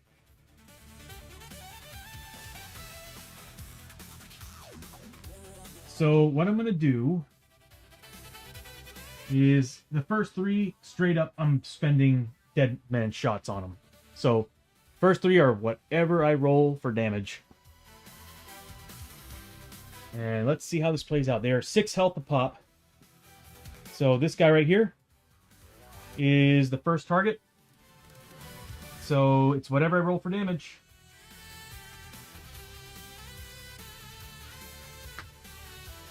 Next shot, whatever I roll for damage on that guy.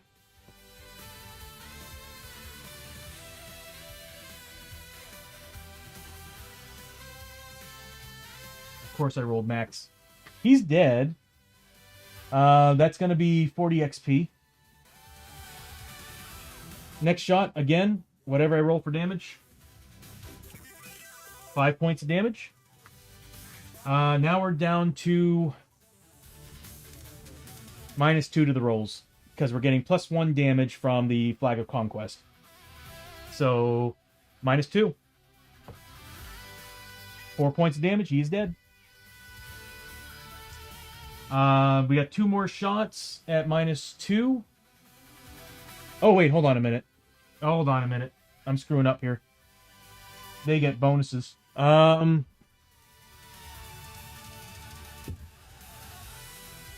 hate that agile dodge crap. If this enemy's initiatives, it's not higher.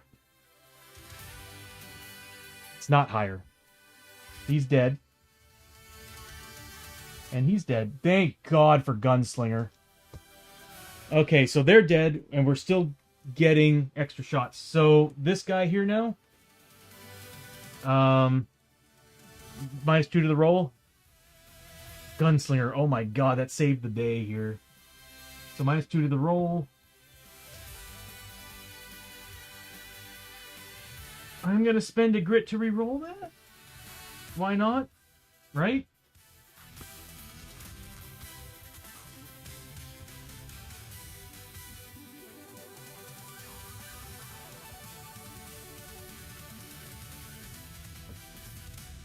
Worth it. 4 points of damage. And then the final shot. I just need a 4+ to kill him. I rolled a 6. Boom! That took him down. Oh, she whittled them down to half party. Right, Cosmic? Let's go! Go, Abby! Dang, she rocked it. Alright, so that's 120 XP for Abby, because they're 40 points a pop. That was some good rolling on her part. Hell yeah. Alright, so 120 experience for Abby. Now we're going to have to start... Now they're going to start getting their agile dodge from here on out, because nobody's higher than them on initiative. But Abby did really good for her first turn.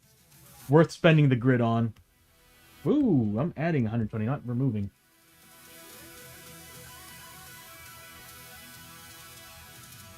She is so close to leveling. They're next, and they're at half the team they were. Abby just came in there and just firing right into them. Those dead man shots are so good. So good. Although, every time I look at her character, I'm like, as much as I love the Outlaw, I'm like, Gunslinger Bandito would be the most disgusting class in the game, because you can ignore crit rules on dual wielding. But then again, she's getting all the extras from the Outlaw. Those Outlaw pistols are so good. Especially when you can upgrade them with 3 upgrades a pop. So she's done. They're next. They're getting Snapfire. So they're going to be choosing targets. I'll just roll out... I don't think it matters. I'll just roll 3 dice. 3d8. I'll just do different colors. Alright, this blue one is going to be for... Well, you know what? Yeah, it's going to be for this guy. So that dice is going to be for this guy. The orange one's going to be for this guy, and the white one's going to be for this guy. So, blue, orange, white. Blue, and my hand was covering it. Orange, white. So, one's going after Chio? No, Lester. So blue is going after Lester.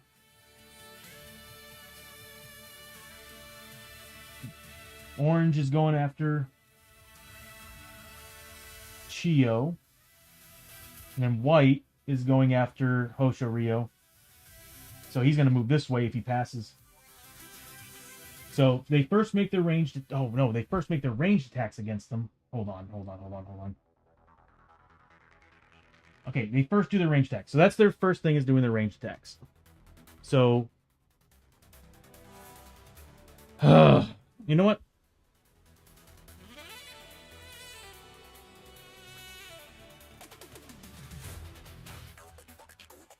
So one was after Lester. One was after Chio. And then one was after Hosho Rio. There. So they're doing, that's their range attacks. So they're getting +1 combat, +2 health. We accounted for that. Good. The enemy's combat hits are now +2 damage. So close combat, they are scary. They're getting 3 shots at 2 damage a pop. So we'll start with Hosho and work our way down. So the first guy's going after Hosho Rio. The guy in the middle. He needs a 3+ range. So he does get 2 hits. The next one, we'll go ahead and roll them. Oh, we'll just keep it going. Hosho's getting cover of 3+ first. Since we're using the bell. So we need 3 pluses. So you ignored that. Then he gets a defense roll.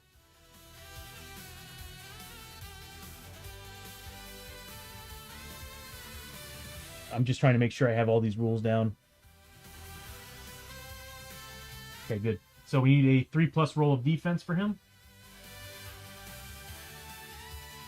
We don't have armor on Hosho, so he's getting 2 points of damage from this attack.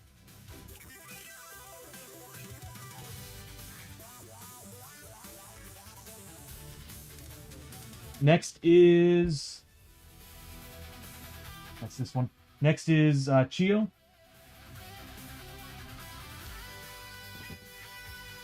All hit. Chio needs to make 3+ cover saves. Saves 2. Needs a defense roll of 5+. Or is it 4+? Well, it doesn't matter. That's a 3. So that's 2 points of damage. She's got armor of 4+. So 1 point of damage is what Chio just took from that miss. I swear the cover saves are just... Oh, we needed that for this round so bad. Then this guy is going after Lester. We don't have any crit rules, right? So that's 2 hits. So cover of 3+. Those are 2 big saves right there. Now they're going to make combat attacks against 3 random heroes. And then they're going to try to escape and run away. So once again, we'll roll these out. Again, blue, white, orange. So I'm seeing... Wow, alright. So he's going after Lester. He's going after Abby. And then that one's still going after Hosho, I think. Well, either way. That's what we're looking at. This one seems to have something against Lester. So he's moving up against Lester. Moving up against Chio. And Hosho Rio, since they can move through targets. And now... they are getting 3 combat at 6 damage a pop. Again, thankfully we've got cover saves. So 3 combat at 6 damage. So we'll start with Hosho and work our way down to Lester. They need 4 pluses.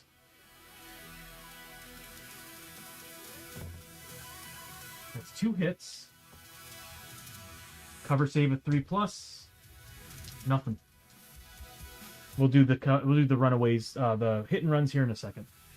Next guy going after Chio. Yep. 2 misses and a hit. Chio needs a 3+ cover. She got it. The next guy going after Lester. 2 misses and a hit. Lester needs a 3+ cover. Gets a 5. Saved. Now they have to roll to see if they escape. And they try to be within 4 spaces so they can attack them.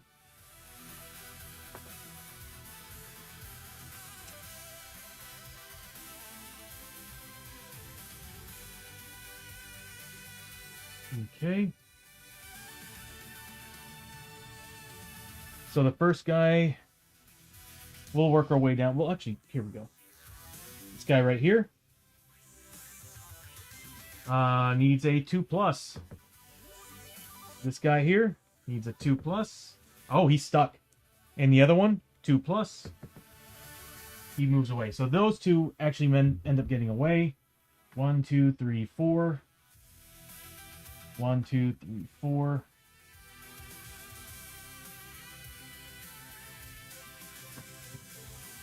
I probably should zoom out a little bit.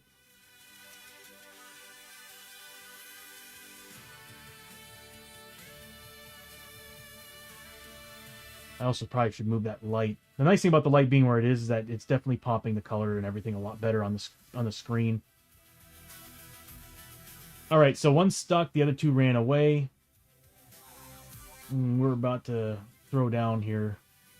So next, they did quite a bit, but unfortunately for them, we have a lot of special rules. Abby's already gone. So it's now up to Hosho and Lester.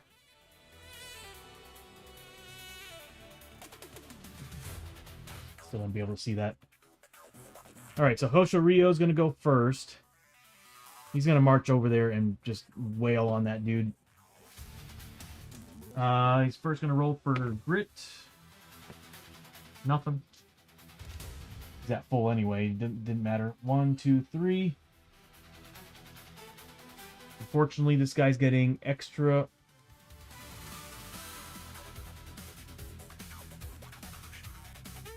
Prevents 2 damage from each hit. So that means crits. Man, that's ridiculous.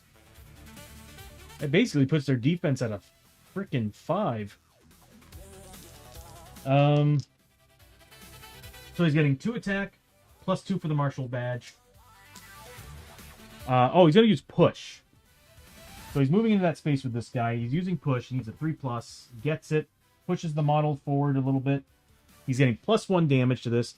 So he's getting +2 damage base.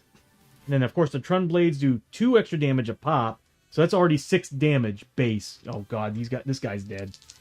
If I don't roll poorly on the attack roll, this guy is dead. That's 3 misses. I'm grit rolling that.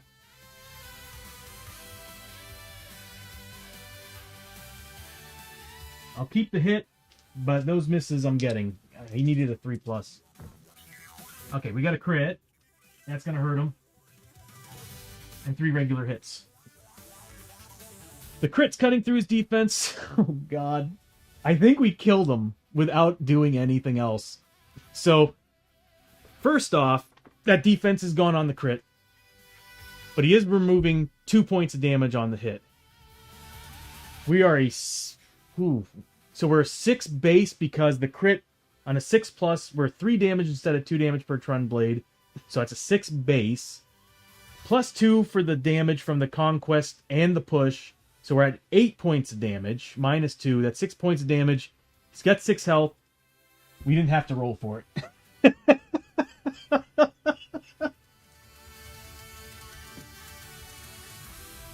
That crit did 6 points of damage base after the agile dodge.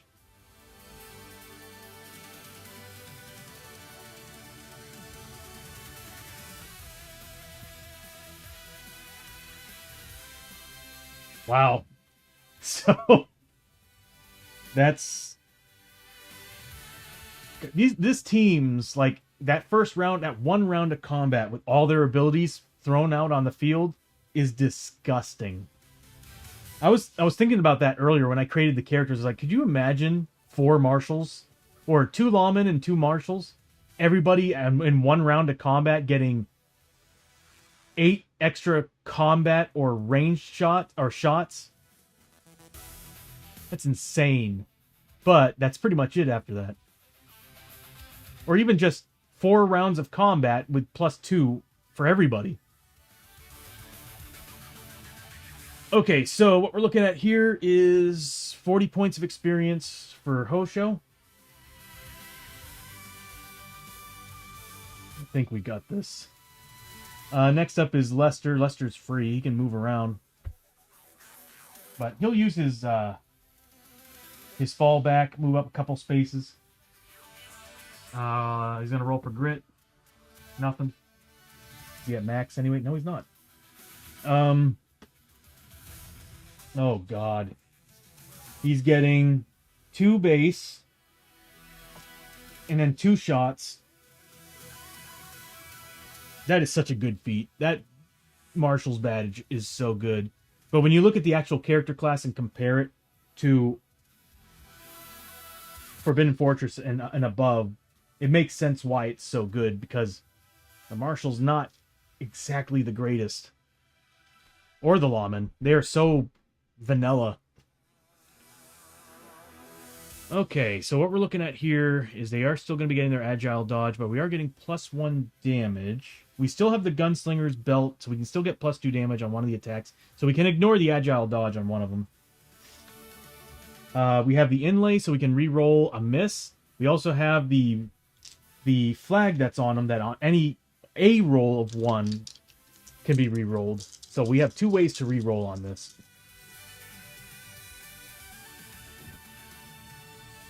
Okay, I'm going to re-roll that. That's a hit. He needed a 3+. We got a crit and 2 regular hits. I'm going to re-roll this. That's a hit.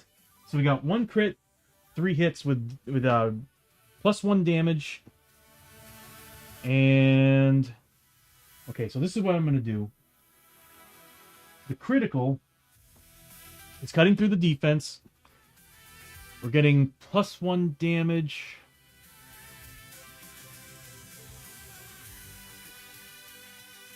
It's going to be -1 to what I roll. We need to cut through 6 points of health. Okay, so I'm going to use the Gunslinger's Gun Belt. That's going to basically cut away the Agile Dodge, giving us +1 damage to the roll. Do I have anything else I can add to this?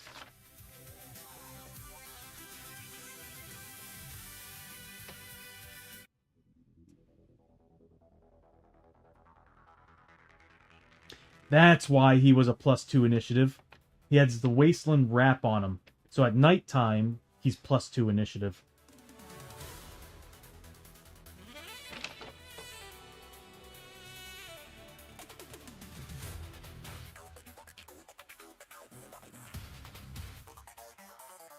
Okay.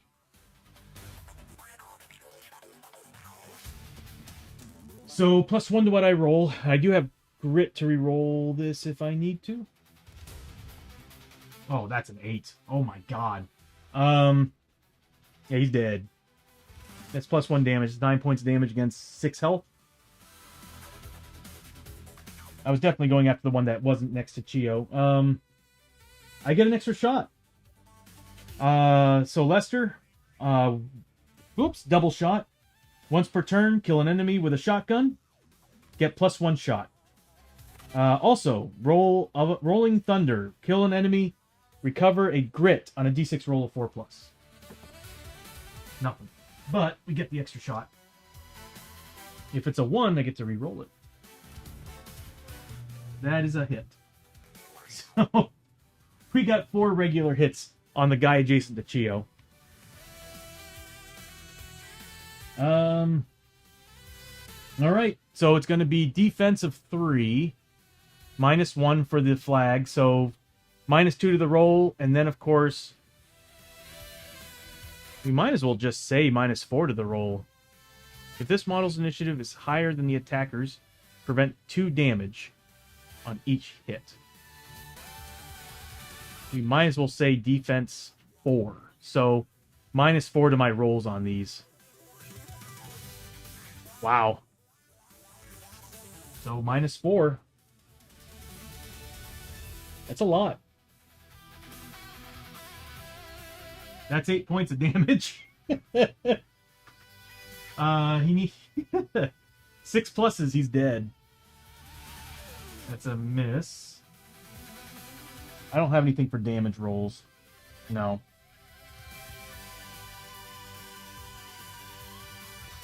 No. Next one. I think I just killed him. So -4, that's 3 points of damage. That's a dead Star Ravager. Okay, these guys aren't nearly as frightening anymore with a team that's like, if I didn't have all those extra shots, this would have been a tough battle for sure, especially with no cover saves. But luckily, we only had 1 fight against the tentacles. We've been kind of fortunate the past couple of adventures, to be honest with you. So that is 80 points of experience for Lester for taking those 2 down. He needs to catch up. Perfect timing, too. I think we need to end the stream.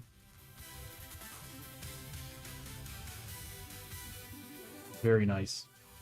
They are still far behind from Hosho and Abby, though. We're about to get a lot of loot, by the way.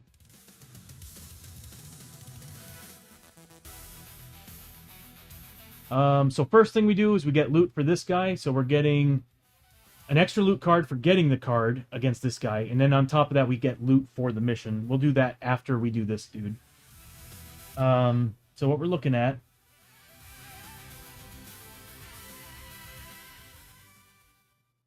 Let me see if I can find my... There we go.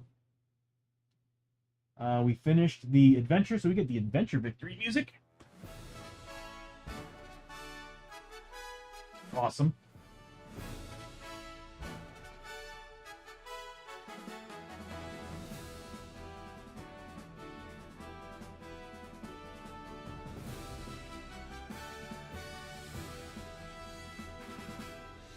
Sweet, so we did it. I kind of want to build it on a stream, like fireworks going off when we finish an adventure or whatever. So, wow. We did it. We got the 2 waters. We defeated this final group of Sataris warriors. Yeah, like I said, I might give 2 elite abilities per enemy group from here on out. But then again, we saved everything for this fight. And we got very lucky on the rolls for the tentacles, too.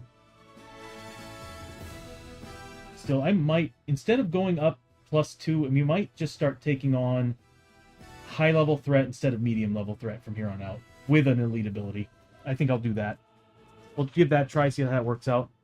Because I think we're about to see Hosho Rio level up. He's only 65 points away from leveling. Alright. Sataris Ravagers. Everybody's getting 2 loot because we are in the Wastelands, so every time we get a loot card, we get an extra loot card. This isn't counting on the mission success loot.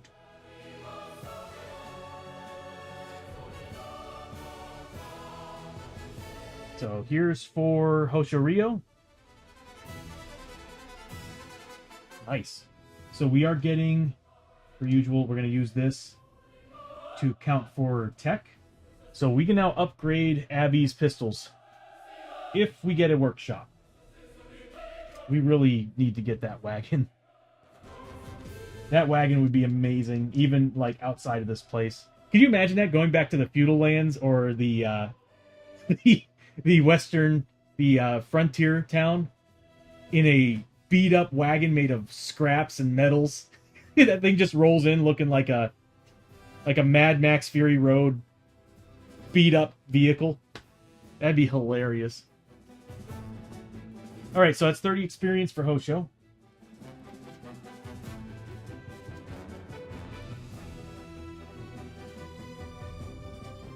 One tech and 1 blasted waste artifact. Oh, we found the Junkbot rocket boost. So you can use it to construct the junk box and or be attached to a junk bot as a free upgrade. So we have 2 upgrades at this point if we want to build them. Once per adventure, the junk bot may activate the rocket boost to make a short semi-controlled flight instead of its normal movement. The junk bot may move up to D3 spaces, moving through other models. At the end of the move, the junk bot bounces like dynamite once on a D6 roll of 4+. All other models adjacent to the junk bot at the end of its move take D6 moves. That is so awesome. Yeah, we're building that on the junk box. Oh my god, I don't know what to keep. Everything on him is so good right now. If we build a junk box, 2 of these are the options we can keep as upgrades. When we go to town, we're building them. I mean, that movement initiative is a really good bonus. The shield is a really good bonus. So I'm hoping we find another piece to him so we can keep the shields. Because right now I'm like, that rocket boost, I'm keeping that. Motivator, I'm keeping that. That head is so good, but it's just... movement is such a good thing in this game. Alright, so we got that. We're good to go. To next is going to be... we're moving on to Abby. I can tell I'm getting hungry. Another tech piece. And we are getting spice, whiskey, or bandages. We'll choose whiskey. Whiskey's expensive and hard to get. Question is, who can hold it?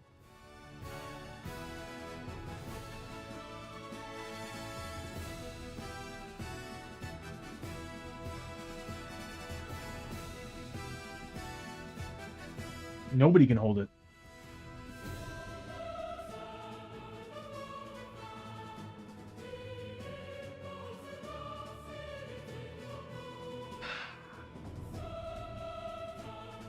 Whiskey's more expensive.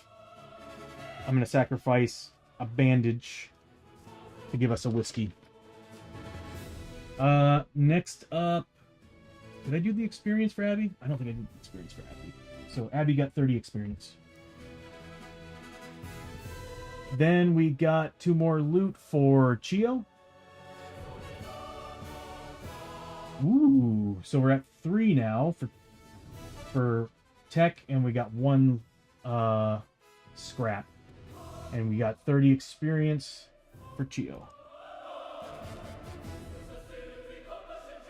And then finally, we've got Lester. Nice. So, Blasted Waste, scrap, and we've got 30 experience for Lester. We still have all the extra stuff from the rewards at the end of the mission. And we got an artifact. Vento Shield Belt. Once per adventure, use 1 grit during a fight to gain Energy Shield 2 until the end of the fight. Let's see what those tokens do. That is pretty... wow, it's worth a lot of money. Is it tech? Yep. We can scrap it, get some scrap and tech back from it. But something tells me that thing is awesome, considering how expensive it is. Because that is 7 tokens, I think, of scrap. Because it's 375 is the value of it. So yeah, 7 scrap.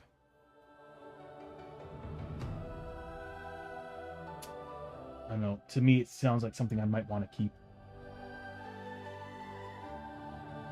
And did I already do the experience for Lester? I don't remember.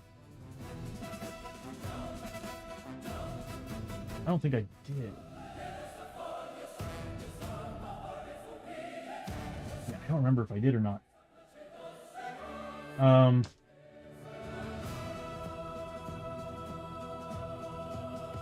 don't remember if I did. I want to say I did. Okay, so, we're not done. Where's the rule book? There it is. Okay. Then we got the mission rewards. Alright, so we found a medium... we did the medium settlement. So we had to find 2 life waters. The reward gained is based on the mission length chosen before the mission began. Each hero may draw D3 loot cards for each life. Wow. D3 loot cards for each life water in the mission. So we did 2, so it's 2D3. Oh my god. Oh, I'm excited for this. Okay. So Hosho is getting 3 loot. This doesn't count towards getting double the loot, or 1 extra loot. So he does get 3 loot. We can get rid of that monster card. Last waste artifact, 1. extra piece of tech. Money, D6 times 20. Oh, hell yeah. All right, so he's getting 150 gold.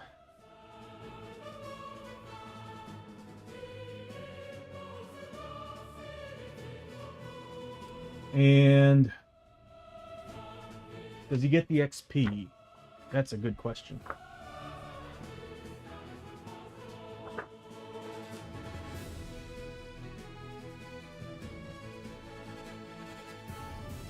Yep.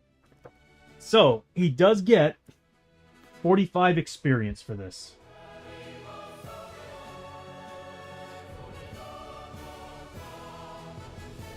And guess what? He's made just enough to level. And a Blast Waste artifact. Sand boots. +1 luck. We could use that. Once per adventure, you may double your move. That's a hard one to choose because, oh my god, look at the upgrade slots on that. Oh, those are so good. +1 luck on top of all that. I want to give that to Chio so she'd be a 2 luck. I just don't... Oh, I hate the idea of getting rid of the marching boots, but I can double her movement once per adventure. So when she's behind, I can just be like, no grit. She can just run over there. Sucks that she'd be... That sucks that she'd be a 4 movement, though. No, she'd be a 5 movement. Yeah, she's getting that. She's getting the sand boots. Yeah. That'll bump her up to a luck 2. The team is building up, everybody. Okay, so we did the Blast Waste artifact. We got the +1 for the tech. We're good to go. Next is Abby.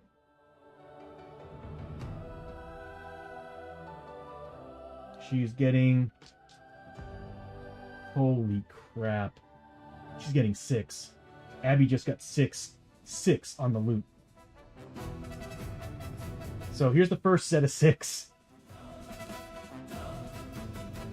Artifact and 2 tech. 45 XP. Good lord, Abby just nailed it on this.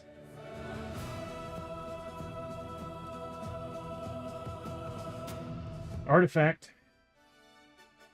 Junk bot part. Rust Claw. Oh my god, +1 combat. This item may be used to construct the junk bot and or be attached to the junk bot. We are finding junk bot pieces left and right. This is awesome.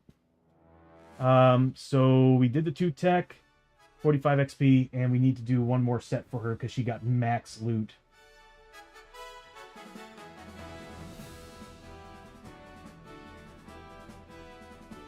Lame.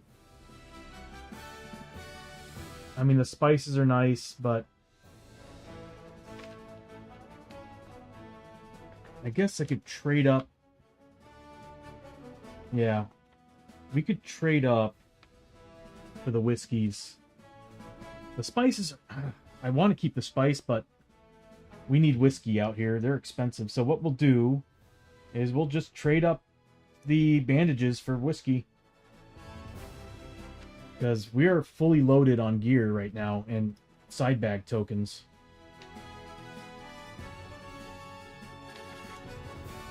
And we got 1 scrap. And another 45 XP.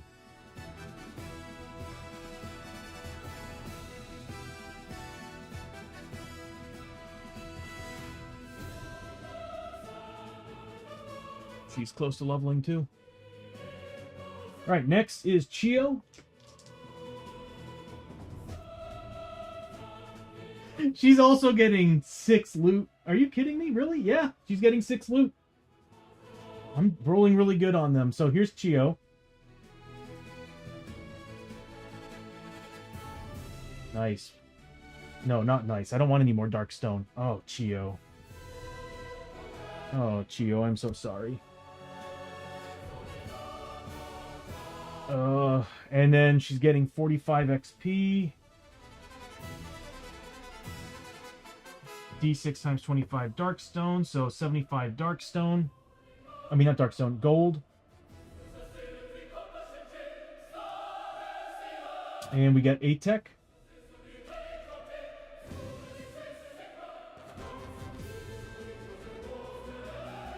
So we're at 7 tech right now. We got enough to do a lot of stuff.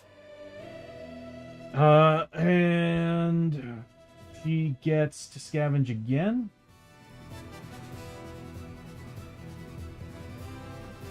So 2 more tech. 45 XP. And a blasted waste. We found the warp pistol again. Yeah, that's gonna be we're definitely gonna get rid of that. We'll scrap it. Alright, and then finally we have Lester.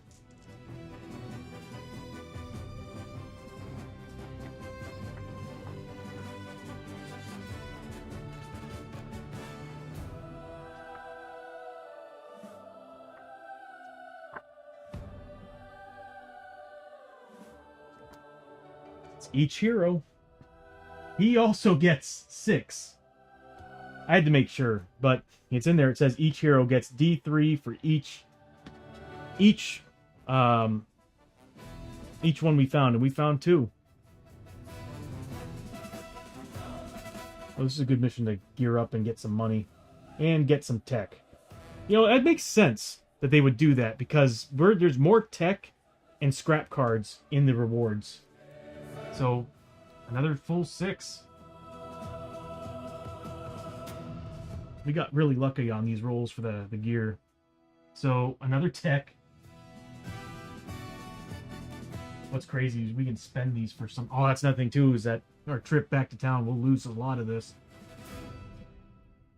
45 experience. I'm not going to bother with upgrading anything.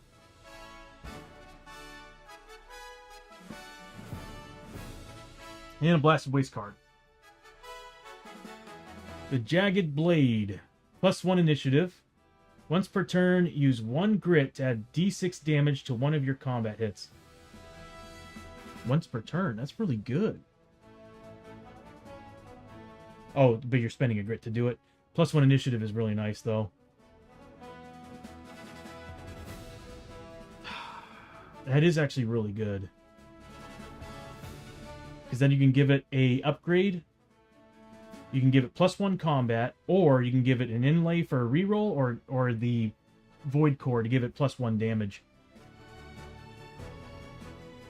There's other upgrades you can give it too. That could be really good for a weapon. It's hard to beat the Trun blades that I have, though. I'm actually thinking about giving that to Chio. That'll bump her initiative to a 5. She'll be on the same initiative as the team. Yeah, I might give that to Chio. Give her that. And let her one-hand the... Yeah, that might actually be a good idea. Alright, next. Last one. Last set of 3. Oh, hello. What's this? So, 1 scrap. 45 XP.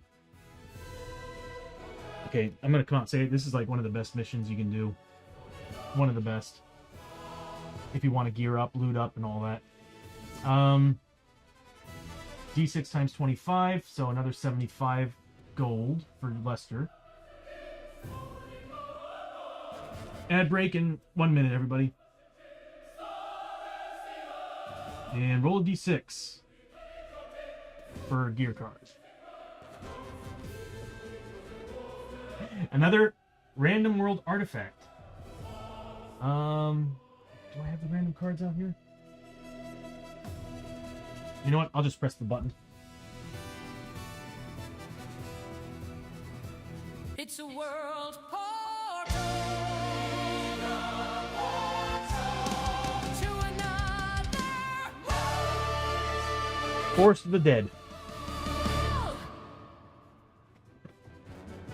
Oh my god.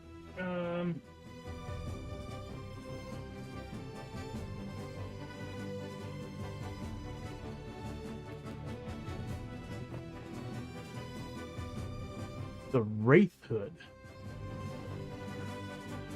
+1 spirit, +2 sanity, -1 corruption resist.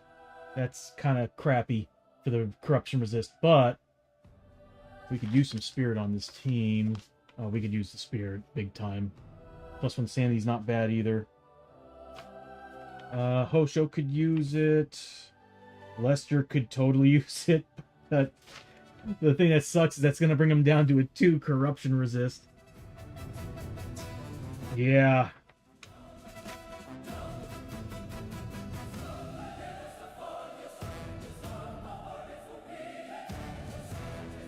I mean, that could be good on Chio. Oh my god.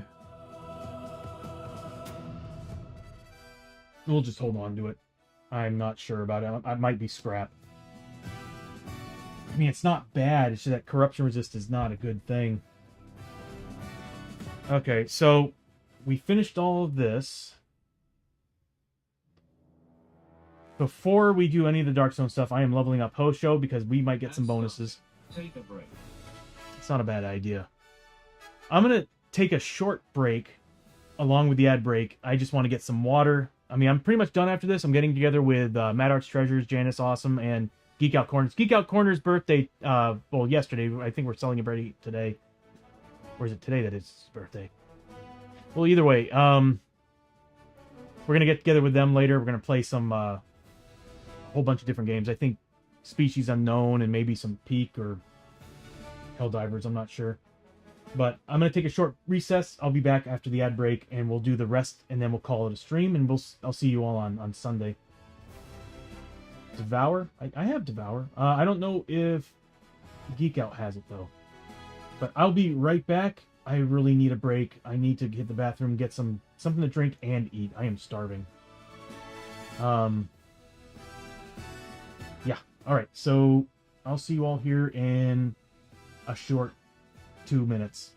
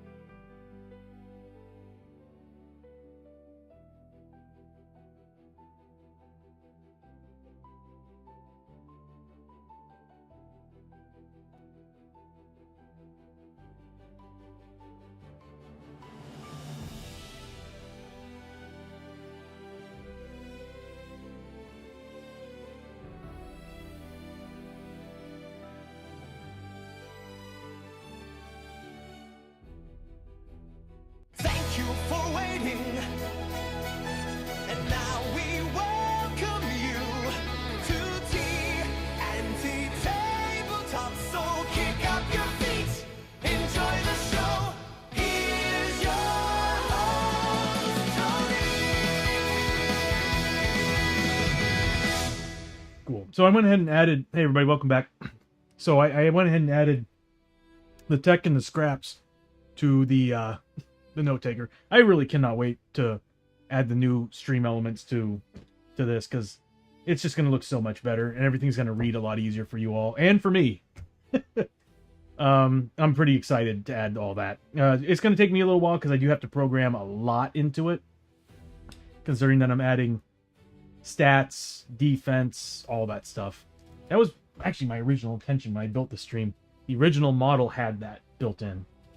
It was actually originally like 6 different nameplates that sat underneath this down here, and they had like everything on them. Then I built this, and I was like, I think everybody just wants to see the basics of all this, and the more I play it, the more it's like, yeah, it'd be nice to add just about everything. So, because there's a lot of times where I'm watching it and I'm like, what's the initiative or what's the agility on this character? When really, I can just kind of press a button, pop it on the screen, done. Okay, so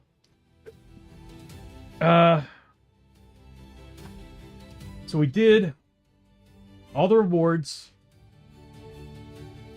I'm going to go ahead and level up Pocho Rio before we do the Darkstone garbage, because why not? So let's see. I need to pull up the spreadsheet.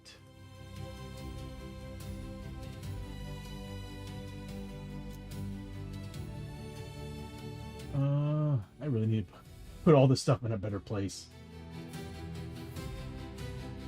It's under resources. Yes, it is. And I need to update it too. Sumo rules are not right, and that's who I'm setting up right now. Well, the starting gear isn't right. So let me pull that up. Screen capture. I'm looking for acrobatic reader. There we go. Acrobat reader, not acrobatic. Anyway. And there we go. This way you all can follow along and see how leveling up works. Alright, so we need to go... Who are we upgrading? We're doing... I think he's a sumo in his inspirational class. He is. So we're upgrading sumo, not wandering samurai.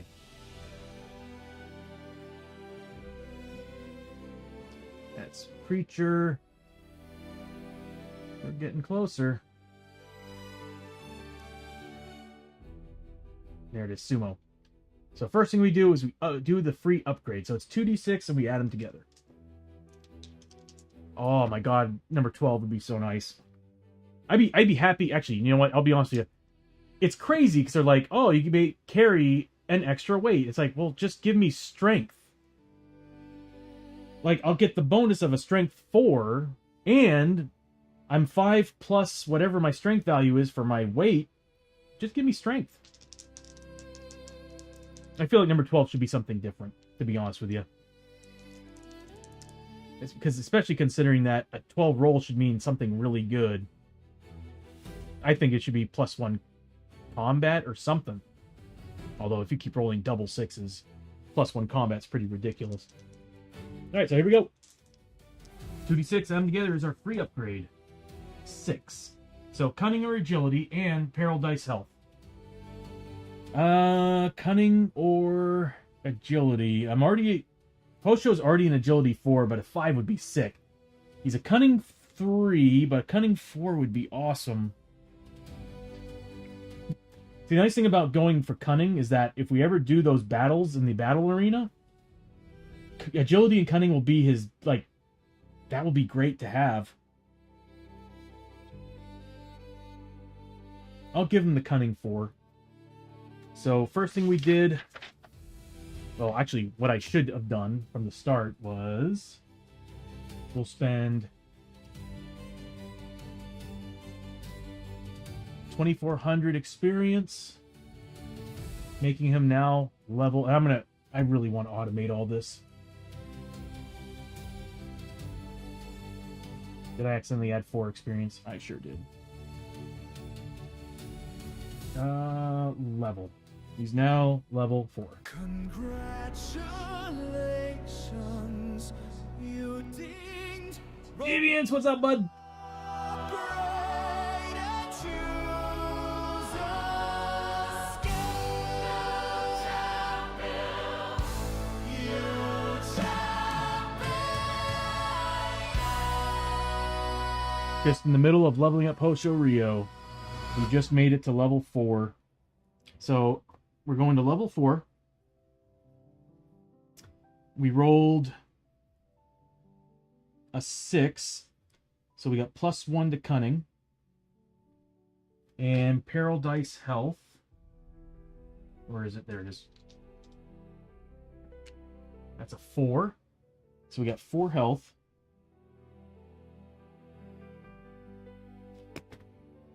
So Hosho is now... Where's health? There it is. He's now officially 24 health max.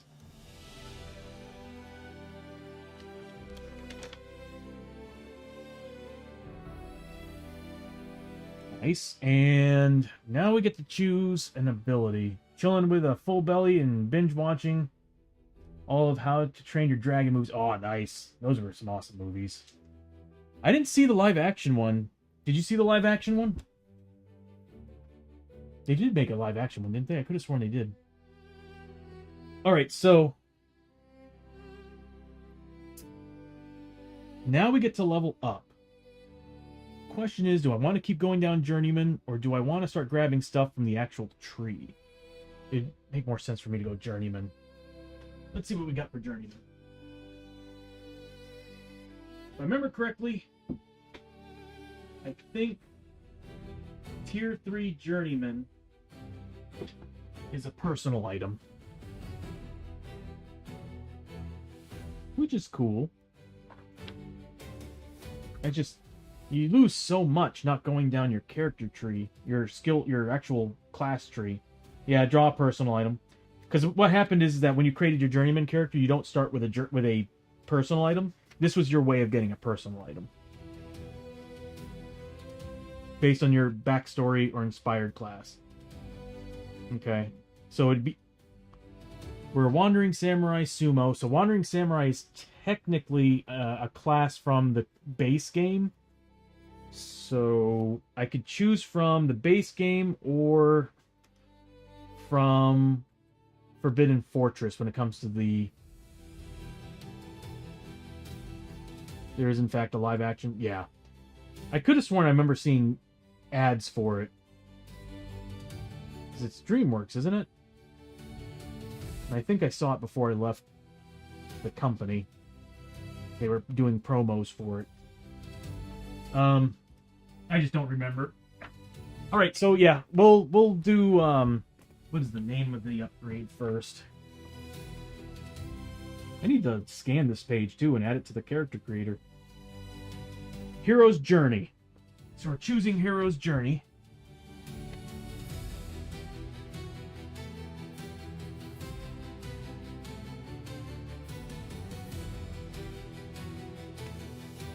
And we get to choose from... Where's the personal items?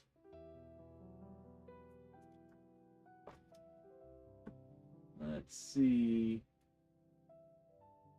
Specialty. Personal items. I don't think I have these separated. Oh. Yeah, there we go. Okay, apparently I do? Oh, I do. Okay, so... Oh, they're all combined. I should separate these, but I can actually choose between the two decks. So, my thing is, whenever coming to personal items, if you're choosing from the main deck, choose 3 cards. Well, pick out 3, draw 3 cards, choose 1. That's how I've always been, because the deck's so damn big. Alright, here we go. I'll choose one here. I'll choose one from here. Here's the question. I'm going to flip these. And I'm going to let you all choose which card would benefit the character the most. And for those of you who've been playing and watching and paying attention, you probably have an understanding of which one would do better. So let's flip these over, and I'll do a poll, and you all can choose which one would be the best personal item for this character.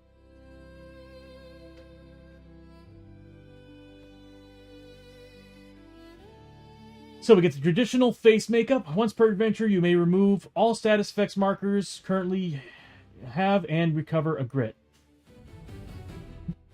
Cigarette. Recover 1 grit anytime you draw one or more... Ooh. Recover 1 grit anytime you draw one or more loot or scavenge cards. That is really good. Especially considering that he's wearing the...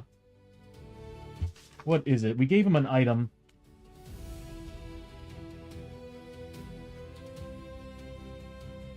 Yeah, the Shahari Finder. He gets to roll an extra die on Scavenge. This would be really good for him. Then the Cosmic.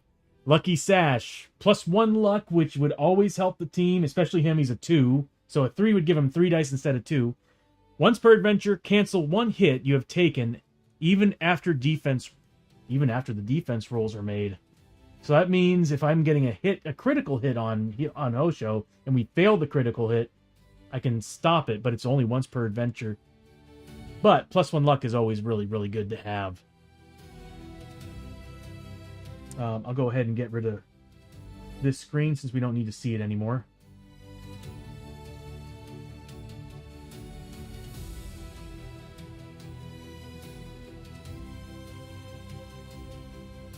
I'd start smoking. Yeah.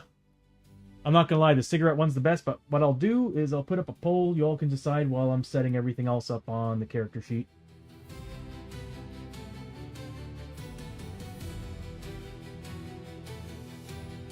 If I can find Chrome, where did I put it? There it is.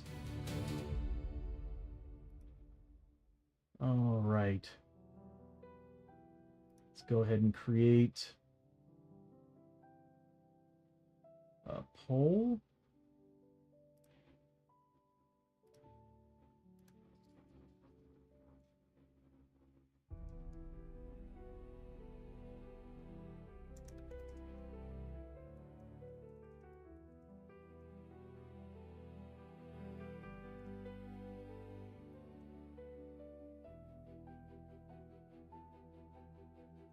Face makeup.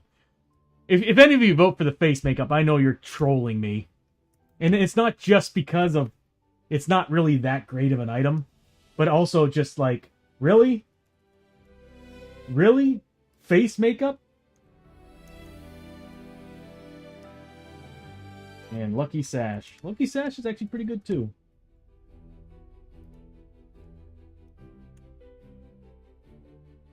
And poll started. New poll started. Which personal item should Osho have with choices?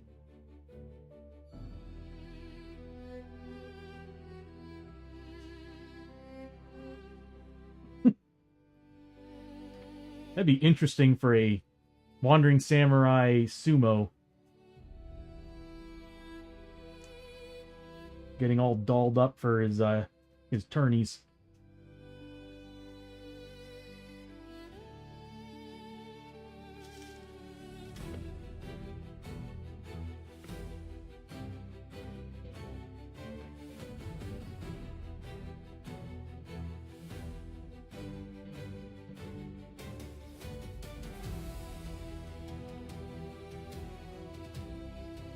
Okay.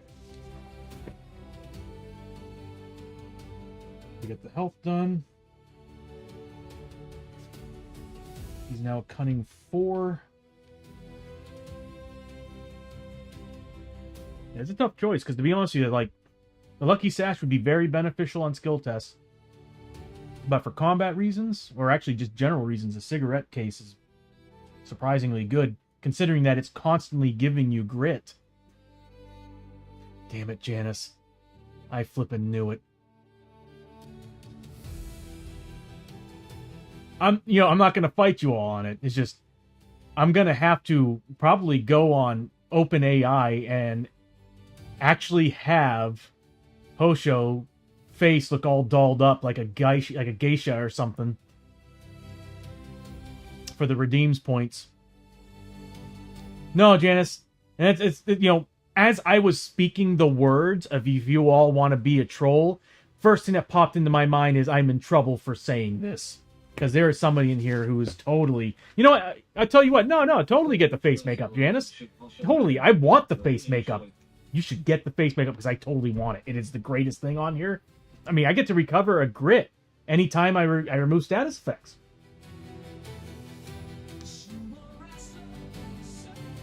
And then you do that. Which one was it? 1d3. Let's see what he gets back. A full 3 points of health.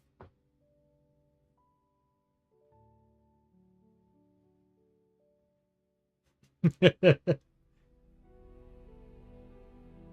mean, they're all very helpful. I will say the least helpful one is the traditional face makeup. I mean, it's good. It is good, actually, but it's only once per adventure. The cigarette case is stupid good considering what Hosho already has on him. But the Lucky Sash also is very helpful. Because that +1 luck, bumping him to a 3 would be very, very good for the skill tests. Once per adventure, cancel 1 hit you may have taken. That's pretty good too. I mean, we have enemies that can do 15 damage on a crit, so that could save them.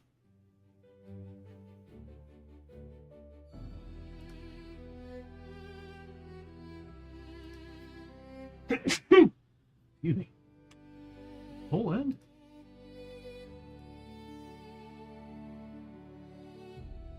Okay, the cigarette case one. Good choice, everybody. Wait, hold on a minute. Are you freaking kidding me? The face makeup actually won? Oh my god.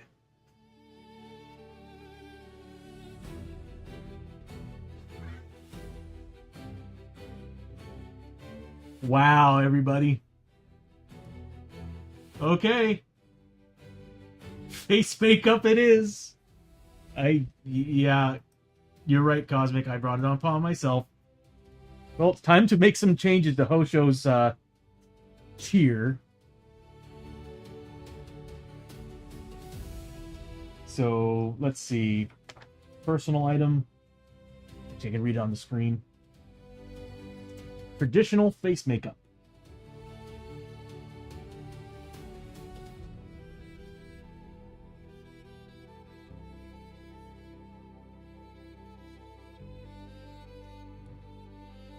Once per adventure.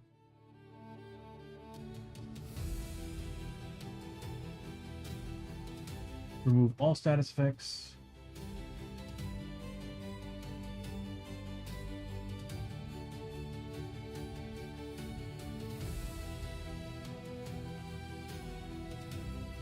I mean, it was actually pretty helpful. You currently have a recover grit.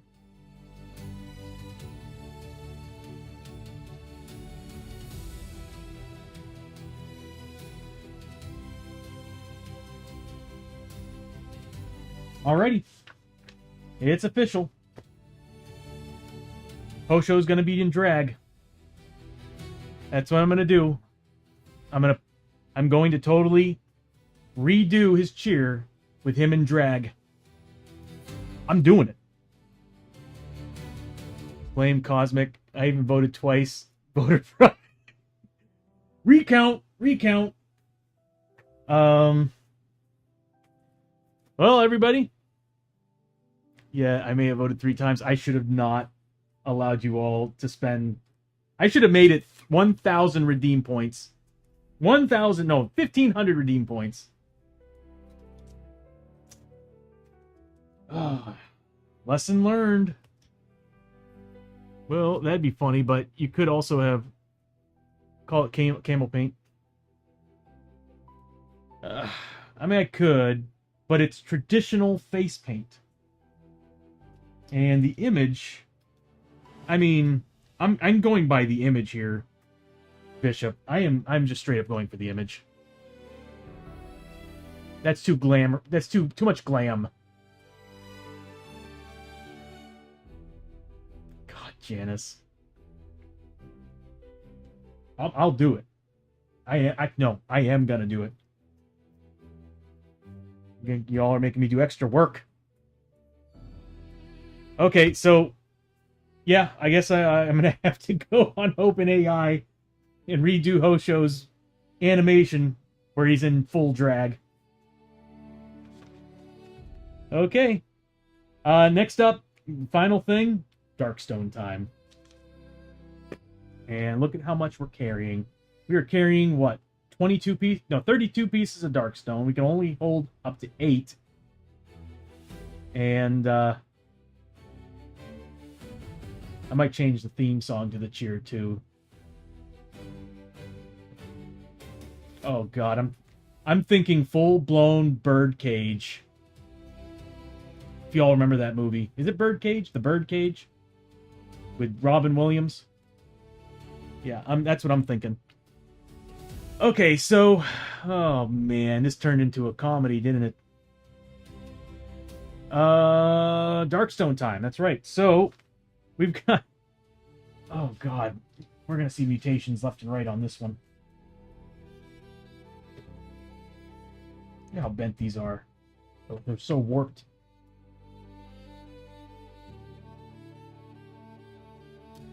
Set everybody up here.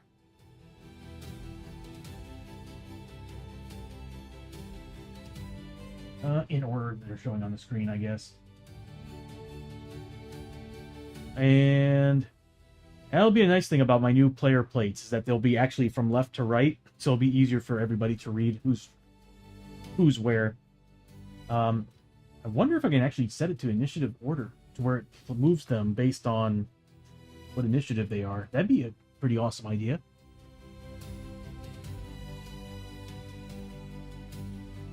Oh, okay, bro. Let me finish up my Darkstone stuff, and we'll get together. And also, Madart, you disappoint me, man. You weren't here to vote against Janice. You allowed Janice to win. You allowed Janice to win. Okay. Maybe she did. She roofied you over the internet.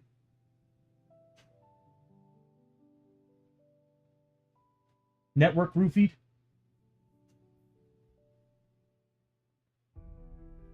Yeah, so what happened, Madart, was I decided to let everybody vote on the personal item, and one was really, really, really good, and one was not great. But now that we got it, I have to now make Hosho Rio. I have to make his cheer in drag.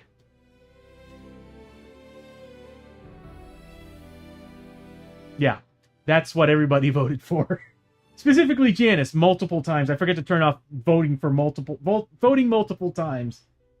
I think that was my biggest problem. I shouldn't have done that. I should have left that. I should have unchecked that button.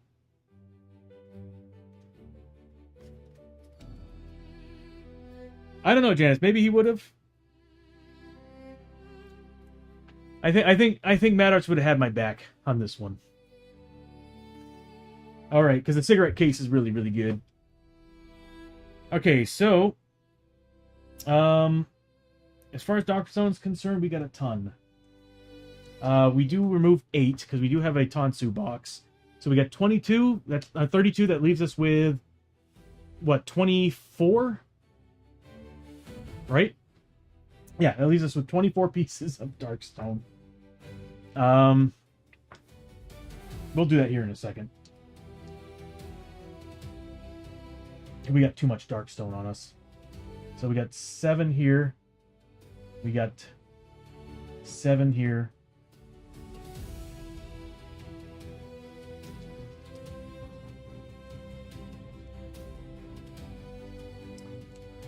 We've got 11 here. We're actually, you know what?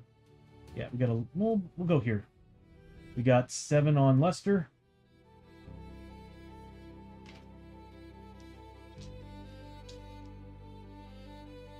I had my D8 around here somewhere.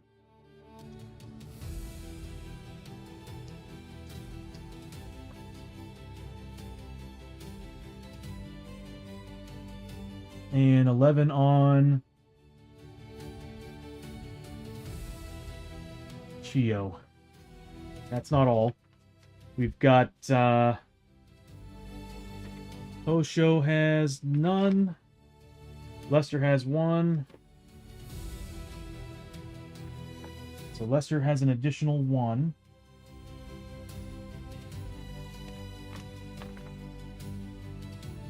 Chio has 2.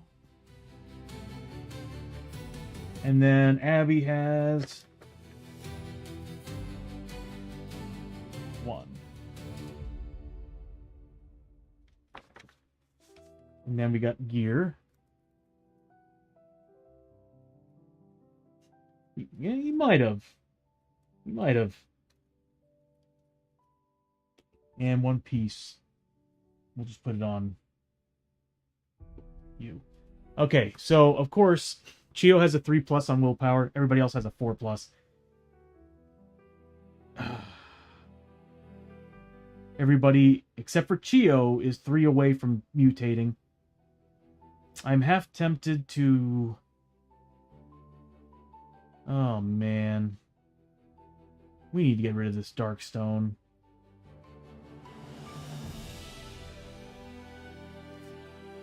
I'm going to get rid of 2 on Lester. I'll get rid of 2 definitely on Chio because she's got a lot on her. I'm just going to say 2 across the board. We have a Tansu box that can hold 8, so 2 across the board. Everybody gets 2 removed.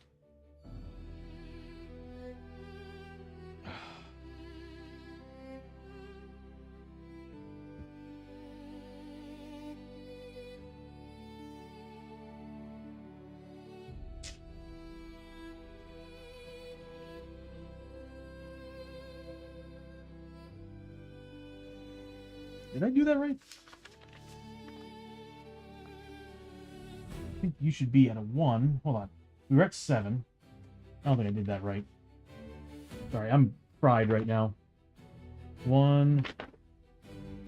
So she should have been at there. So we're moving 2, so she'd be at a 1. Osho didn't have anything extra on him. So he should have been at a 7. So we're moving 2. He should be at a 6. Oh, that's right. He had that. So he should be at a 1. 7 plus 1, so 8. So he should be at a 1. Yeah. Okay, we're good.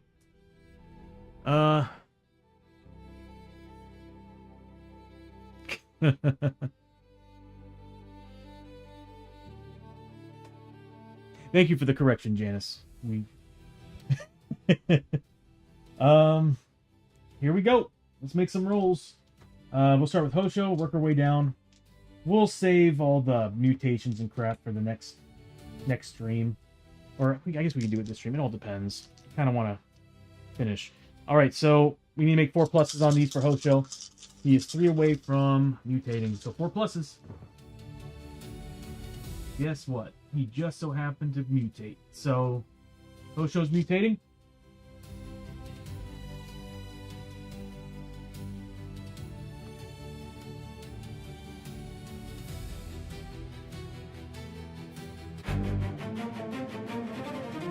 Oh, and then we got... Oh, there was one more point I missed. He saved.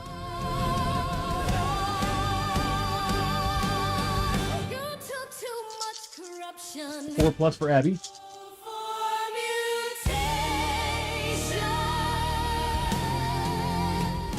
Again, just enough to mutate. We just can't get rid of these. Like, this team just has... We need to get rid of this Darkstone, man. We can't, though. There's no place to sell it.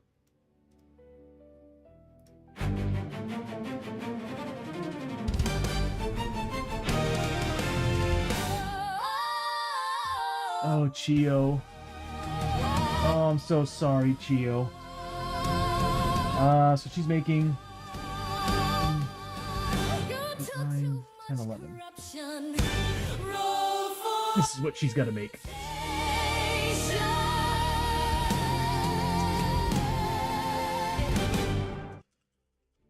She needs a 3+ though. She rolled so flippin' good. Look at all that. But she does mutate. With an extra point left over.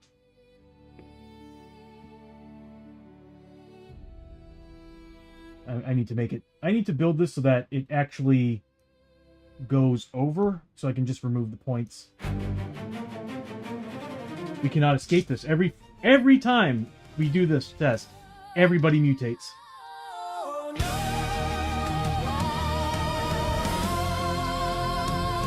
We got Lester.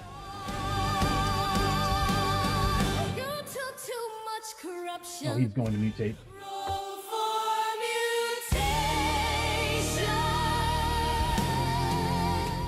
Team has bad luck.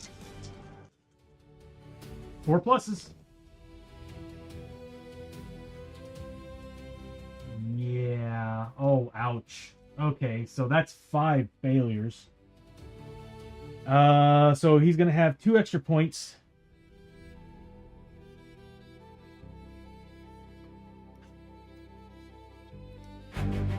After mutating.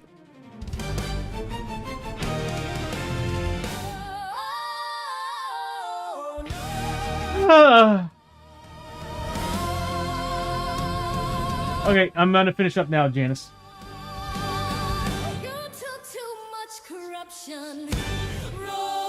So yeah, everybody, what we'll do is we'll save the mutations, everything for Sunday, and then we'll kickstart the day off with heading back to town and doing whatever there. Or I might just pull out the knights. We'll see what happens. But for now, everybody's mutating, which was expected because we have too much Dark Zone and we have no place to get rid of it because we are in the Blasted Waste. Anyway, again, everybody, thank you so much for coming over, hanging out.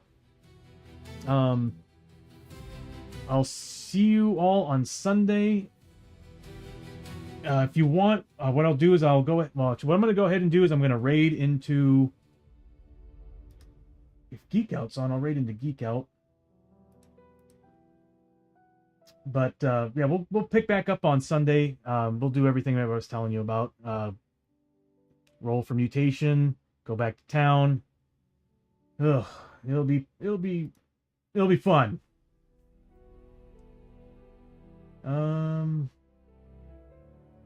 I got a lot of people on.